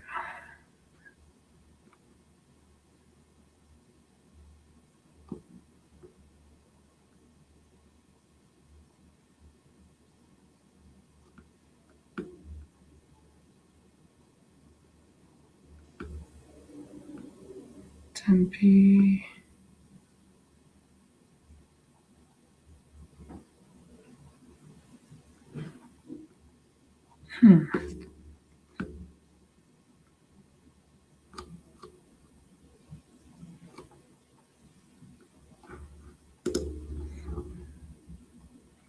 Where's Oxford? Oh, nice. This is a good one. So I just sent a contract and it's getting signed on Monday, and now it's family time and I'm out. Awesome. Congrats, Rachel. Thanks, Caesar. Sweet. Thank you for hopping on. Appreciate you.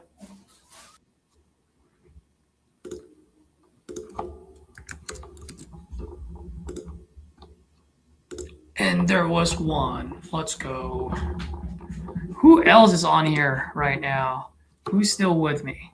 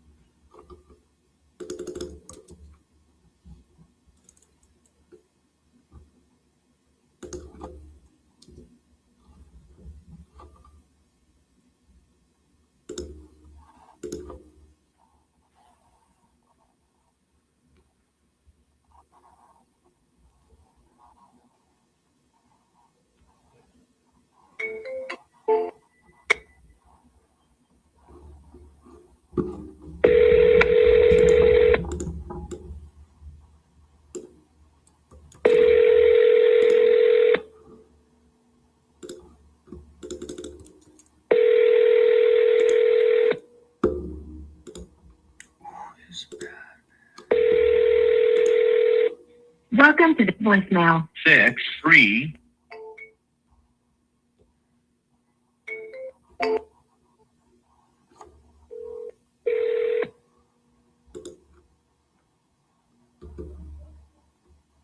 Hello. Hey, it's Mickey. Yeah, I'm sorry, who's this? Yeah, Mickey, good afternoon. My name is Caesar. Just calling about your property on Taylor out in Oxford. Oh, how are you, Caesar? How you doing? I'm doing great, man. How are you? Good, good. Good. Yeah, it looks like you might have filled out a form on my site. You still looking to sell this property? Yeah, if I could get a certain number bite on it. Got it. How much are you looking to get for it? What do you want to offer? I mean, I'm in a house buying business, my friend, not an offer making business. Sorry, I'm running out. I mean, I don't know. I give it to. I'll let it go for 30 if you want it. $30? Deal. Yeah, that's it. No, how many do you want? No, man. So, all right. So you're looking 30,000 for this? Yeah. Got it. Okay. Tell me a little bit what you got going on over there while I look this up. Structure-wise, it's good. You know, it's got to be rehab. What do you got? You got, I would go with the electric, the plumbing. I cleaned it out already, ready to start. You know, a little demo here, you know, sheetrock, all that stuff. I like when I do them. You know what it is? I took too many on. That's the problem. So I have to unload a little bit. Got it. Because, you know, there's only so much capital for so many projects, you know? Yeah. You're a flipper yourself? Yes. Some I'll flip, some I'll hold. Oh, nice. All right, man. Well, I always like talking to fellow investors because at the end of the day, it's just numbers, right? Like, it's not magic. It's just Yeah, that's all. You know what? Nowadays, we're going to find a house for that. You know what I mean? Yeah. Like somebody who knows what they're doing. And it's in New York, so the comps, you know, they're not like in certain areas. Certain areas you get better comps. These comps, I say, you know, finished up is about 2. You know? Yeah. So let me ask you. I'm sorry. Hold on 1 second. Sure. All right, go ahead. I'm sorry. Oh, you're back. You're back with me. Okay, cool. Yeah. So let me ask you, man. Let's say after I fix this up for, how much can I sell this? You can get 2 for it. How much? 2. Say 2, between 2 and 225, 250, whatever. Depends how nice you make it. 2 to 200. Really? Yeah. And you know, it'll be new again. You know what I mean? It's not like it's used. Yeah. You know, used. Yeah, all right. Used 175, 150. But you know, you do the white and the gray all around with the new kitchens and bathrooms. Got it. All right. Now let me ask you, man. Is this a full gut at this point or no? I would. I maybe there's a little bit left to gut out, but I would. So it'd be a full gut, right? And is this a 3-bedroom, 1 bath, 1,658 square foot? Okay. Yeah. Did you just buy this a couple of years ago? Yeah. Got it. All right. I mean, so from when you bought it, how much have you put in, or how much have you done to it?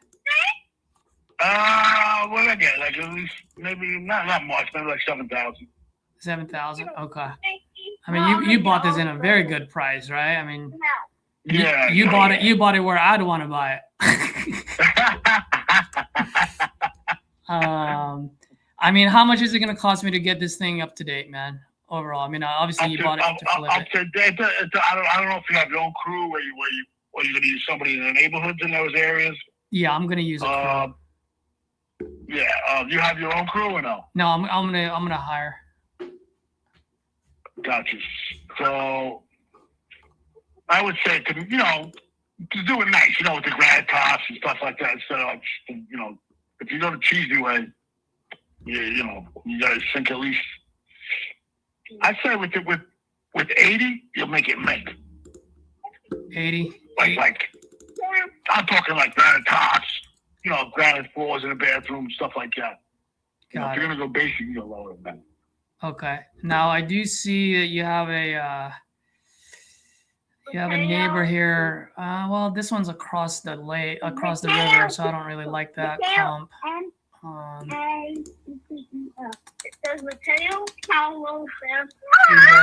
bath. Here's the thing. There's a couple there. More to put in because it's not full. Just as is. I mean, I just don't see the 200,000 as the ARV, just because I don't see anything that's sold. Yeah, I'm talking new siding, windows, all that. You know. Yeah, I think the most that I can sell this for would be what, 120, 150 tops. Just you know what? Shoot towards the 150. The comps you're seeing. Yeah. I know you'll get 150. No problem. I'm shooting low. You know, Yeah, it's good for an yeah. investment. You know what I mean? Yeah. You want, what do you do? You like to flip them or you like to hold them? Well, I can do both.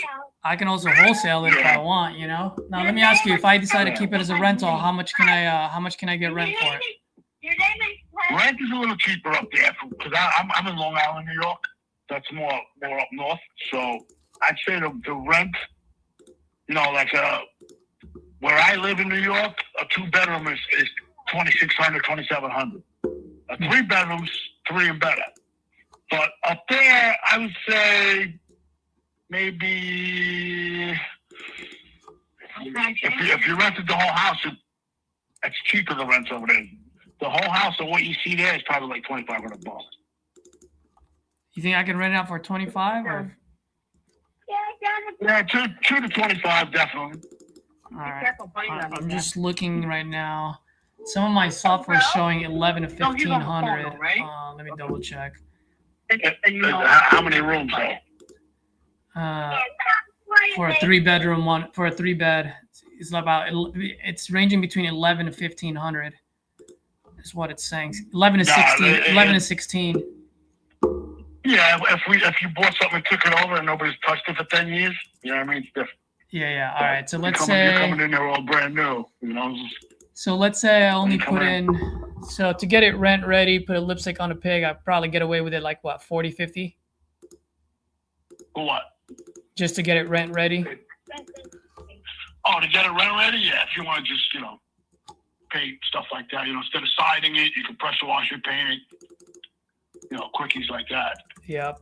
And then you cut your bill in half. And then I can probably get it appraised for 90,000, just because I'm not putting any. Yeah, even 100 and change. Yeah. Got it. Okay. You know, I don't know if when you're done, you refi it and hold it, or you know. Yeah. Whatever. Well, here's the thing, man. If I'm looking at it, whether I look at it on a flip side or on a rental side, I mean, the 30,000, there's just not enough meat on the bone for me. Yeah, I got you. If I buy it at 30, after I put in all the work and everything, my all-in numbers be what, 130, and just based on what's selling in the market, it's like 150. So it's like I'm risking 130 to win 20,000. I might as well just wholesale it. You know what I mean? And I don't have to pick up a hammer. Yeah, of course. But Yeah, listen, you listen. If you wholesale it. Yeah. You know. I can. And by the way, I do hold a little bit less. I'll go if you wholesale. I'll go a little bit less, so you make a little more. Yeah. By the way, I do wholesale a lot of properties out there, so I might send you your next project. You know, I think you and I are going to do some business together. That's good too. Yeah. I gotta do some. I'm almost done with a couple of them. So. Yeah. Well, here's the thing, Mickey. Just looking at just the market in the area, man. Just straight up with you from an investor's point of view, and I think you can agree with me on this one because you seem like a straightforward kind of guy. In order to put in that much work into it, I think from an investor, I mean, the most an investor would pay for this would probably be about 20,000 is the most. Yeah, listen, man. I'm gonna say that. Get rid of it for 25, and I'll give you 5,000. Get rid of it for 25. Get rid of it for 25, and I'll give you 5. Yeah. So in other words, purchase price to you would be 20, and then 5 Correct. to me. Yeah. Now let me ask you this, and I'll work with you on this one, and I do this quite a bit. So now let me ask you, if I just went very, very, very, very fair. That was 10 grand, boom. Oh yeah, no. If you're a serious go-getter and you know what you're doing, your numbers and your hustle. Yeah. What you gotta do? Well, if I do this with you, I move fast, so I'll know within 10 to 14 days whether I have an end buyer or not. Yeah, just tell them, listen, sight on scene. If they're serious, listen, 20 grand, you can't even buy a car for that. You know what I mean? So you're buying a house. Yeah. So you just tell them, listen, you want it, sight on scene, make up the buyer's contract, whatever you want to do, make it happen. You have any pictures of the property? If you want to look it up on I don't have any. I had it on my old phone. My old phone got destroyed. Well, I'll tell you this: the one that I have on the picture online, I think that's when you bought them, and it looks pretty messed up. Maybe. Unless you said you've done some stuff in there. I cleaned it out. I cleaned it out. I cleaned all the shit out of that. I mean, how's the floors? Did you fix the floors or no? The first floor, one side is sagging. It's got to be lifted up and rejoiced back with the metal brackets. The structure is solid. You know, you got a little hole in the roof.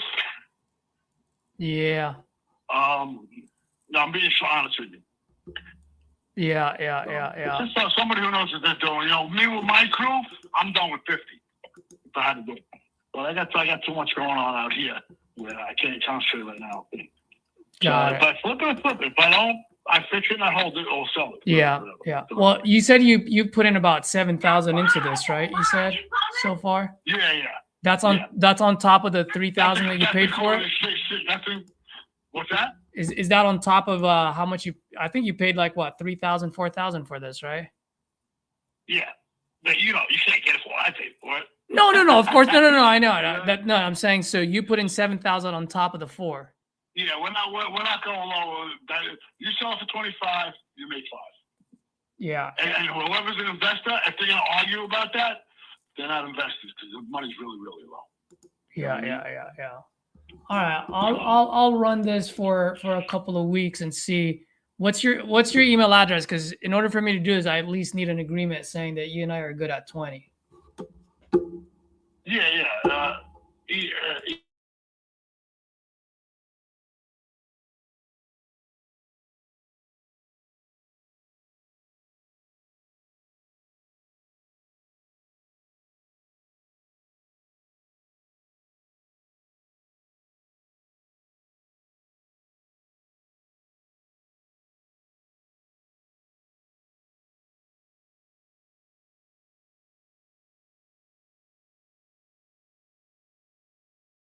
I didn't put a real estate on it. Yeah, and that's why, and I just want to get this in front of a few people that I've done business with out there. So the email address that I have on here,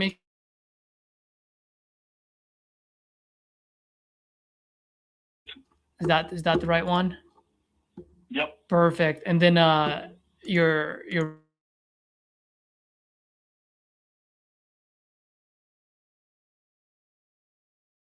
man, I'll go ahead and draft this agreement. It's only 2 pages. You'll like it. And what I'll do is, why don't I do this, man? I'll put like closing date on the 8th or sooner. But just give me till like the 23rd or 24th, and I'll let you know whether they have an environment. I'm not going to sign nothing unless you got contract already going. You know what I mean? Yeah. So here's the thing, and I completely understand why you would say that. Here's my only issue with that is if I get my team, which I have a team, and I pay them to go ahead and call these people, put together a marketing package, and do all of that, and then if I come back to you next week or on the 23rd and say, yup, we got lucky. I found someone that's willing to pay 25 for it. So 20 to you, 5 to me. And at that point, if you and I have no agreement, I'm not protected. So what if you come back to me and at that time when I tell you and you go, sorry, bro, I already signed another contract. I can't do that. Then that means I'll be working for free.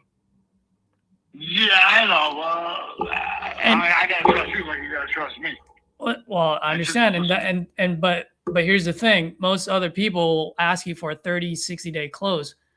I'm just asking. I don't care. I can put a closing date on it on the 23rd or sooner. I can care less. It's got to be a short agreement.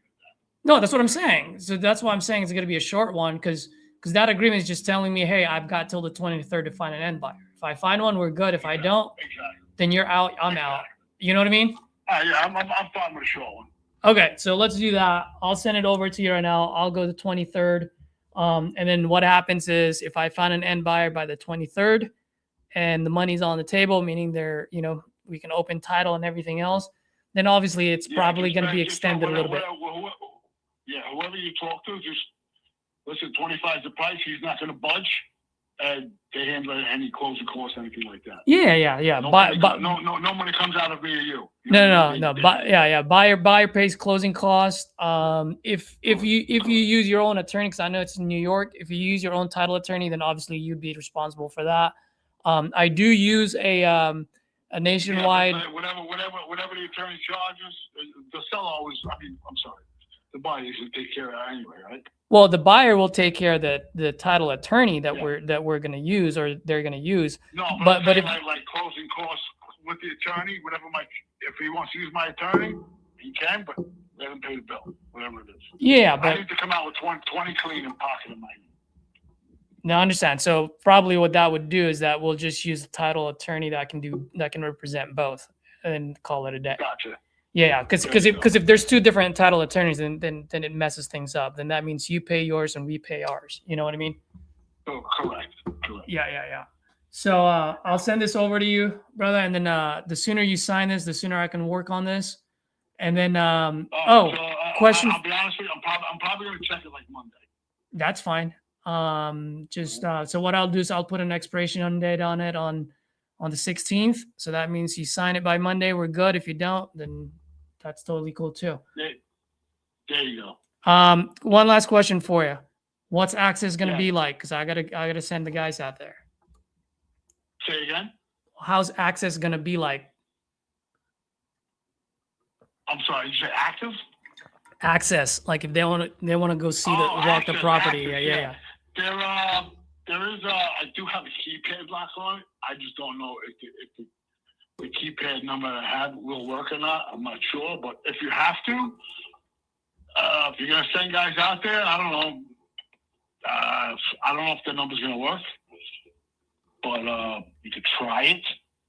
Yeah, I'm not sure. I don't. I have like maybe one or two numbers, but if not, they could look through the windows or whatever, open up the window, whatever they want to do.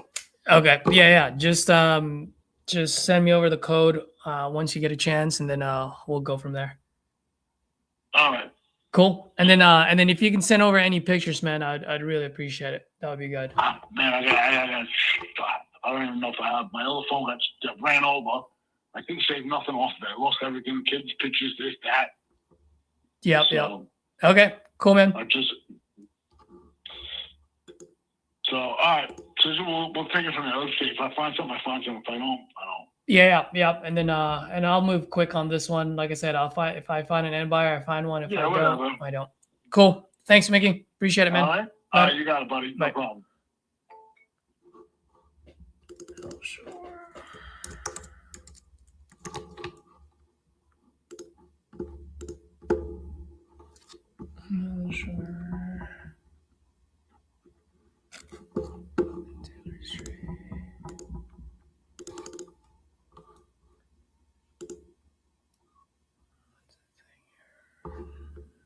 Legal description. What is the legal description?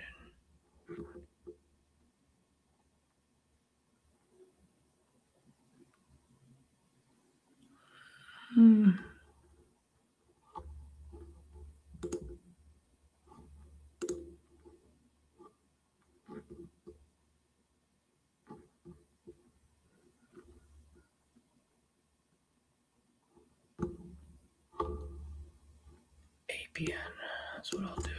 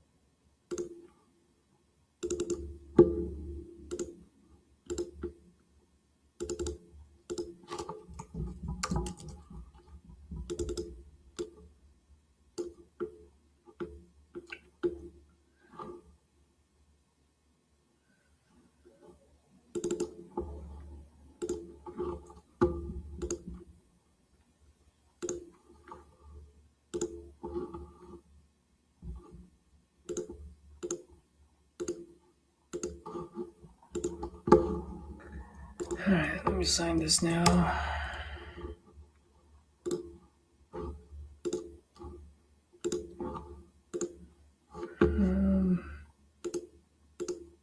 And let me send his.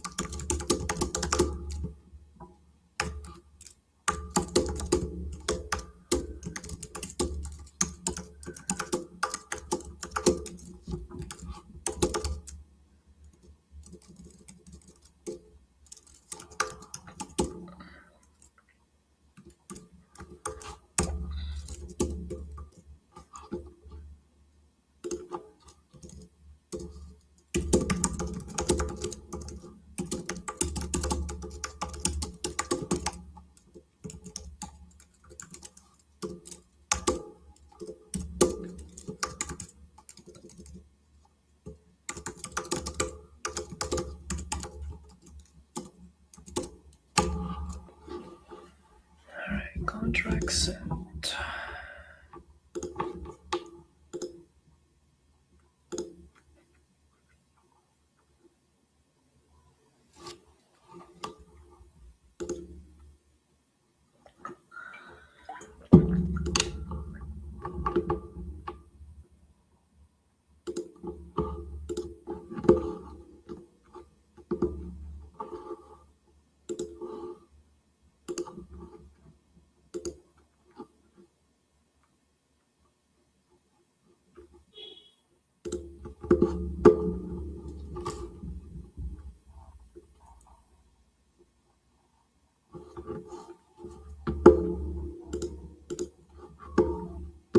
All right. Who else do I have?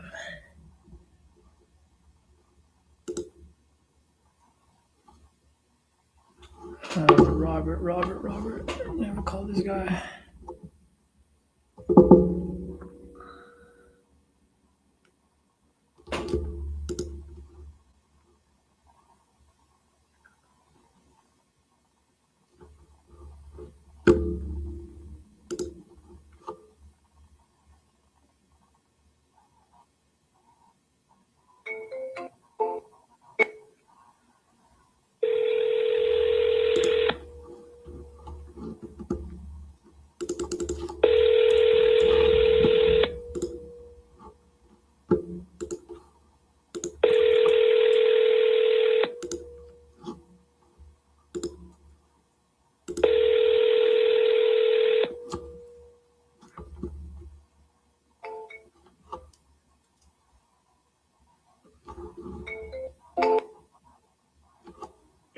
Currently accepting messages because voicemail has not yet been activated.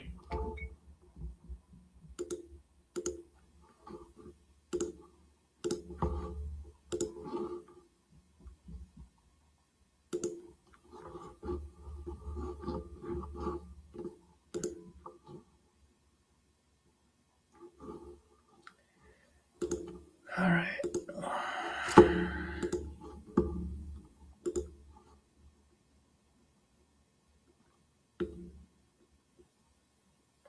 Richmond, Texas. Running Springs, California. Tempe, Arizona.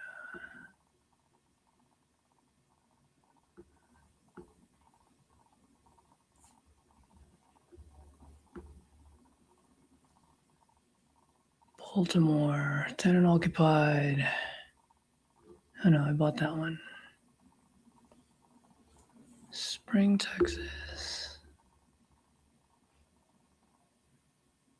Oh, that's a good one. Owners considering selling due to a desire to move to a condo. And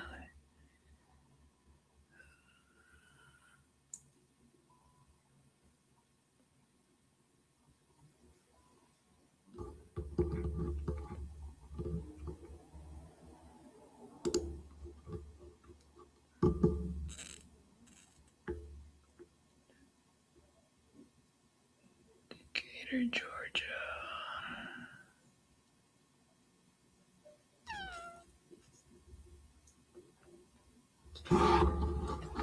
All right, fellas, I'm gonna make one last phone call here. This is the guy that I called earlier.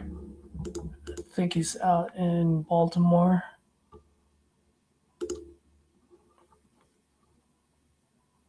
Yep. So let's see what he says.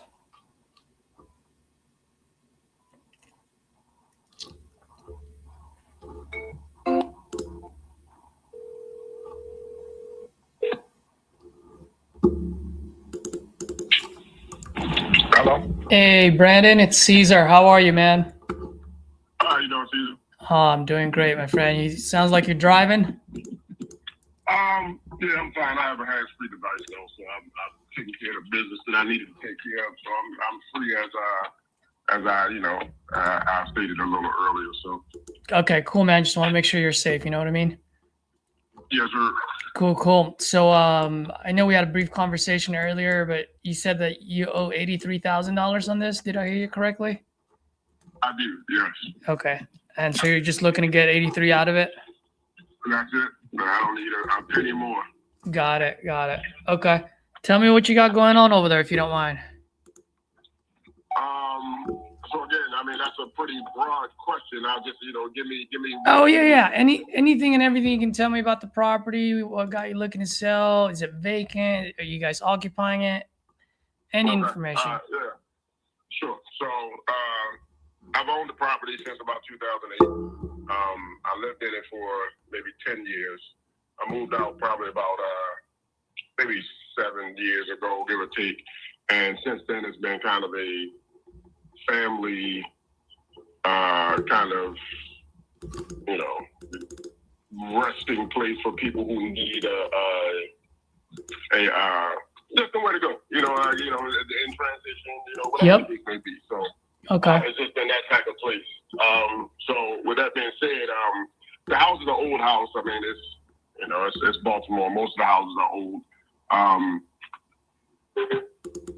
So with that being said, since I've been in it, I put like hardwood floors in it. I've done, some slight little renovations to it here and there. Maybe a few years ago, I didn't get the roof totally done, but I got it like resealed,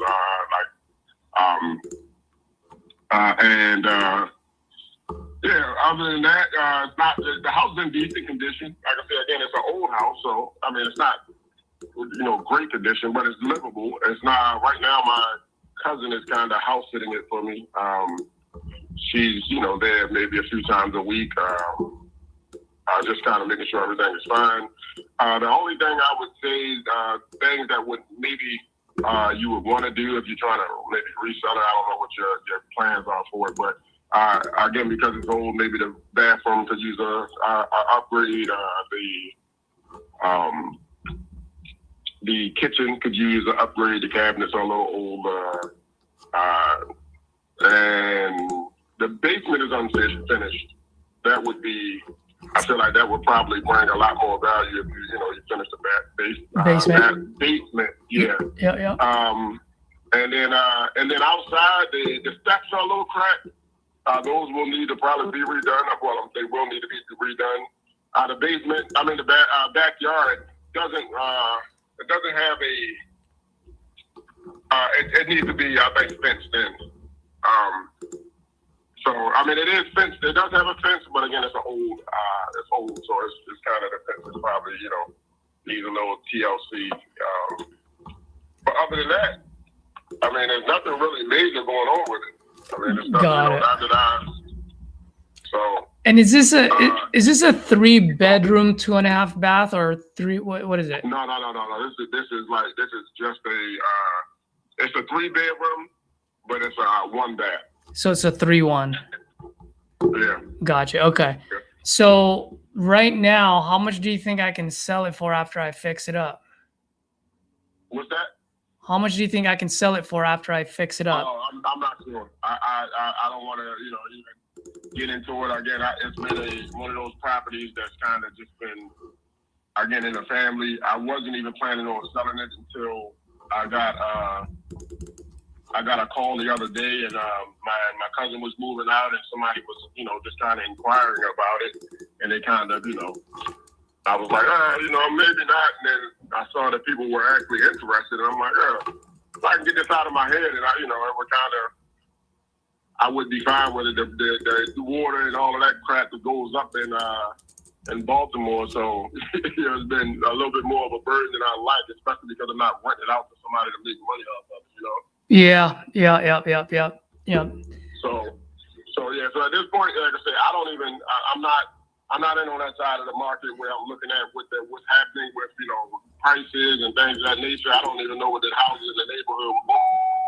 I just know that at one point in time, I was a little upside down. When I purchased it, it was during that time where they were just giving out, loans, and they weren't really going through the process of, making sure that people were doing the right thing by it. So after that market crash in 2008, so to speak, it kind of left me in the upside down. So I didn't even think it would be worth it until I just started looking. I'm like, oh, okay.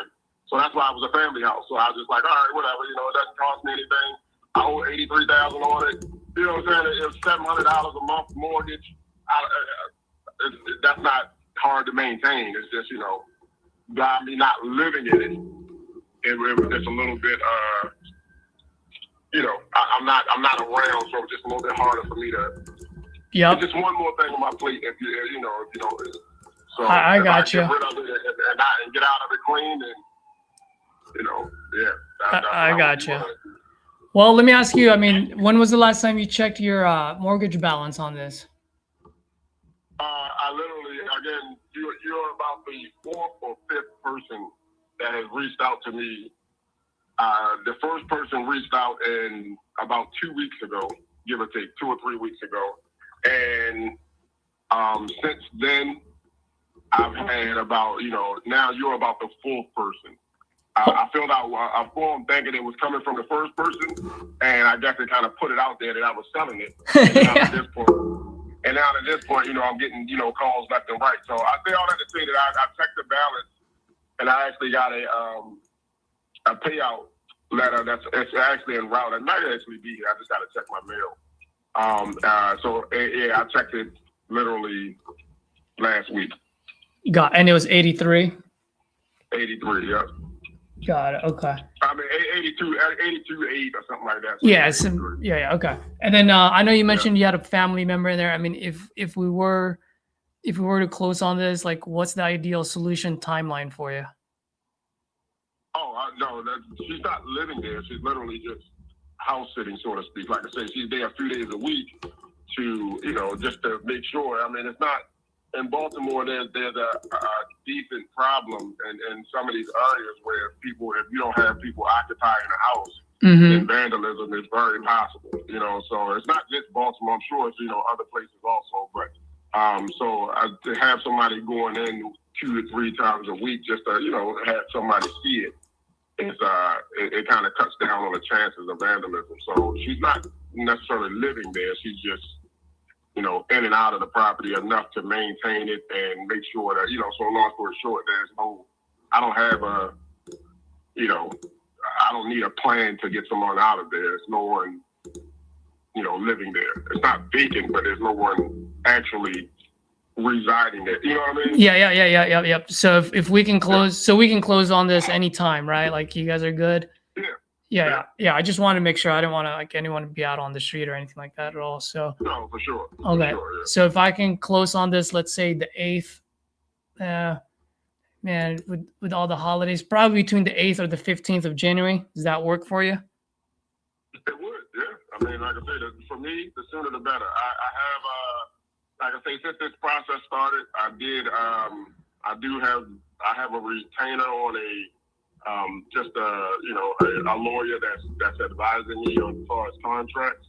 So I'm not. Again, I have 2 contracts right now. I just got the retainer because everything is happening so fast. So I'm actually getting ready to send her the first 2 contracts before I sign anything. Actually, it's not the date, and it'll be before Monday. So she's going to be looking over those, and so yeah, if you are interested, I would say, just as soon as you're able to, if that price sounds decent, feel about it if you need to see it, or, swing by or whatever. I mean, I could probably try to arrange something like that. I don't know if you're local.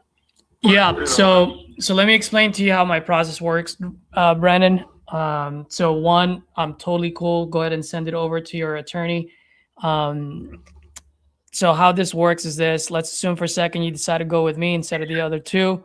Once you get a green light from your attorney to sign, once that agreement is signed, a few things are going to happen. One, I'm going to open title, make sure title is clean, right? The second and third thing are going to happen simultaneously. First one is I'm going to send my contractors out there to do a quick walkthrough, probably some inspectors as well, do an inspection report, just make sure we're able to take a look at all the rehab that needs to be done. The third thing that I'm going to do is whenever I buy properties outside of my market, I always partner with a local investor. So just for full transparency, the only reason why I do it is because I always want to make sure I have a set of eyes on my projects at all times. Okay. Absolutely. So when I send my contractors out there, I'm also going to be sending out local investors out there. And these are the guys that I've done business with in the past. And some of them are newer, like within my community, So, so that's how that would work.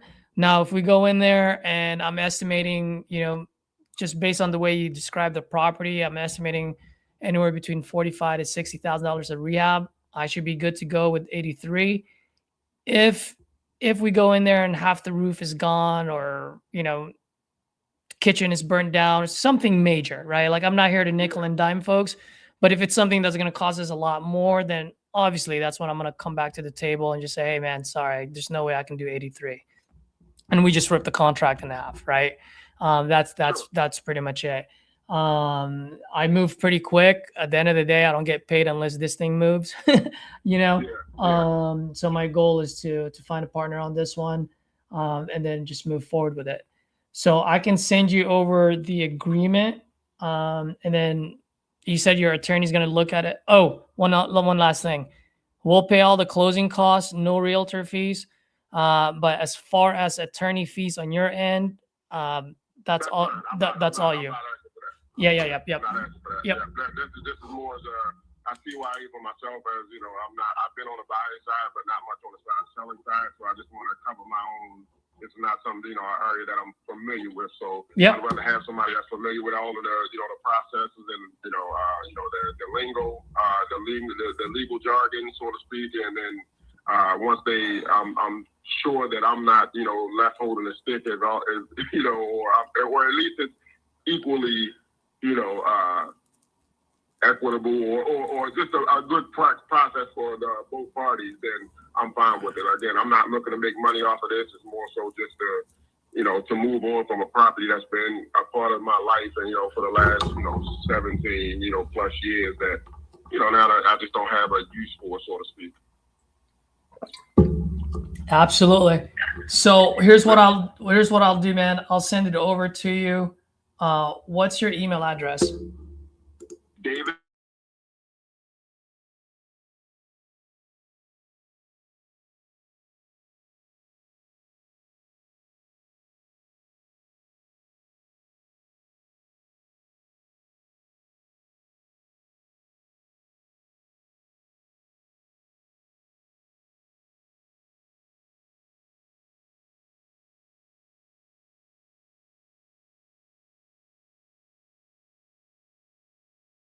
Email you I can also attach a PDF copy on there.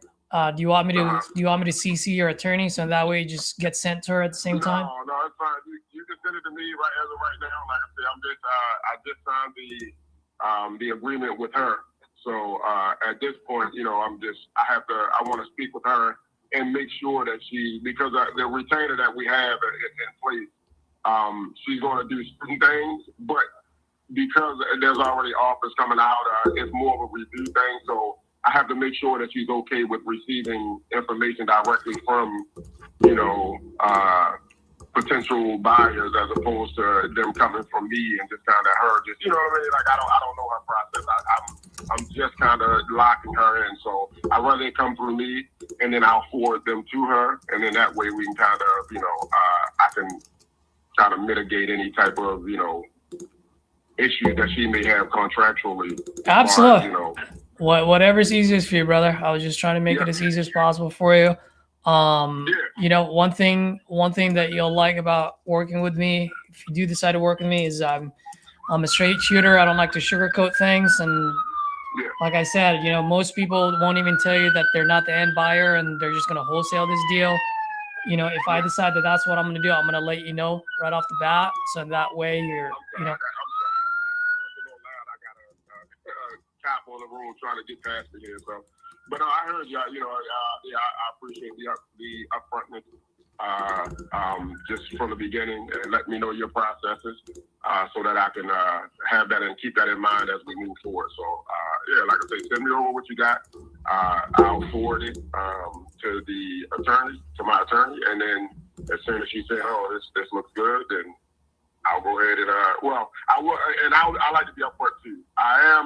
Because I have spoke to somebody first, I'm going to give them the opportunity. And this is, like I said, I'm playing fair. I'm not I'm not in this to make money.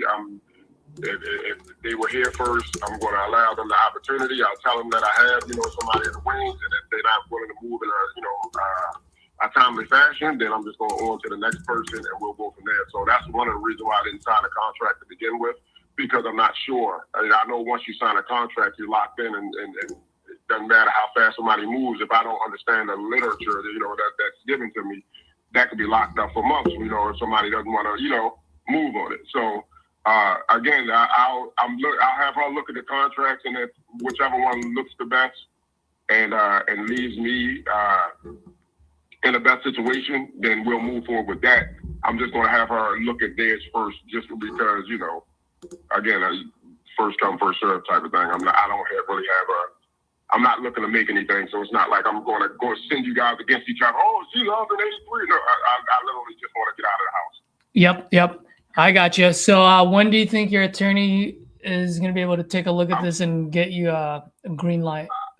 I'm hoping Monday. Again, like I said, I filled out the retainer, sort of the agreement that she sent me, and this was yesterday. So hopefully by Monday, she'll be looking over contract. So perfect. So here's what I'll do, man. I'll put an expiration date on my offer on the evening of the 16th, which is Tuesday.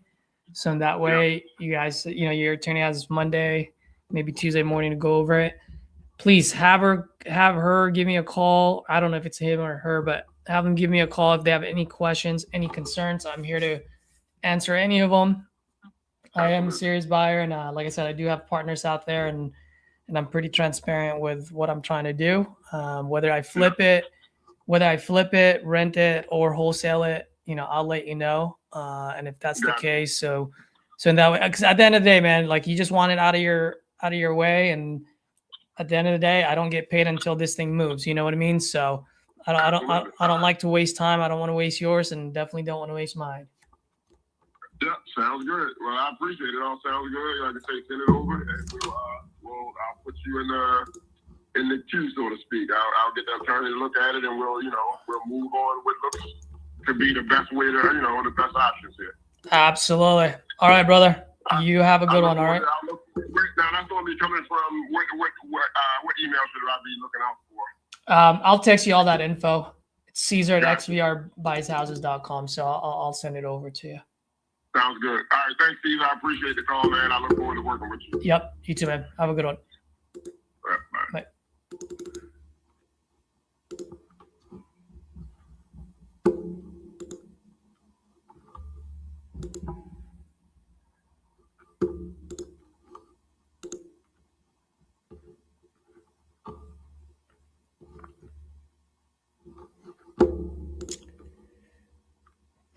Brandon. Legal description. There it is.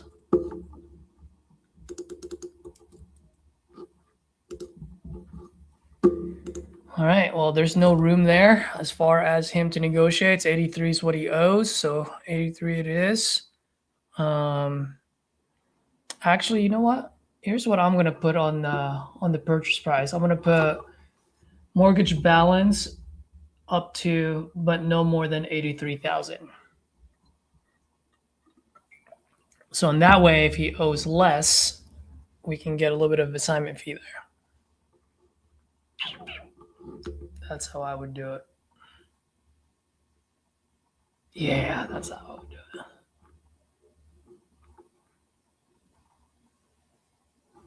it. Okay, cool. Let me do that. Perfect. I think, guys, that would be my last call for the day. I've sent out a few contracts. I already had one signed. I think this is the third contract I've sent today.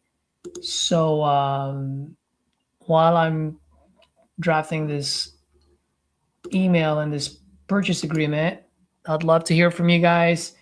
Any remarks, any concerns, any questions, please drop it on the chat.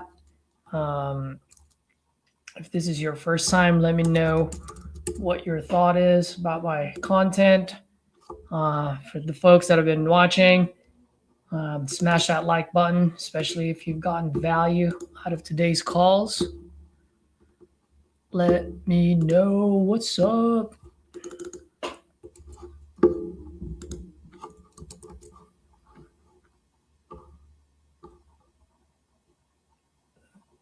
So for the purchase price,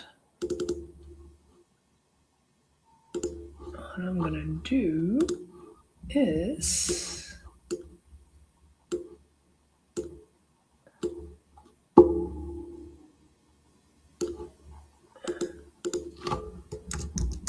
total mortgage balance,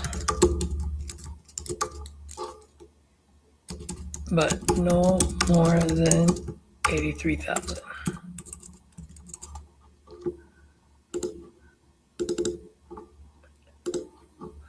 Expiration date on the 16th. We'll go closing date on the 8th or sooner. Let's go TBD. Reasonable times.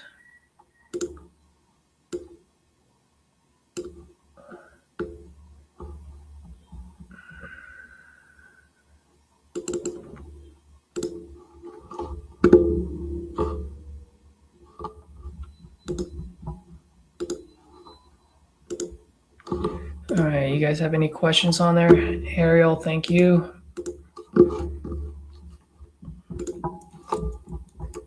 Folks that are watching, who's watching right now, by the way? And are you guys making calls as I was making calls, or are you guys just listening? Drop it on the chat. I'd love to hear from you guys. If you guys were making calls, drop a 1 in there. If you were just listening, drop a 2.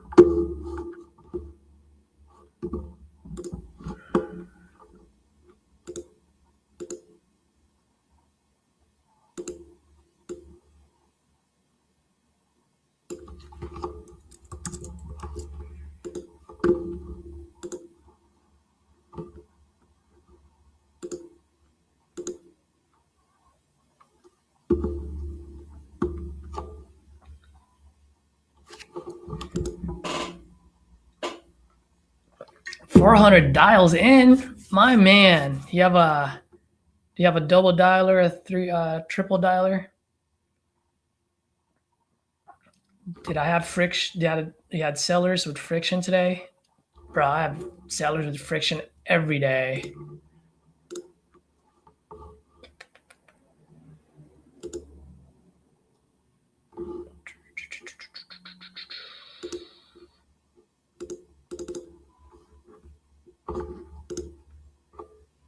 Triple dialer, mojo, let's go.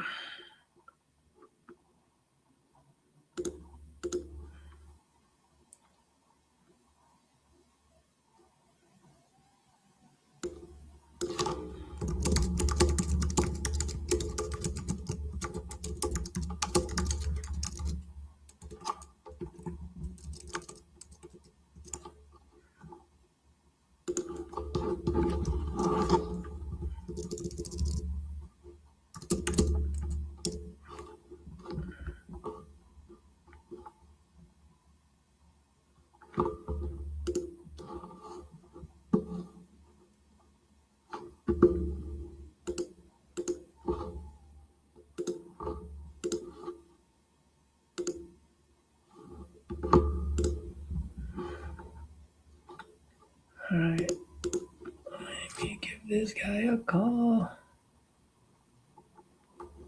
Oh, someone just contacted me saying they're ready to talk to me. So maybe I'll, you know what, guys? I'll make one more phone call before I go. Oh my gosh, there's another one. There's another one. Good afternoon, this is Caesar.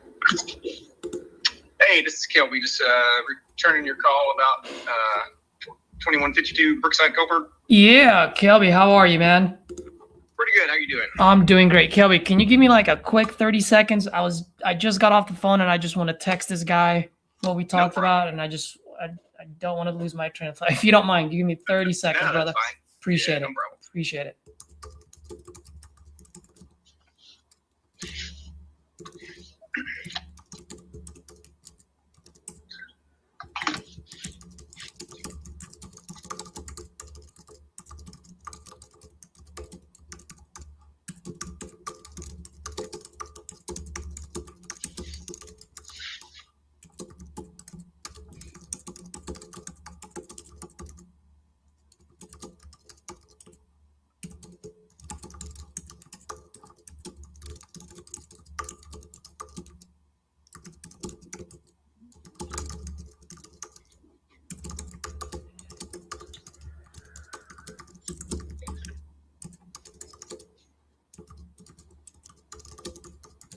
Almost done here, man. By the way, I noticed your area code. Are you out in no, that's Memphis. Yeah, I live just outside of Memphis. Oh, nice. What part? Collierville. Got it. Yeah, man, I do quite a bit of business out in Memphis. That's how I knew the area code. Oh yeah. Cool. All right. How's and then this property of yours that we're talking about, is this the one in California, or? This was about 2152 Colbert Brookside, right? Yeah. Now that one's just outside of Birmingham. Oh, Birmingham. Yes. Okay. All right. Sorry about that. There was another person that I called earlier. I had the same out of Memphis, and their property was in California. That's why. Yeah, no problem. All right, cool. So I'm pulling this up. So obviously you're looking to sell this, otherwise you wouldn't have called. How much are you looking to get for this one?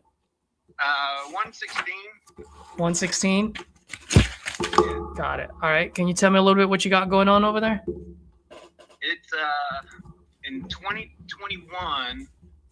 I've had it about 4.5 years, or no, four, something like that. And it was fully remodeled back then. So that's a new metal roof, new HVAC, new water heater, new flooring throughout, new kitchen countertops, new bathrooms, all new, everything. Even the plumbing in the house is completely all new PEX plumbing, and new. Even all the drain plumbing is all new PVCs. There's no galvanized stuff in there, whatnot. So it's 3.2, and sometimes it shows like 1,000 square feet online, but it's 1,228.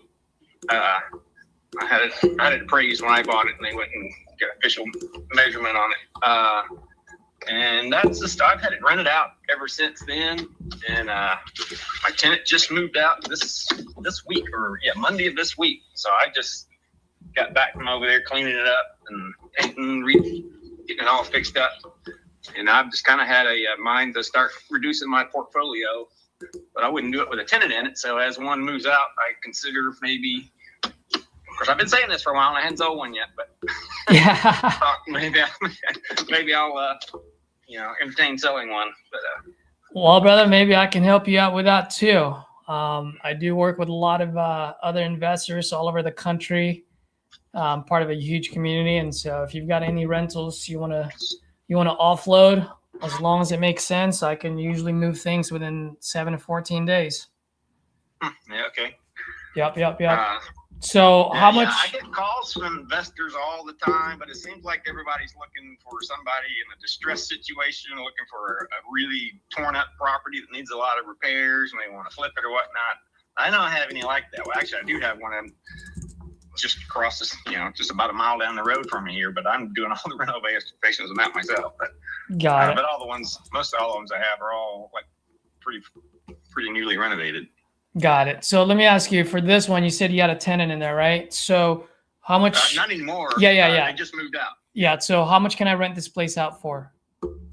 I had it rented for, it was somewhere right around 1,000, but it probably rent for more than that. I generally, when I get a tenant in there, I just do like a minimal, like $20 a year raise. My motto is I don't want to give anybody any reason to move out, because that's generally the expense in a rental property, right? So you got to turnover, Yep. Costs more. Yeah, I just soon like lose a little on rent, and if they think about moving, they look around and go, I can't get a better deal anywhere else, and just stay maybe. But, Yeah. So I can rent it out for about 1,000. You're saying 1,100 maybe? yeah, maybe up to 1,100. Seemed like Zillow was saying you could rent it for 1,200, but they seem a little high sometimes. So. Yeah, they are. So 1,100 might be fair. Yeah, because I'm looking at my prop stream, which is 1,000. Zillow's 12, so let's say 1,100. How much work do I need to do to get this thing rent ready for the next one? It's so like I said, I went and did all the painting. It's inside isn't fully painted up. Outside, there was like a couple places on siding that it still needs like a little touch up, and that is pretty much it. There's some still needs some like minor touch up paint, on the outside in a few little places. Not much, but that's pretty much it. Everything's functional inside and cleaned up. Well, it still needs like a deep clean. I'm going to have a team go out and do the full, like, scrub everything down, do that. But Got it. Man, have you ever thought of maybe just putting it up on the market with a realtor on this one? Well, yeah, I met a guy out there like 2 days. When I was out there like all day Thursday and Friday. Yeah, the previous 2 days. Mm-hmm. The guy came out that works with the team that I bought it from, and we did talk about listing it, and ultimately we'll probably go that route. And he was thinking 129 to 130, what we would list it on the market for. Yep. So that's exactly how I have it on here too. About 120, 129, between 120 and 129. Okay, that reminds me, there is one more thing. Like the back porch has got some paint flaking on it. It's got if you see the pictures of the porch on the back, like a brown paint wood up about 6 feet high, whatever, maybe not that high, something like that. And there's like some carpenter bees starting to drill some holes in the back of it. So I was going to have somebody go and take care of that. So those two issues, the only thing that I know of is like maybe repaint some areas on that back porch and a couple places of siding. So we were going to have somebody go out and take care of that. And once that's all done, and maybe some more cleanup in the yard, I cleaned out a lot of bushes around the house, but it looked like the yard wasn't mowed in like the past 2 months when I was there, but I didn't carry a mower when I went out there. So Yep. basic yard maintenance. And then probably and it might be 3 weeks before we get all this done. I was going to probably put it up on the market. But yeah. I'm opening, if somebody, I know if I have to list it on the market, I'll probably, I'll pay realtor fees, and there might be some bickering back and forth about some little knick-knacky stuff, So I would be open to that much of a discount. Yeah. Well, let me ask you this. It sounds like you're pretty well taken care of here. Are you looking for maximum value, or do you want to sell this quick?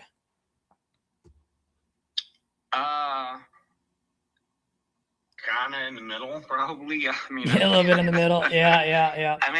The guy I talked to, he said he is listed. He has two. One's still pending right now, and I think one just sold in the past, just like 3 or 4 months. And both of them, he's listed in that area. They went pending within 30 days. So that was a little bit encouraging for me. Just like, well, I put it up for that 129, 130. if they had to go sell that quick in there, apparently there's a man, and this is a 3-2, more highly sought out, format. So I'd hate to discount much more than what I said, because I feel like there's reasonable confidence I can put it on the market in 30 days, and Yeah. maybe a little more than that. But yeah, I would take off a little risk, to. Yeah, sell it I direct. think, man, from an investor, I think your best way would be to put it on the market, because here's the thing, like the 120 to 129 is exactly where I would put it on the market for myself if after I do a little bit of paint here and there. So if I can only sell it for, let's say 125, right in between 120 129. If I could only sell it for 125, in order for me to have any meat on the bone, right, I would need to be at like 70 on this. Because if I buy it at 70, my all-in number after all the closing costs, holding costs, a little bit of repairs here and there is about 100,000. So your only interest is trying to buy it for me and then resell it for somebody else for markup. no, my thing is we're going to go ahead and buy it off you, paint a little bit, do a little bit here and there, probably put anywhere from $5,000 to maybe $10,000 of repairs, and then sell it on the market at 125. I'll say there's more like $800 worth of repairs that could be done. No, I understand that. I just, I mean, you've bought a lot of properties. I mean, you got to give yourself a little bit of cushion just in case something comes up, right? You just never know. So when I say 10,000, that's just me saying, just in case there are certain things that you forgot to mention, or you know what I mean. You never know, right? So I got to give myself a little bit of cushion. That's all. No, you're totally right. I would be in the same market, but it's just probably not the property for you, because I know the condition of the property, and you're right. Yeah, I'm just gonna go list it on the market. But if somebody wants it, Yeah, before and then I'll sell it to you. But yeah, and even if I look at it on a rental side, I mean, when I buy rentals, and you probably do the same since you have quite a bit of rentals, I just look at two things. One, can I at least have 20% equity, so in that way I can burr it out? And two, can I get this as close as possible to 1.5%? That's just my rent divided by my all-in number. So that would actually be a pretty fair price. If somebody wants to buy it for a rental, you're really close to that 1-for-10 ratio on the price per monthly rent. So yeah. So it all just, I mean, at 110, there's no equity though. That's the only thing.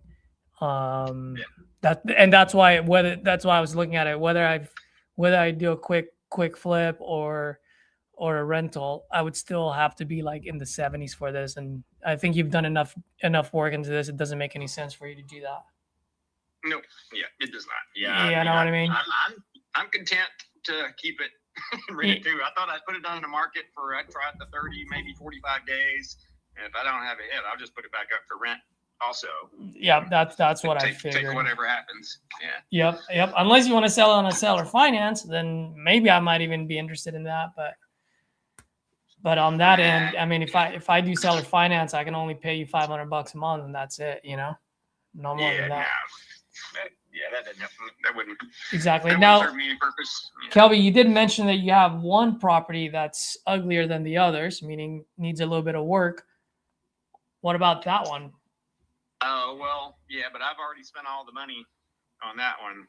I mean, all the big money. I've already put the new roof, ripped out subfloor in the kitchen, put in new cabinets, new countertop, all new flooring and vanity and stuff in the kitchen and bath. It's had original hardwood flooring throughout the house. I've already spent all the money. It's got to be spent. It's probably going to take me another month, mainly because I'm going to be out of town so much. But yeah. I gotcha. No worries. Well, hey, one last question for you before I let you go. Are you constantly, or are you actively adding more rentals into your portfolio? No. My thought is really to whittle down my portfolio over maybe the next decade. So ideally I would sell one every 9 months and be completely liquidated by the time I'm drawing Social Security, Yeah. Well, if you want to sell your whole portfolio, that's something that I may look into. But usually when I do portfolios, that would be like on a note. That would be like on a seller finance. And that way you get a pretty good chunk of down payment and you get a pretty good chunk every month and you don't have to worry about tenants and toilets anymore. Well, you know, I have had offers from a couple of times. People have asked me to want to buy my whole portfolio, and I wasn't interested. I just threw it in the trash. But now I had thought about that lately. So how would that? I mean, you're probably looking to buy them at a discount, right? Yeah. So, I mean, if it's a straight cash deal, then obviously I will look for a big discount. If we do it on a seller finance, then I can get as close as, I can get closer to your asking price. I just need to make sure that I can cash flow, right?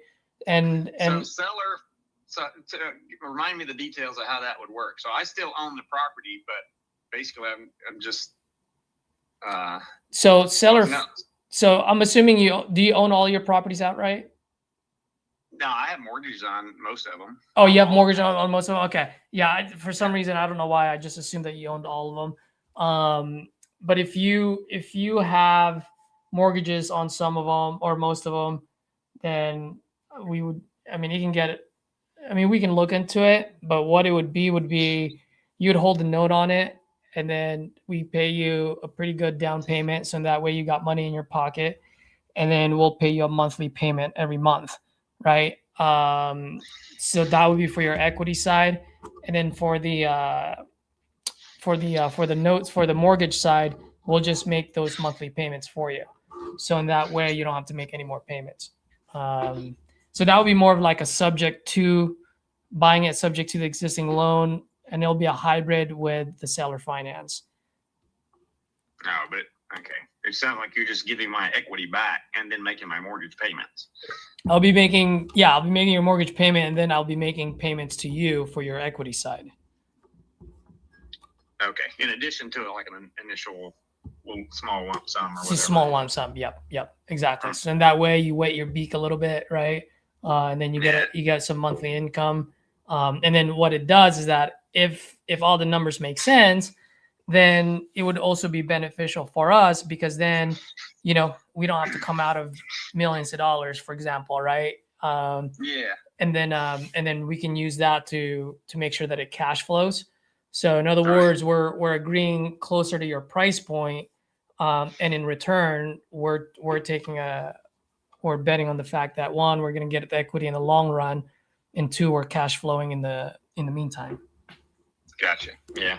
Okay, yeah, I was just really curious to how that worked. I don't know that I'm really that interested in doing that yet, but who knows? Maybe one day soon I might be more in that route. If I do, I'll give you a shout and we can go into more details about it. Yeah, absolutely, brother. Add me to your contact list and I'll send you my info as well. I'll text you from my personal cell phone number, and then when the time is right, let me know and we can work something out. All right. Sounds good. All right. Thanks, bro. Bye. All right. Thanks. See ya. All right. That could have been a 7-minute call. It was 13 minutes, actually 18, but the last 5 minutes was just more on the buyer side. So I'm cool with that.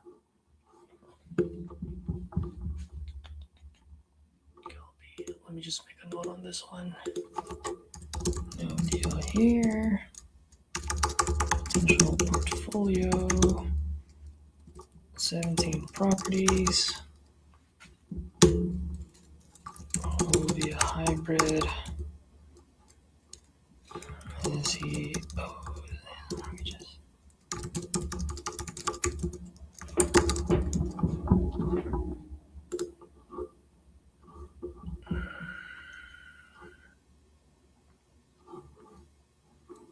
Cool. Let's do it. All right, guys. Wow, 5 hours. Saturday Power Hour always turns into a Saturday Power Day. Sent out 3 contracts, got 1 signed, and I still have 8 more that I need to chase. So pretty overall for the week, I'm not that happy with my results. because I usually have pretty good closing ratio on if I send out 5 contracts, usually I get anywhere between 3 to 4 signed. So I have way too many contracts sent out there. I need to go back to my calls to see was it a me problem or was it just one of those odd weeks, because that can happen. So usually on my Sundays, that's what I do. I look into what I did for the week. I listen to my calls, do a quick call review, and really just do an honest self inventory on what happened, and then plan for the week. So that's what I'll be doing tomorrow. And then just kind of get my mind off of talking to sellers, buyers, whatever, and really just plan for the remainder of the year, and then just hit it hard again Monday morning. So that's what I usually do, guys. That's how I end my week. Hopefully this was fun. This was great for you guys. Hopefully you guys learned quite a bit. And then some folks that are still watching, here's what I'd like to do on Monday. I would like to call it CRMs, which is Call Review Mondays. For the folks that are on here, who would want to be live on YouTube on Monday with me, where you come in with a call of yours that you did with a seller, and both you and I will literally pause and play and do a call review with that seller. See where you did well, where you could have improved, or maybe where you missed a couple of key moments of truth. And then overall, the main point of it is to help you grow and improve so that you can lock up more deals. So I don't know who else is on here, but if any of you guys are down to do that, drop it on the chat here before I go. And then let me get your email address or your DM, so that way I can connect with you, or you can connect with me actually. Now I just put my banner up there. You can reach me on Facebook, Instagram, YouTube. It's all my full name. Let's do it. Rita, yes, I did have, I sent out 3 contracts and I had 1 signed.